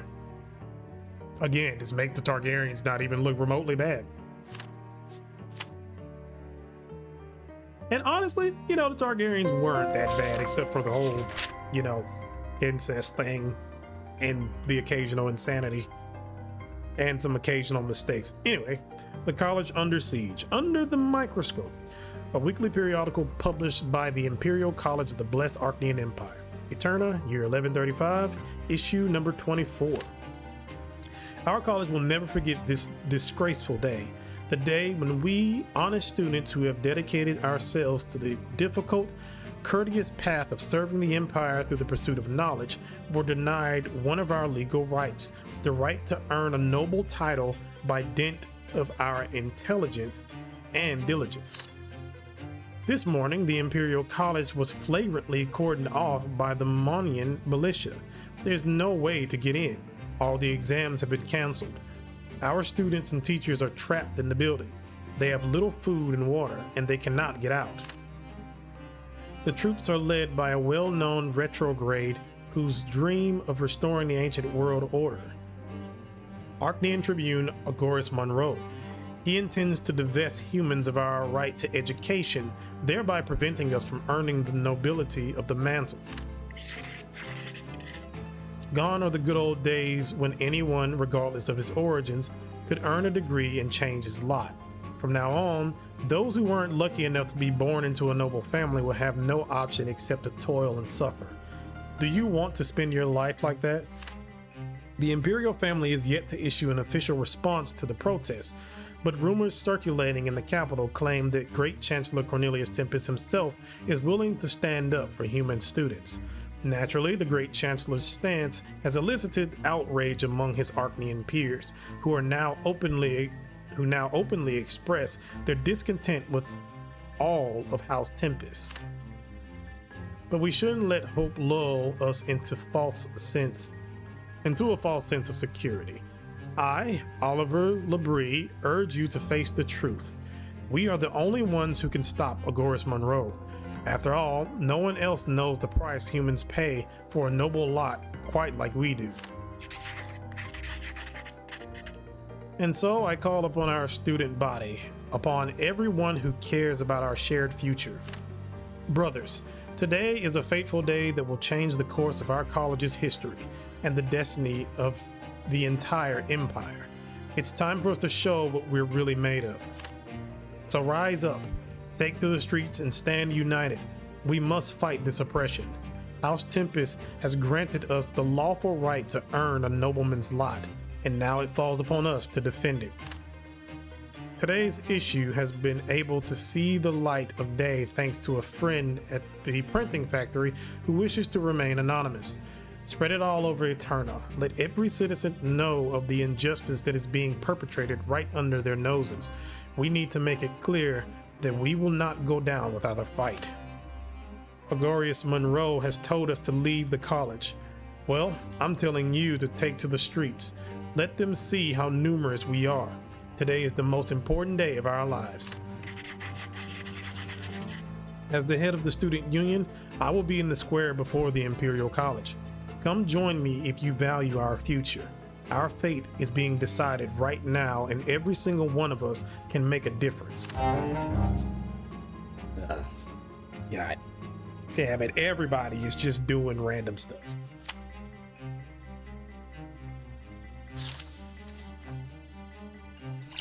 This is all Cornelius' fault. But what could I expect? The entire line of Tempests are stupid. A footman is helpfully pouring wine for everyone gathered around the table. The golden liquid exudes a subtle aroma of caramel and fruit as it fizzes in your glasses. The spicy lamb roast served on a large porcelain dish is so hot it's still smoking. None of you have touched your food or your drinks. I am so hungry right now. It just kind of hit me. Across from you, your father twists and turns the goblet in his hand, brooding silently. Cornelius's face is a mask of tension, his high forehead creased with aggravation. This is unthinkable. He's staging an insurrection. What did you think was going to happen when you did this? You can say all you want to, but you don't have the power. Jesus. You're exaggerating, Cornelius. I'm sure it's all just a misunderstanding. Maybe you could talk to Agorius. You used to be such good friends. Do you even hear yourself, Uther? Agorius Monroe has marched the noble militia into Eterna. What is there to misunderstand? It's an uprising. If he's laying siege to the college today, what's to stop him from bringing his army to the palace tomorrow? You have to intervene, Uther. Call in the legions, declare Agorius a rebel. The Archnians need to hear from the Emperor. Cornelius's outburst is interrupted by footsteps outside the door. You hear someone's booming voice and Servilius' laughter. Servants open the door for the newcomers, and your mother flits into the room wearing the white and green mask of her maidenhood. She's followed by Agorius Monroe. The Archduke looks relaxed, even cheerful. He watches Servilia as though she were still just his daughter, his pride and joy, and not Empress Tempest. Of course, my dear. How could I say no? With you there, even talking to Cornelius will be... Monroe stops mid-sentence. The smile slips from his face. Your Majesty, Your Highness, please forgive my confusion. My daughter failed to mention that you would be present at dinner as well. I expected a tete-a-tete and wasn't prepared for an official audience. Taking off her mask, Servilia approaches the dining table. You notice your mother's face growing longer, older, and stricter. Her smile disappears as well, leaving her calm and collected. She gestures to the empty seat at the table. Please take a seat, Archduke Monroe. I've gathered you here tonight, gentlemen, because both the Tempests and the Monroes are my family. There must be no strife between our houses. I'm certain that we can resolve this issue peacefully. Pointless infighting serves no one. Monroe clears his throat and sits down at the table. His sinewy hand gropes for a table knife and grips it. You turn to look at your mother. She sits still, her back straight, but you notice her surreptitiously running a fingertip along the edge of her mask. Empress, I can't believe you were trying to reconcile me with a man who has staged an uprising against the Tempests. It would seem I'm the only one here concerned with the fate of the Empire. Uncle Cornelius's voice is brimming with cold fury. His fists are clenched, and there's a vein pulsing on his temple. You expect Monroe to answer in kind, but he keeps his silence. Cornelius is too harsh, but there's some truth to his words. Your actions have compromised the authority of the blessed imperial family.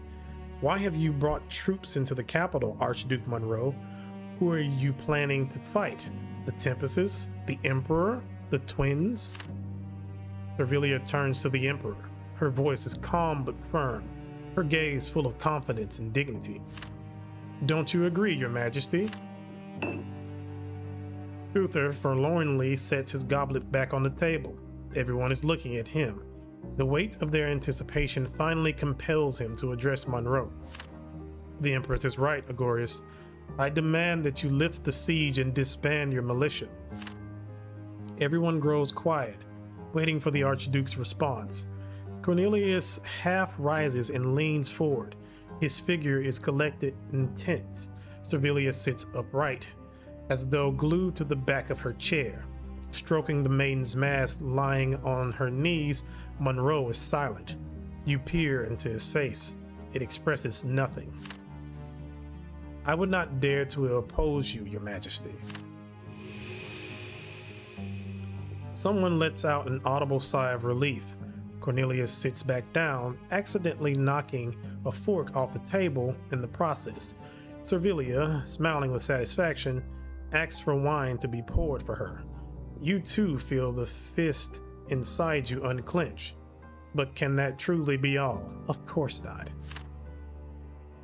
You keep twisting the iron signet ring gifted to you by Monroe. Agorius is the head of a great house. His surrender was far too easy. You're still waiting for the other shoe to drop. The Archduke tints his fingers, gives Servilia a pondering look, and finally begins to speak. I thought I had been invited to dine with my beloved daughter. Instead, I find myself parleying with the imperial family. I'm still your daughter, Archduke Monroe. Only when it suits you, my lady. You turn your back on me just as easily as you don that mask. I expected you to support me, to help Cornelius and me sort out our differences, but all you've done is lecture and humiliate me like a clumsy footman. Father, you play as being a mediator for our great houses, but in reality, you don't care for either of them. Even when it comes to your own heir, you only pay him attention when it serves your interests. That mask is nothing but a convenient facade you've been using to shirk your responsibilities. I mean, he's not wrong. It's high time you admitted that you failed in your role, my lady. As the head of House Monroe, it's my responsibility to release you from it. Father, please. Monroe extends his hand. To your utter surprise, Servilia shrinks like a little girl afraid of her father's punishment. My daughter died the day the Tempest blood tide devoured her body and soul. Kindly return her death mask to me. I will take it to our lararium to mourn my little girl, just as any father should. Your mother hands the mask over without further objection. Her lips are trembling. She darts a glance at you, but quickly looks away, as if she's ashamed. She keeps her eyes averted, trying her best to avoid Cornelius's.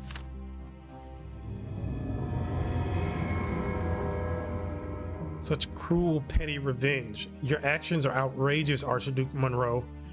Where's your honor? And who are you to speak of honor, Chancellor? The farce you pulled me into is utterly reprehensible. The table jumps from the force of your father's fist. The sound of the impact echoes throughout the room. Uther slowly draws himself up to his full height, towering over all of you. Your father's features shift into something you can barely recognize.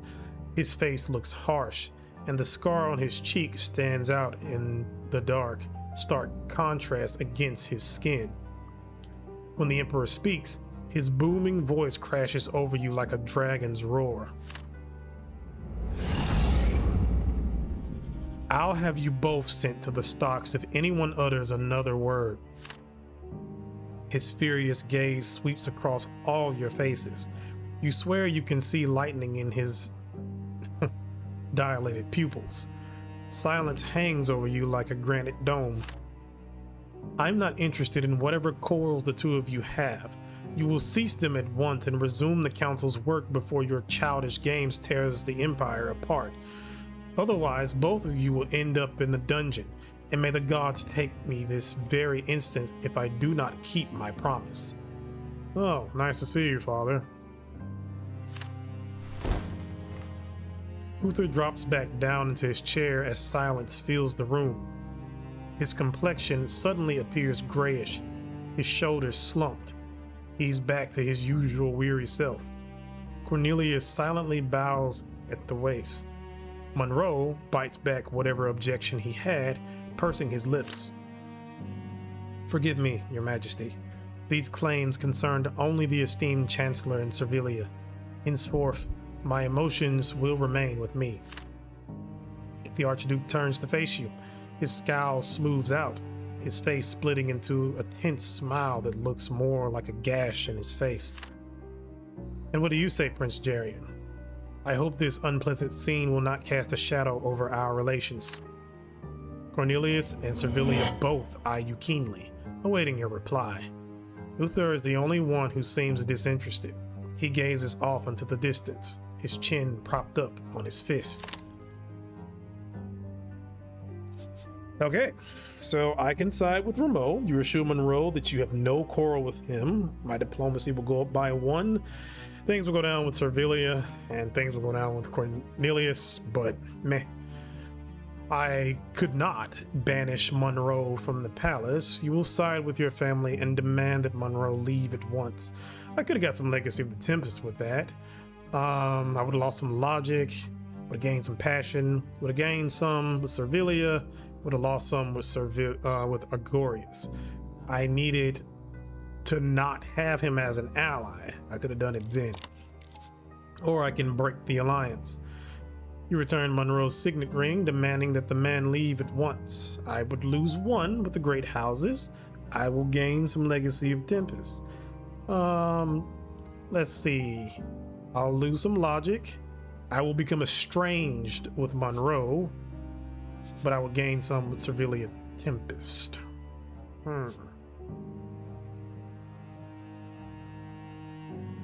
Well, I'm not gonna break the alliance. I don't want to lose too much with the great houses, and again, this is all getting a bit out of hand. So I'm gonna side with Monroe.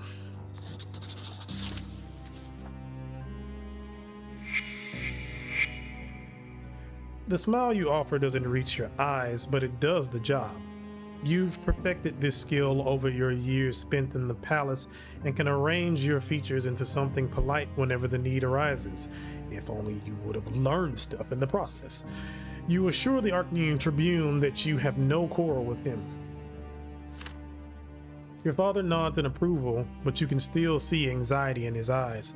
Cornelius casts a disappointed glance at you before pointedly looking away. The dinner is over. I thank you for the invitation, my lords and lady, but it's probably time for me to leave. Monroe finally departs, his spindly fingers still clutching Servilia's mask. The Emperor is escorted out of the dining room by his footman. Cornelius gets up from his seat without saying a single word to you. His face is a stone mask as he turns on his heel and strides towards the door.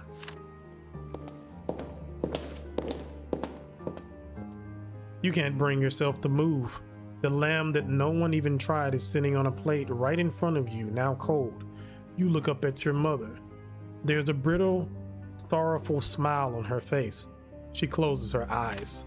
You see tears roll down the Empress's cheek. Well, I mean, if you would have did a better job of raising your children and heir to the empire of the world, basically, maybe this wouldn't have happened.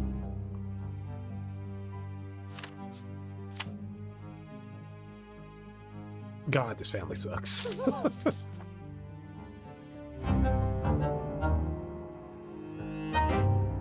Dowry. This event is triggered by your previous actions. Lucrezia Ogriff, greater than or equal to 1, it's at a 2. And Lucrezia Ogriff, fiance. I have not seen this, so I don't know anything about it.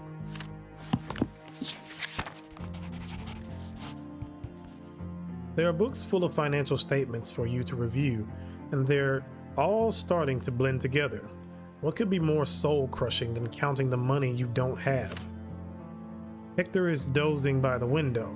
In a valiant effort not to join him, you fiddle with the antique coin you kept from your visit to the treasury. You spent half a day there, examining chests full of even older coins and contemplating whether it would be a good idea to put the unused money minted by the previous emperors back into circulation. All your other funds have almost completely dried up, after all. Man, if only we could, create the fiat system now. Just start being like the United States and printing money left, right, and center. It's almost as though there's a hole in the imperial coffers and your memory is pouring out like water. You hold out hope of finding some expenses to cut, but the numerous accounting books don't seem to have an answer for you.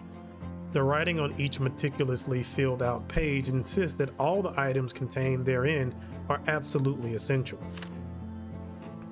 Unfortunately, every alley you could take seems to be a dead end. Cut the military budget, the legions will revolt. Curtail the funds you spend on the imperial court, state receptions, and the upkeep of various palaces, the great houses will be furious if you disturb their traditions and habits. Raise taxes, the common estate is overburdened as it is. The coin dances in your fingers and you wonder, during whose reign was it minted? The half-worn features of the profile, darkened by time, seem familiar to you. Your dog senses that someone is coming even before you hear footsteps in the hallway. Did you forget about a meeting? You hear the rustle of a dress as the door opens, revealing Lucretia. The servants didn't dare keep your fiancée away from you, of course. A sense of relief washes over you as soon as she stops behind your back and places her soft palms on your shoulders. You cover her hand with yours, finally looking up from your paperwork. Looking at the open books over your shoulder, Lucretia picks up on what you're trying to do almost at once. She nods to herself as if the accounts have confirmed her own thoughts. Reducing the Empire's debts won't be easy. You just pay out of your own pocket if you could, right? Oh, I think I can actually help here. A bride like me is a boon in and of herself, of course, but my dowry includes several Illyrian gold mines.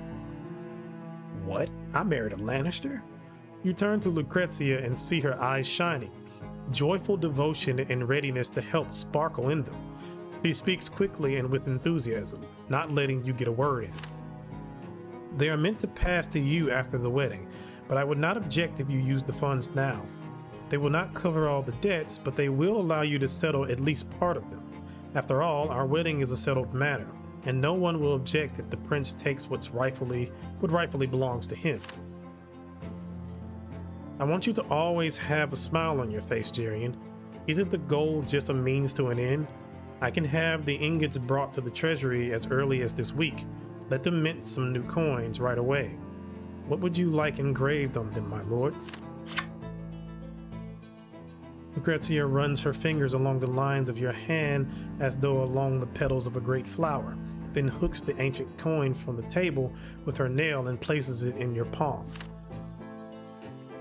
The picture is much clearer from this angle. There are two human figures kneeling before the Emperor's high throne, clad in long mantles that only nobles had the right to wear in the old days. Above the Emperor's faded silhouette, you can make out the symbols of the Legion and the Prefecture. An imperial gold coin is more than just a bit of money, my prince. It's a message sent across the Empire by its liege. The tail side of the coin depicts something the monarch wishes to be remembered for, and the head side shows his likeness. Lucretia turns the coin over, and you're startled to finally recognize the stern profile of Gladius III. So that's what the engraving means. Jesus Christ, you are in the palace. You spent years reading books, doing accounts. You have diplomacy and stuff, and you didn't know this? Gladius III was the emperor who granted humans the right to earn noble titles, and the symbols indicate the Archnians were no longer the only ones to serve the Empire as military officers and judges. Oh my god, even on top of that, you have this avatar bullshit where you can even go back into the past and literally become your ancestors. Oh my god. You pause to think, what would you like to tell the Empire? You don't have any great deeds to call your own yet, but you could rely on one of the existing symbols of unity. So, I could have the Tempest Crest printed on the coins. The great houses will get +1, the distinguished Archnians will get 1, the legacy of the Tempest will go up by 5, my will go down by 1, my blood will go up, and Lucretia will be happy with me. I can choose the church symbol. Both of the faiths will go up by 1. I will get some legacy of the Tempest. My love will go down by 1, and law will go up by 1, and my wife will be happy. Or I will not accept Lucretia's gift and will try to fill the treasury another way. The great houses will go down by 1. The human nobility will go up by 2, and commoners will go up by 2. That's an interesting one. I'm going to have the Tempest Crest printed on the coins. You will remind your subjects that your power comes from the blood.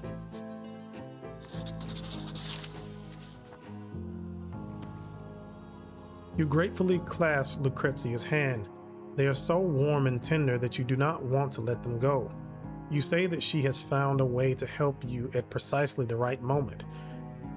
You expected to find a devoted ally in your future bride, and you are very glad that this has come to pass. She squeezes your palms tightly in return. My prince, I won't mind taking on half of your burdens once we're married. I'm happy to help however I can, and I'm overjoyed that you're letting me do it. Since you can set aside the fuss with the treasury ledgers for a time, you invite Lucrezia on an evening walk. It is windy in the park. The new moon gleams above the crowns of the trees like half a ring. You walk close together, wrapped in cloaks, sometimes brushing hands by chance and feeling each other's warmth. You think that if some misfortune were to befall you, you'd be glad to have this woman by your side. You feel light, buoyed up by the fresh night air. You stop and grasp Lucrezia's hands and yours to tell her that you've made your decision. The coins will have the Tempest crest engraved upon them. This will be your way of highlighting the glory of your family and the might of its blood. Your ancestors' approval swells within you like hot rising steam. A splendid choice. My family will be glad to take on this duty. Moreover, I know a talented artist who will portray both you and the chosen symbol in the finest manner. You stroll listening to the night birds and enjoying each other's company. You admire the way Lucrezia fixes her hair, slightly disheveled by the wind. You embrace her by the waist, and a soft silk knot tightens around your heart. Well, look at her being useful. It's the first time I've seen her in like 3 years. Hey, and I got 20 of the Legacy of the Tempests. I think I can get 30? Yeah, I can have 30. I'm sure that will come in handy at some point here soon. And now she has sympathy. Well, she already had sympathy for me. But soon I can get attachment.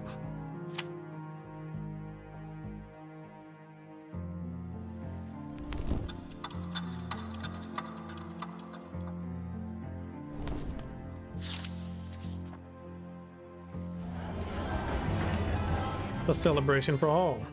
A rosy-cheeked commoner in an overly tight vest tosses up a grape and catches it in his mouth. A young officer with a thin mustache gives a loud, jarring laugh as the band starts playing a jaunty tune. This kind of music can usually be heard at fairs, not imperial balls. But tonight's reception is unlike any you've attended before. There are humans present. You look at the ballroom through the slots in your mask.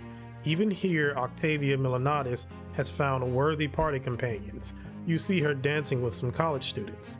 The Archnians, in their resplendent outfits, talk amongst themselves in a reserved manner. The humans crowd together in a different part of the room. Ignorant of proper etiquette, they pile their plates with food and drink so much sparkling wine. The servants can barely keep up with uncorking new bottles. It's an unfamiliar sight, to say the least. Beside you, a wealthy industrialist in a blue frock coat shifts from foot to foot. It's clear he wants to approach the Archnians of the great houses, but cannot bring himself to do it.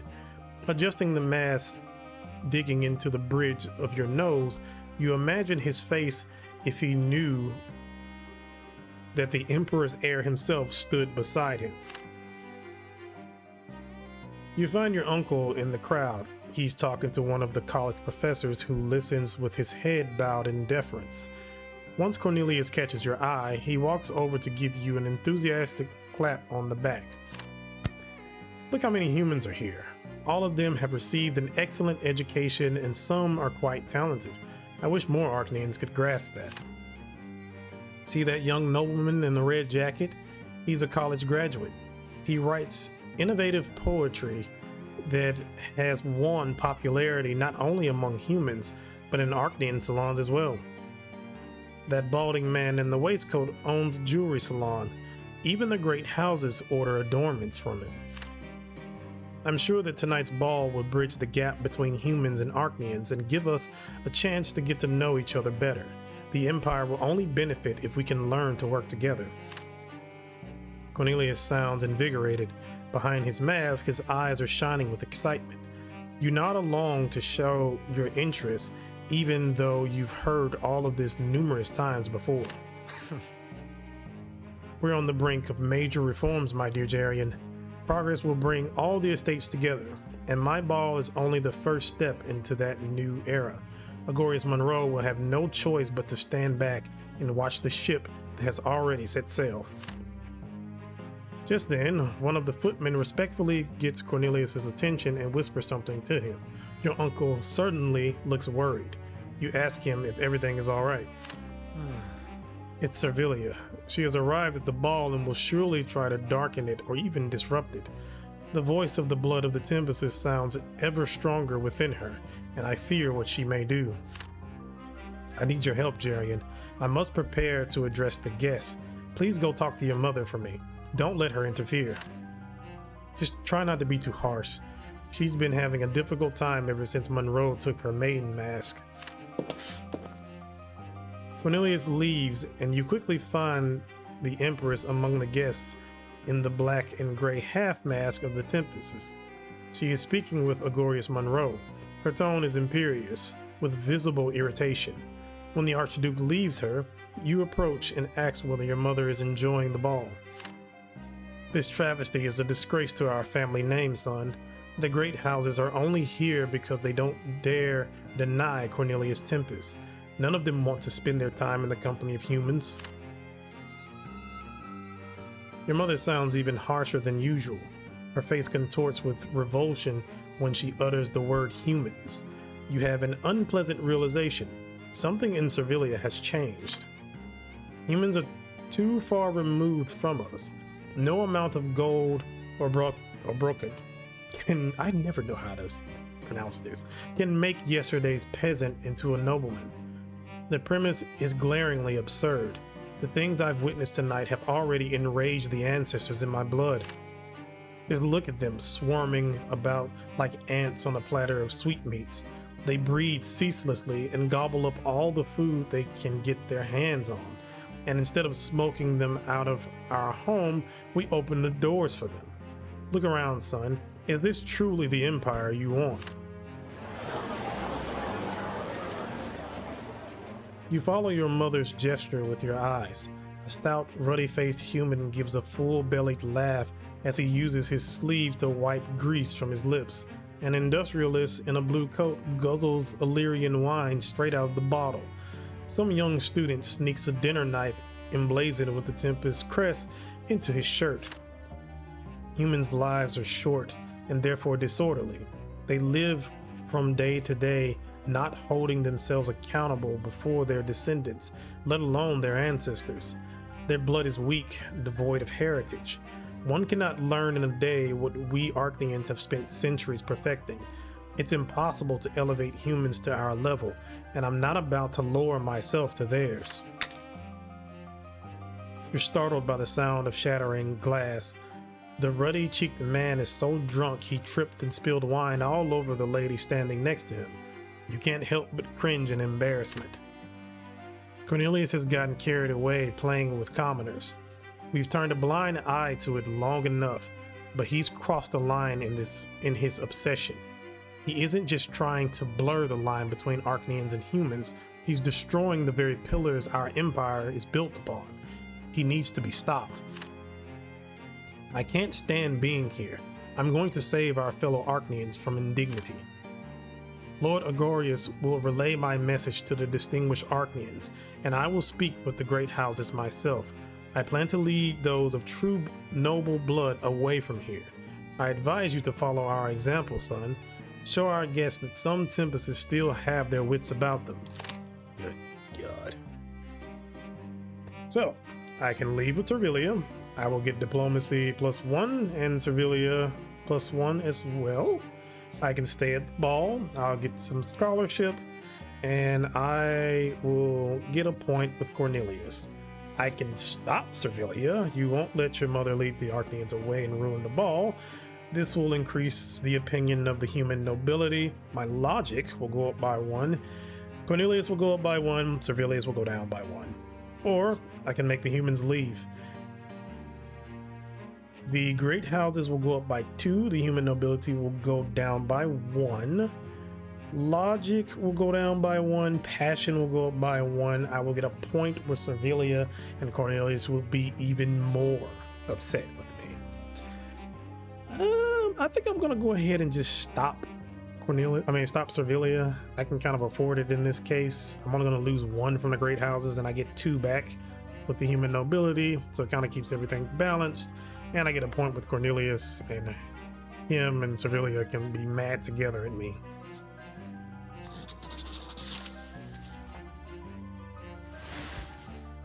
You pull yourself up to your full height and tell your mother that her behavior will only serve to hurt your family. By leaving the ball, Servilia will make your Archnean guests realize that the Tempests are divided, laying your weakness bare for all to see. You go on to state that you trust Cornelius' vision of the future and are not about to let your mother ruin this reception. Servilia opens her mouth to object, but you're not listening. Keeping the other Archneans at the ball takes precedence. You leave your mother to find Agoras Monroe in the crowd. You tell the Archduke that Servilia was too hasty, but, as the Crown Prince, you actually support Cornelius. If the great houses accept you as their future leader, now is the time to prove their loyalty. Once you've said your piece, Agorius glances at the council ring, his gift on your finger. You can rely on my loyalty just as you rely on the Archnean sense of honor, Your Highness. I will obey your will, and no member of the great houses will leave the reception as long as I am present. You notice Servilia staring daggers at you across the room. She's as taut as a bow, her eyes narrowed into furious slits. Her voice is like ice when she walks over to confront you. You're acting against our family's interests, just like your uncle. Look at them.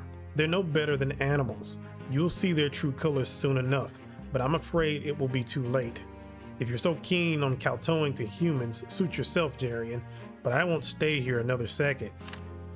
Servilia whirls around and strides toward the exit without looking back. The ringing clack of her heels carry through the hall. You can no longer stop your mother, but the other Archneans, however, reluctantly, submit to your will. Most of them, though they have remained at the reception, still do not wish even to approach humans. There are exceptions, however. A highborn Archnean next to you asks a human jeweler about some rare precious gems. A gray-haired man in the uniform of the military academy is explaining something heatedly to a young Archnean officer. And young students from the college have gathered around Octavia Milanatis, showering her with compliments and pleas to grant them another dance. Maybe the idea of bringing humans and Archneans together isn't so hopeless after all. That means that Cornelius is right, and the Empire really is on the verge of major reforms that will see the lines between the estates gradually erased. Alright. Again, this is still pretty balanced. I am nowhere near pissing off the great houses too much, and the human nobility is completely okay with me. I mean, they're still neutral, but they're on the verge of actually being allied. Servilia is pissed. Cornelius is a little bit better. Meh.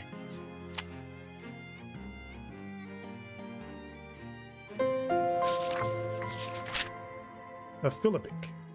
The Monthly Bugle, circulation 1,000 copies, Eterna, year 1136. Donkey for sale, young and healthy, doesn't eat too much hay, obedient. Asking price is 5 gold, 4 if bought today. Thomas Grippen's farm west of the old temple. How long will we have to suffer this cruel oppression? When will the worthless nobles be dethroned and allow people to live in peace? This question addles any honest worker who sees through the false facade of the imperial family.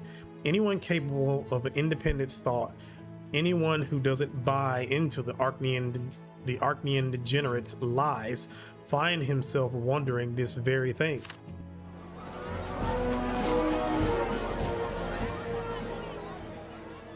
It was the Emperor's birthday yesterday, and naturally the nobles had to throw a grand party as they are wont to do. They had a whole city square cordoned off and swept clean of merchants as though they were nothing but lice. The loud procession of Archneans clad in their finery stomped around the capital, shouting the Tempest's name like a flock of honking geese. They pulled college students and academy cadets away from their classes for the glorious purpose of waving around flags in various squares. The procession clanked along Bricklayer Street all the way to the Palace Park. People had to close their stores on the off chance their business might get in the way of a parade dedicated to a tyrant. It seems that the rotten, idle powers that be think we should spend our days twiddling our thumbs just as they do. They sit atop their high horses, preaching about lofty virtues, moral values, and honor, while they themselves can barely live up to the mask they're trying to hide their true faces behind. They wear brocade, brocette, whatever, and expensive jewelry. They boast about their honor and their blood ties, but their swelled heads prevent them from seeing anything past their own powdered noses. They know neither hard work nor suffering, which fortifies the spirit. They know nothing of the Empire's true life. Oh, how hypocritical were their smiles when they looked down upon us from their balcony during the celebration. The Empress covered her nose with a handkerchief every now and then to demonstrate how disgusted she was by our presence. Emperor Uther spoke like a feckless priest who's forgotten what exactly his words are supposed to mean. And Gaius, the Emperor's brother, looked down at everyone with condemnation and superiority, his chin lifted.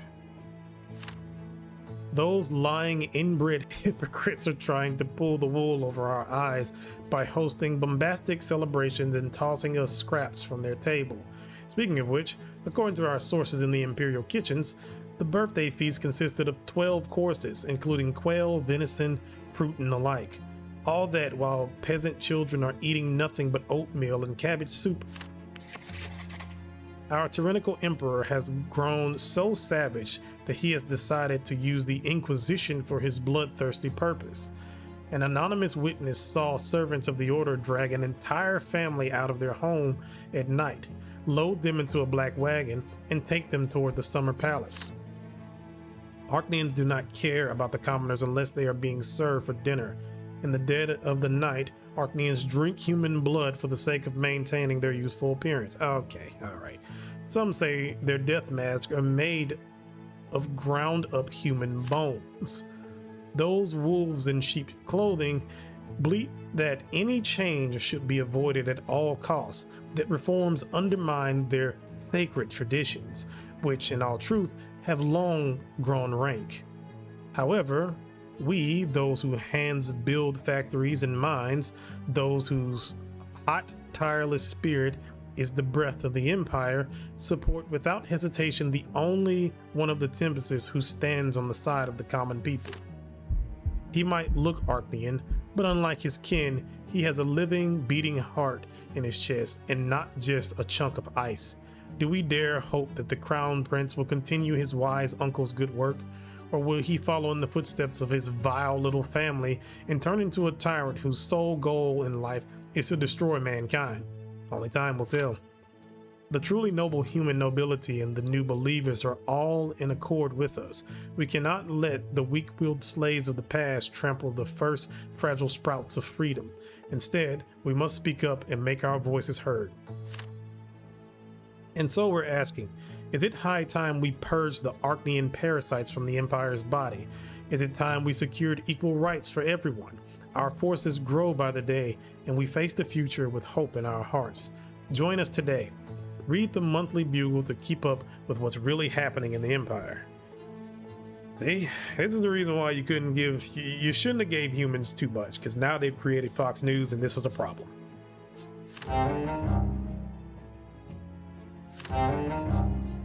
Great. Rebellion went up by 1.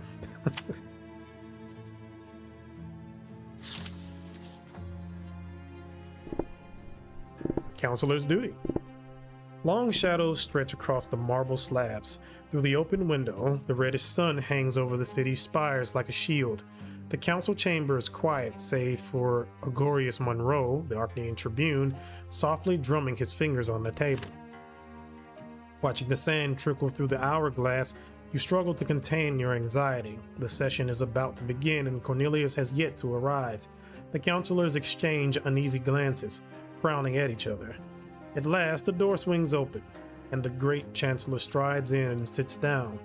Two guards enter behind him and take their post at the doorway. My apologies for the delay. Let us begin. You notice that the counselor's eyes are locked on Archduke Monroe. He sits there with a frown etched on his face, his gaze unmoving. Esteemed council, first I wish to thank the Archaean Tribune for his invaluable contributions to the protection and prosperity of our empire, and to express my unequivocal agreement with the Archduke. After all, he has been right all along. The counselors are taken aback. Monroe arches an eye in disbelief. The Empire does indeed require something more than a mere collection of specific rules and regulations. We must change the very structure of the realm and share responsibility and power with our subjects. As you wished, Agorius, we shall enshrine the new state of affairs in the highest fundamental law, the Creed. Good God. Monroe says nothing, his expression inscrutable. Perplexed, the counselors glance nervously from Cornelius to the Archduke and back again. Your uncle solemnly holds up a scroll he has brought with him. I have already presented the concept of the Creed to His Majesty. He has endorsed our initiative and instructed the council to draft the basic provisions of the bill. We have been afforded complete freedom in this endeavor. I hold the decree establishing the Creed signed by the Emperor himself. Emperor Uthar trusts that we will draft a document that fully represents the interests of all estates. This will allow us to form a sort of pact, not with the twins, but with the subjects of the Empire. Silence hangs in the air. Outside the window, the wheels of carts can be heard clattering. A bell rings in the distance. Monroe remains silent, paying no attention to the anxious glances fixed upon him. I beg your pardon, but this innovation threatens to undermine the very foundations of the Empire. Should this law, or creed as you call it, supersede the Emperor's will, it will call into question the Holy Pact, since His Majesty would no longer possess absolute power. You can feel the tension rising in the council chamber. Your palms are sweating. Cornelius inhales slowly, offering the Pontifex Maximus an almost patronizing smile. I will remind you, Terentius, that neither you nor anyone here has the right to challenge the Emperor's will. The Creed is to be created and ratified by this council. It is our duty to see it done. Orgriff offers no response as he contemplates the Chancellor's words. Lucius Diamant clears his throat and fiddles with his glasses, visibly nervous. It is hard to deny that the concept of this creed is truly revolutionary. Nevertheless, I find it worthy of endorsement. It gives us a precious opportunity to rectify countless injustices and revitalize the very structure of the Empire, as it were. Diamant dabs his forehead with the edge of his handkerchief and turns to Monroe with a strained smile. Wouldn't you agree that this is an excellent way to reach an accord, Archduke? Agorius Monroe fixes Diamant with a piercing gaze. He remains still as a statue, clearly unwilling to engage in proceedings with even the slightest motion or twitch of an eyebrow. The great strategist rises from his chair and, with his hands clasped behind his back, walks around the table, his shoulders rocking rhythmically. How do you intend to announce His Majesty's will to the people, Cornelius? It will come as a shock. There will be panic. The Empire will be shaken to its very core. Cornelius rises and leans forward, planting his fist on the table. He stares fixedly at Lucius. God, I mess his names up every now and then. And at Lucius and speaks, raising his voice in an uncharacteristic way. As for you, great strategist, I urge you not to trouble yourself with the matter of proclaiming the Emperor's will. Out of respect for the ancient Republican tradition, His Majesty has called for the Senate to convene for the first time in 1,000 years. It is there that we will present the creed. It will be a momentous occasion for the Empire. Representatives from all the states will be invited. They will. At those words, Monroe slowly lifts his head. Though quiet, his voice is dripping with menace. All the states, you say? Do I understand you correctly, Great Chancellor? Are you suggesting that humans will be invited to the Millennial Senate? The counselors exchange nervous glances. Lucullus freezes in the middle of the hall, silently staring at the Great Chancellor. Cornelius silently lifts his chin. Gregorius Monroe darkens with the fury overflowing within him. Have you lost your mind entirely, Chancellor?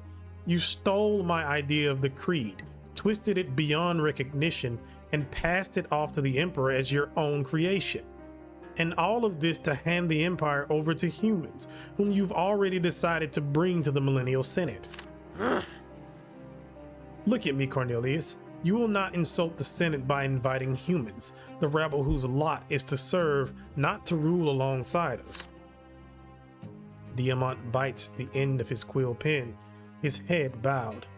Marcius Milanatus and Terentius Ogriff maintain their composure throughout the tribune's angry tirade, their faces as expressionless as masks in a lararium.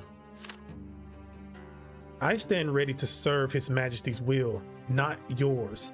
The creed will be enacted, for it holds great promise for the Empire and the Archnians. But by the honor of my ancestors, I will not allow the supreme law to make us equal to humans. Gregorius rises slowly. The weight of his hawkish stare compels the counselors to avert their eyes.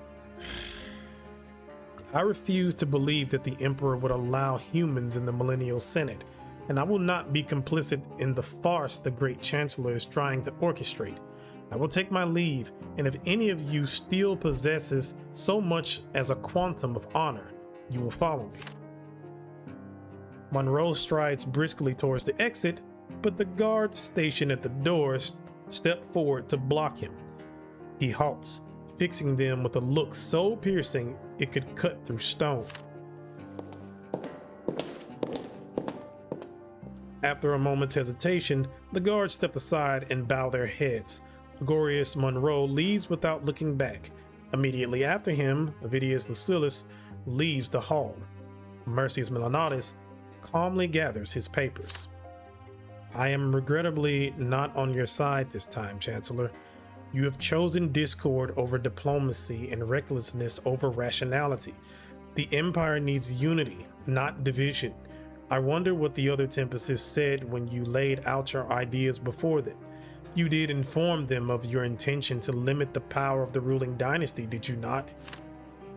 Marcius gives you a brief, attentive look before gathering his papers and walking after Gregorius and Lucullus towards the door. Cornelius lets out a heavy sigh, sinking into his chair and shielding his eyes with his hand. Diamant breathes on his glasses, then polishes them carefully with a handkerchief. Take heart, Cornelius. You are not alone. We are entirely on your side. Terentius Ogriff runs his fingers through his beard, uncertainty written on his face. Suddenly, Cornelius turns towards you. He expects you to voice your opinion. See, this is what I'm saying. Like, I agree with what Cornelius is trying to do, but he keeps trying to force it. He acts like a human. Like, we as Archnians have time and stuff like that. And I know the humans don't, but like, we can put things out there to fall in place at time and to let people adjust to certain things and to integrate properly. But the way he's doing everything, he's just causing more problems. Like, I want to be on his side. I really do. But Jesus, like, he keeps doing stuff like this. Okay, so I can leave. You will not support Cornelius and will leave the session. I can lead Ogriff away. You will leave the session yourself and take the Pontifex Maximus with you. I can stay, and Cornelius will get a point with me, and Agorius Monroe will be upset, or I can stay and stop Milanatis from leaving. You will support Cornelius and persuade the Privy Councillor to return. Oh boy. This sucks. This sucks so bad. Because I again, like I said, I completely agree with Cornelius that we should have the Millennial Senate and we should allow humans to get into this as well in order to help decide the future and the creed. But he keeps forcing things and he keeps pushing things. And we already have enough problems. And it's just like, what is driving him to do this?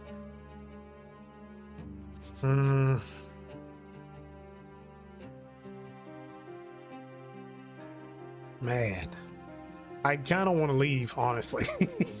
I kind of want to leave. And since this is just personal stats, I think I'm just going to leave. Because, I mean, there's not...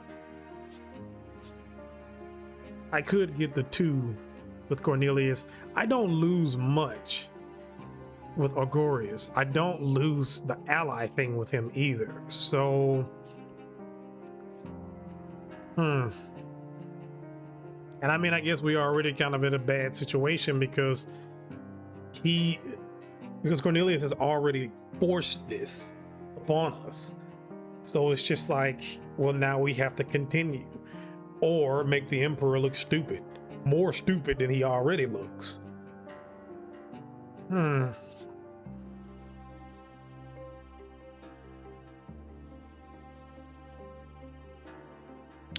Boy. But it's just Cornelius keeps doing stuff and like it goes against the council. The council is supposed to be, you know, doing things diplomatically and supposed to be putting the will of the Emperor out there and yada yada this, but he's just doing stuff. You might as well just say he's the Emperor at this point. And I know why that he's doing some of this because my father is useless, but it's also just like, come on, man.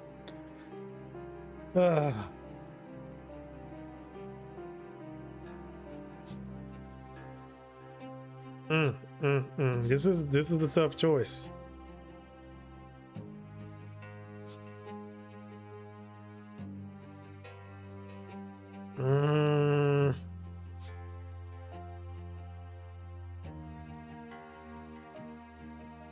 Man, I've been kind of sticking to this whole going against Cornelius thing. God. Okay. Since I don't lose anything, or at least I don't lose the allyship with Agorius, I will stay and stop the Privy Councillor from leaving. I would have changed it if I would have lost that allyship thing with Agorius, but I'll stay and stop Milanatis from leaving.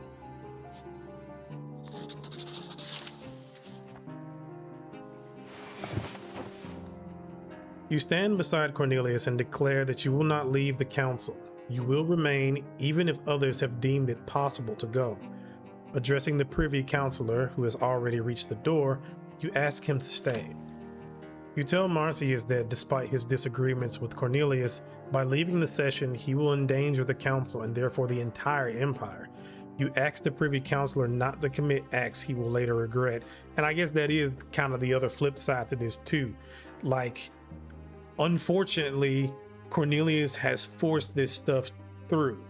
As the Privy Councillor and the head of the Secret Chancellery, he gotta stay because like we need him to stay on top of things and stuff. So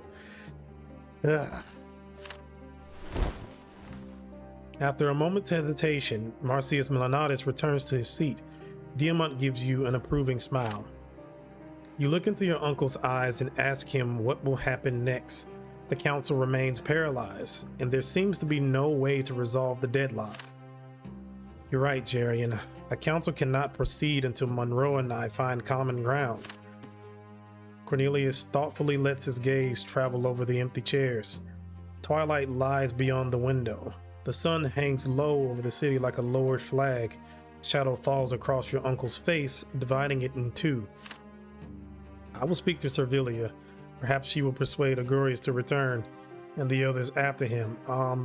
She's not the same person she was. So, yeah.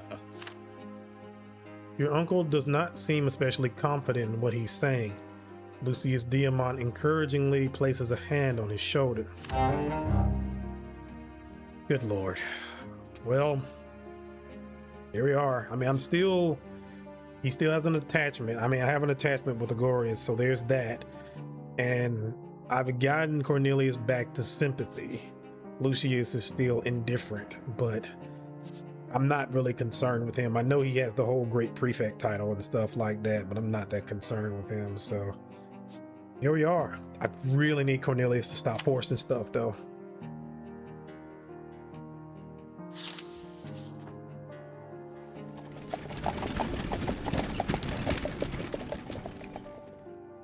Alrighty, so I am actually going to stop it here because it is very late right now. I have been recording and this video is going to be quite meaty. I am looking at the counter right now and it is 5 hours and 26 minutes long.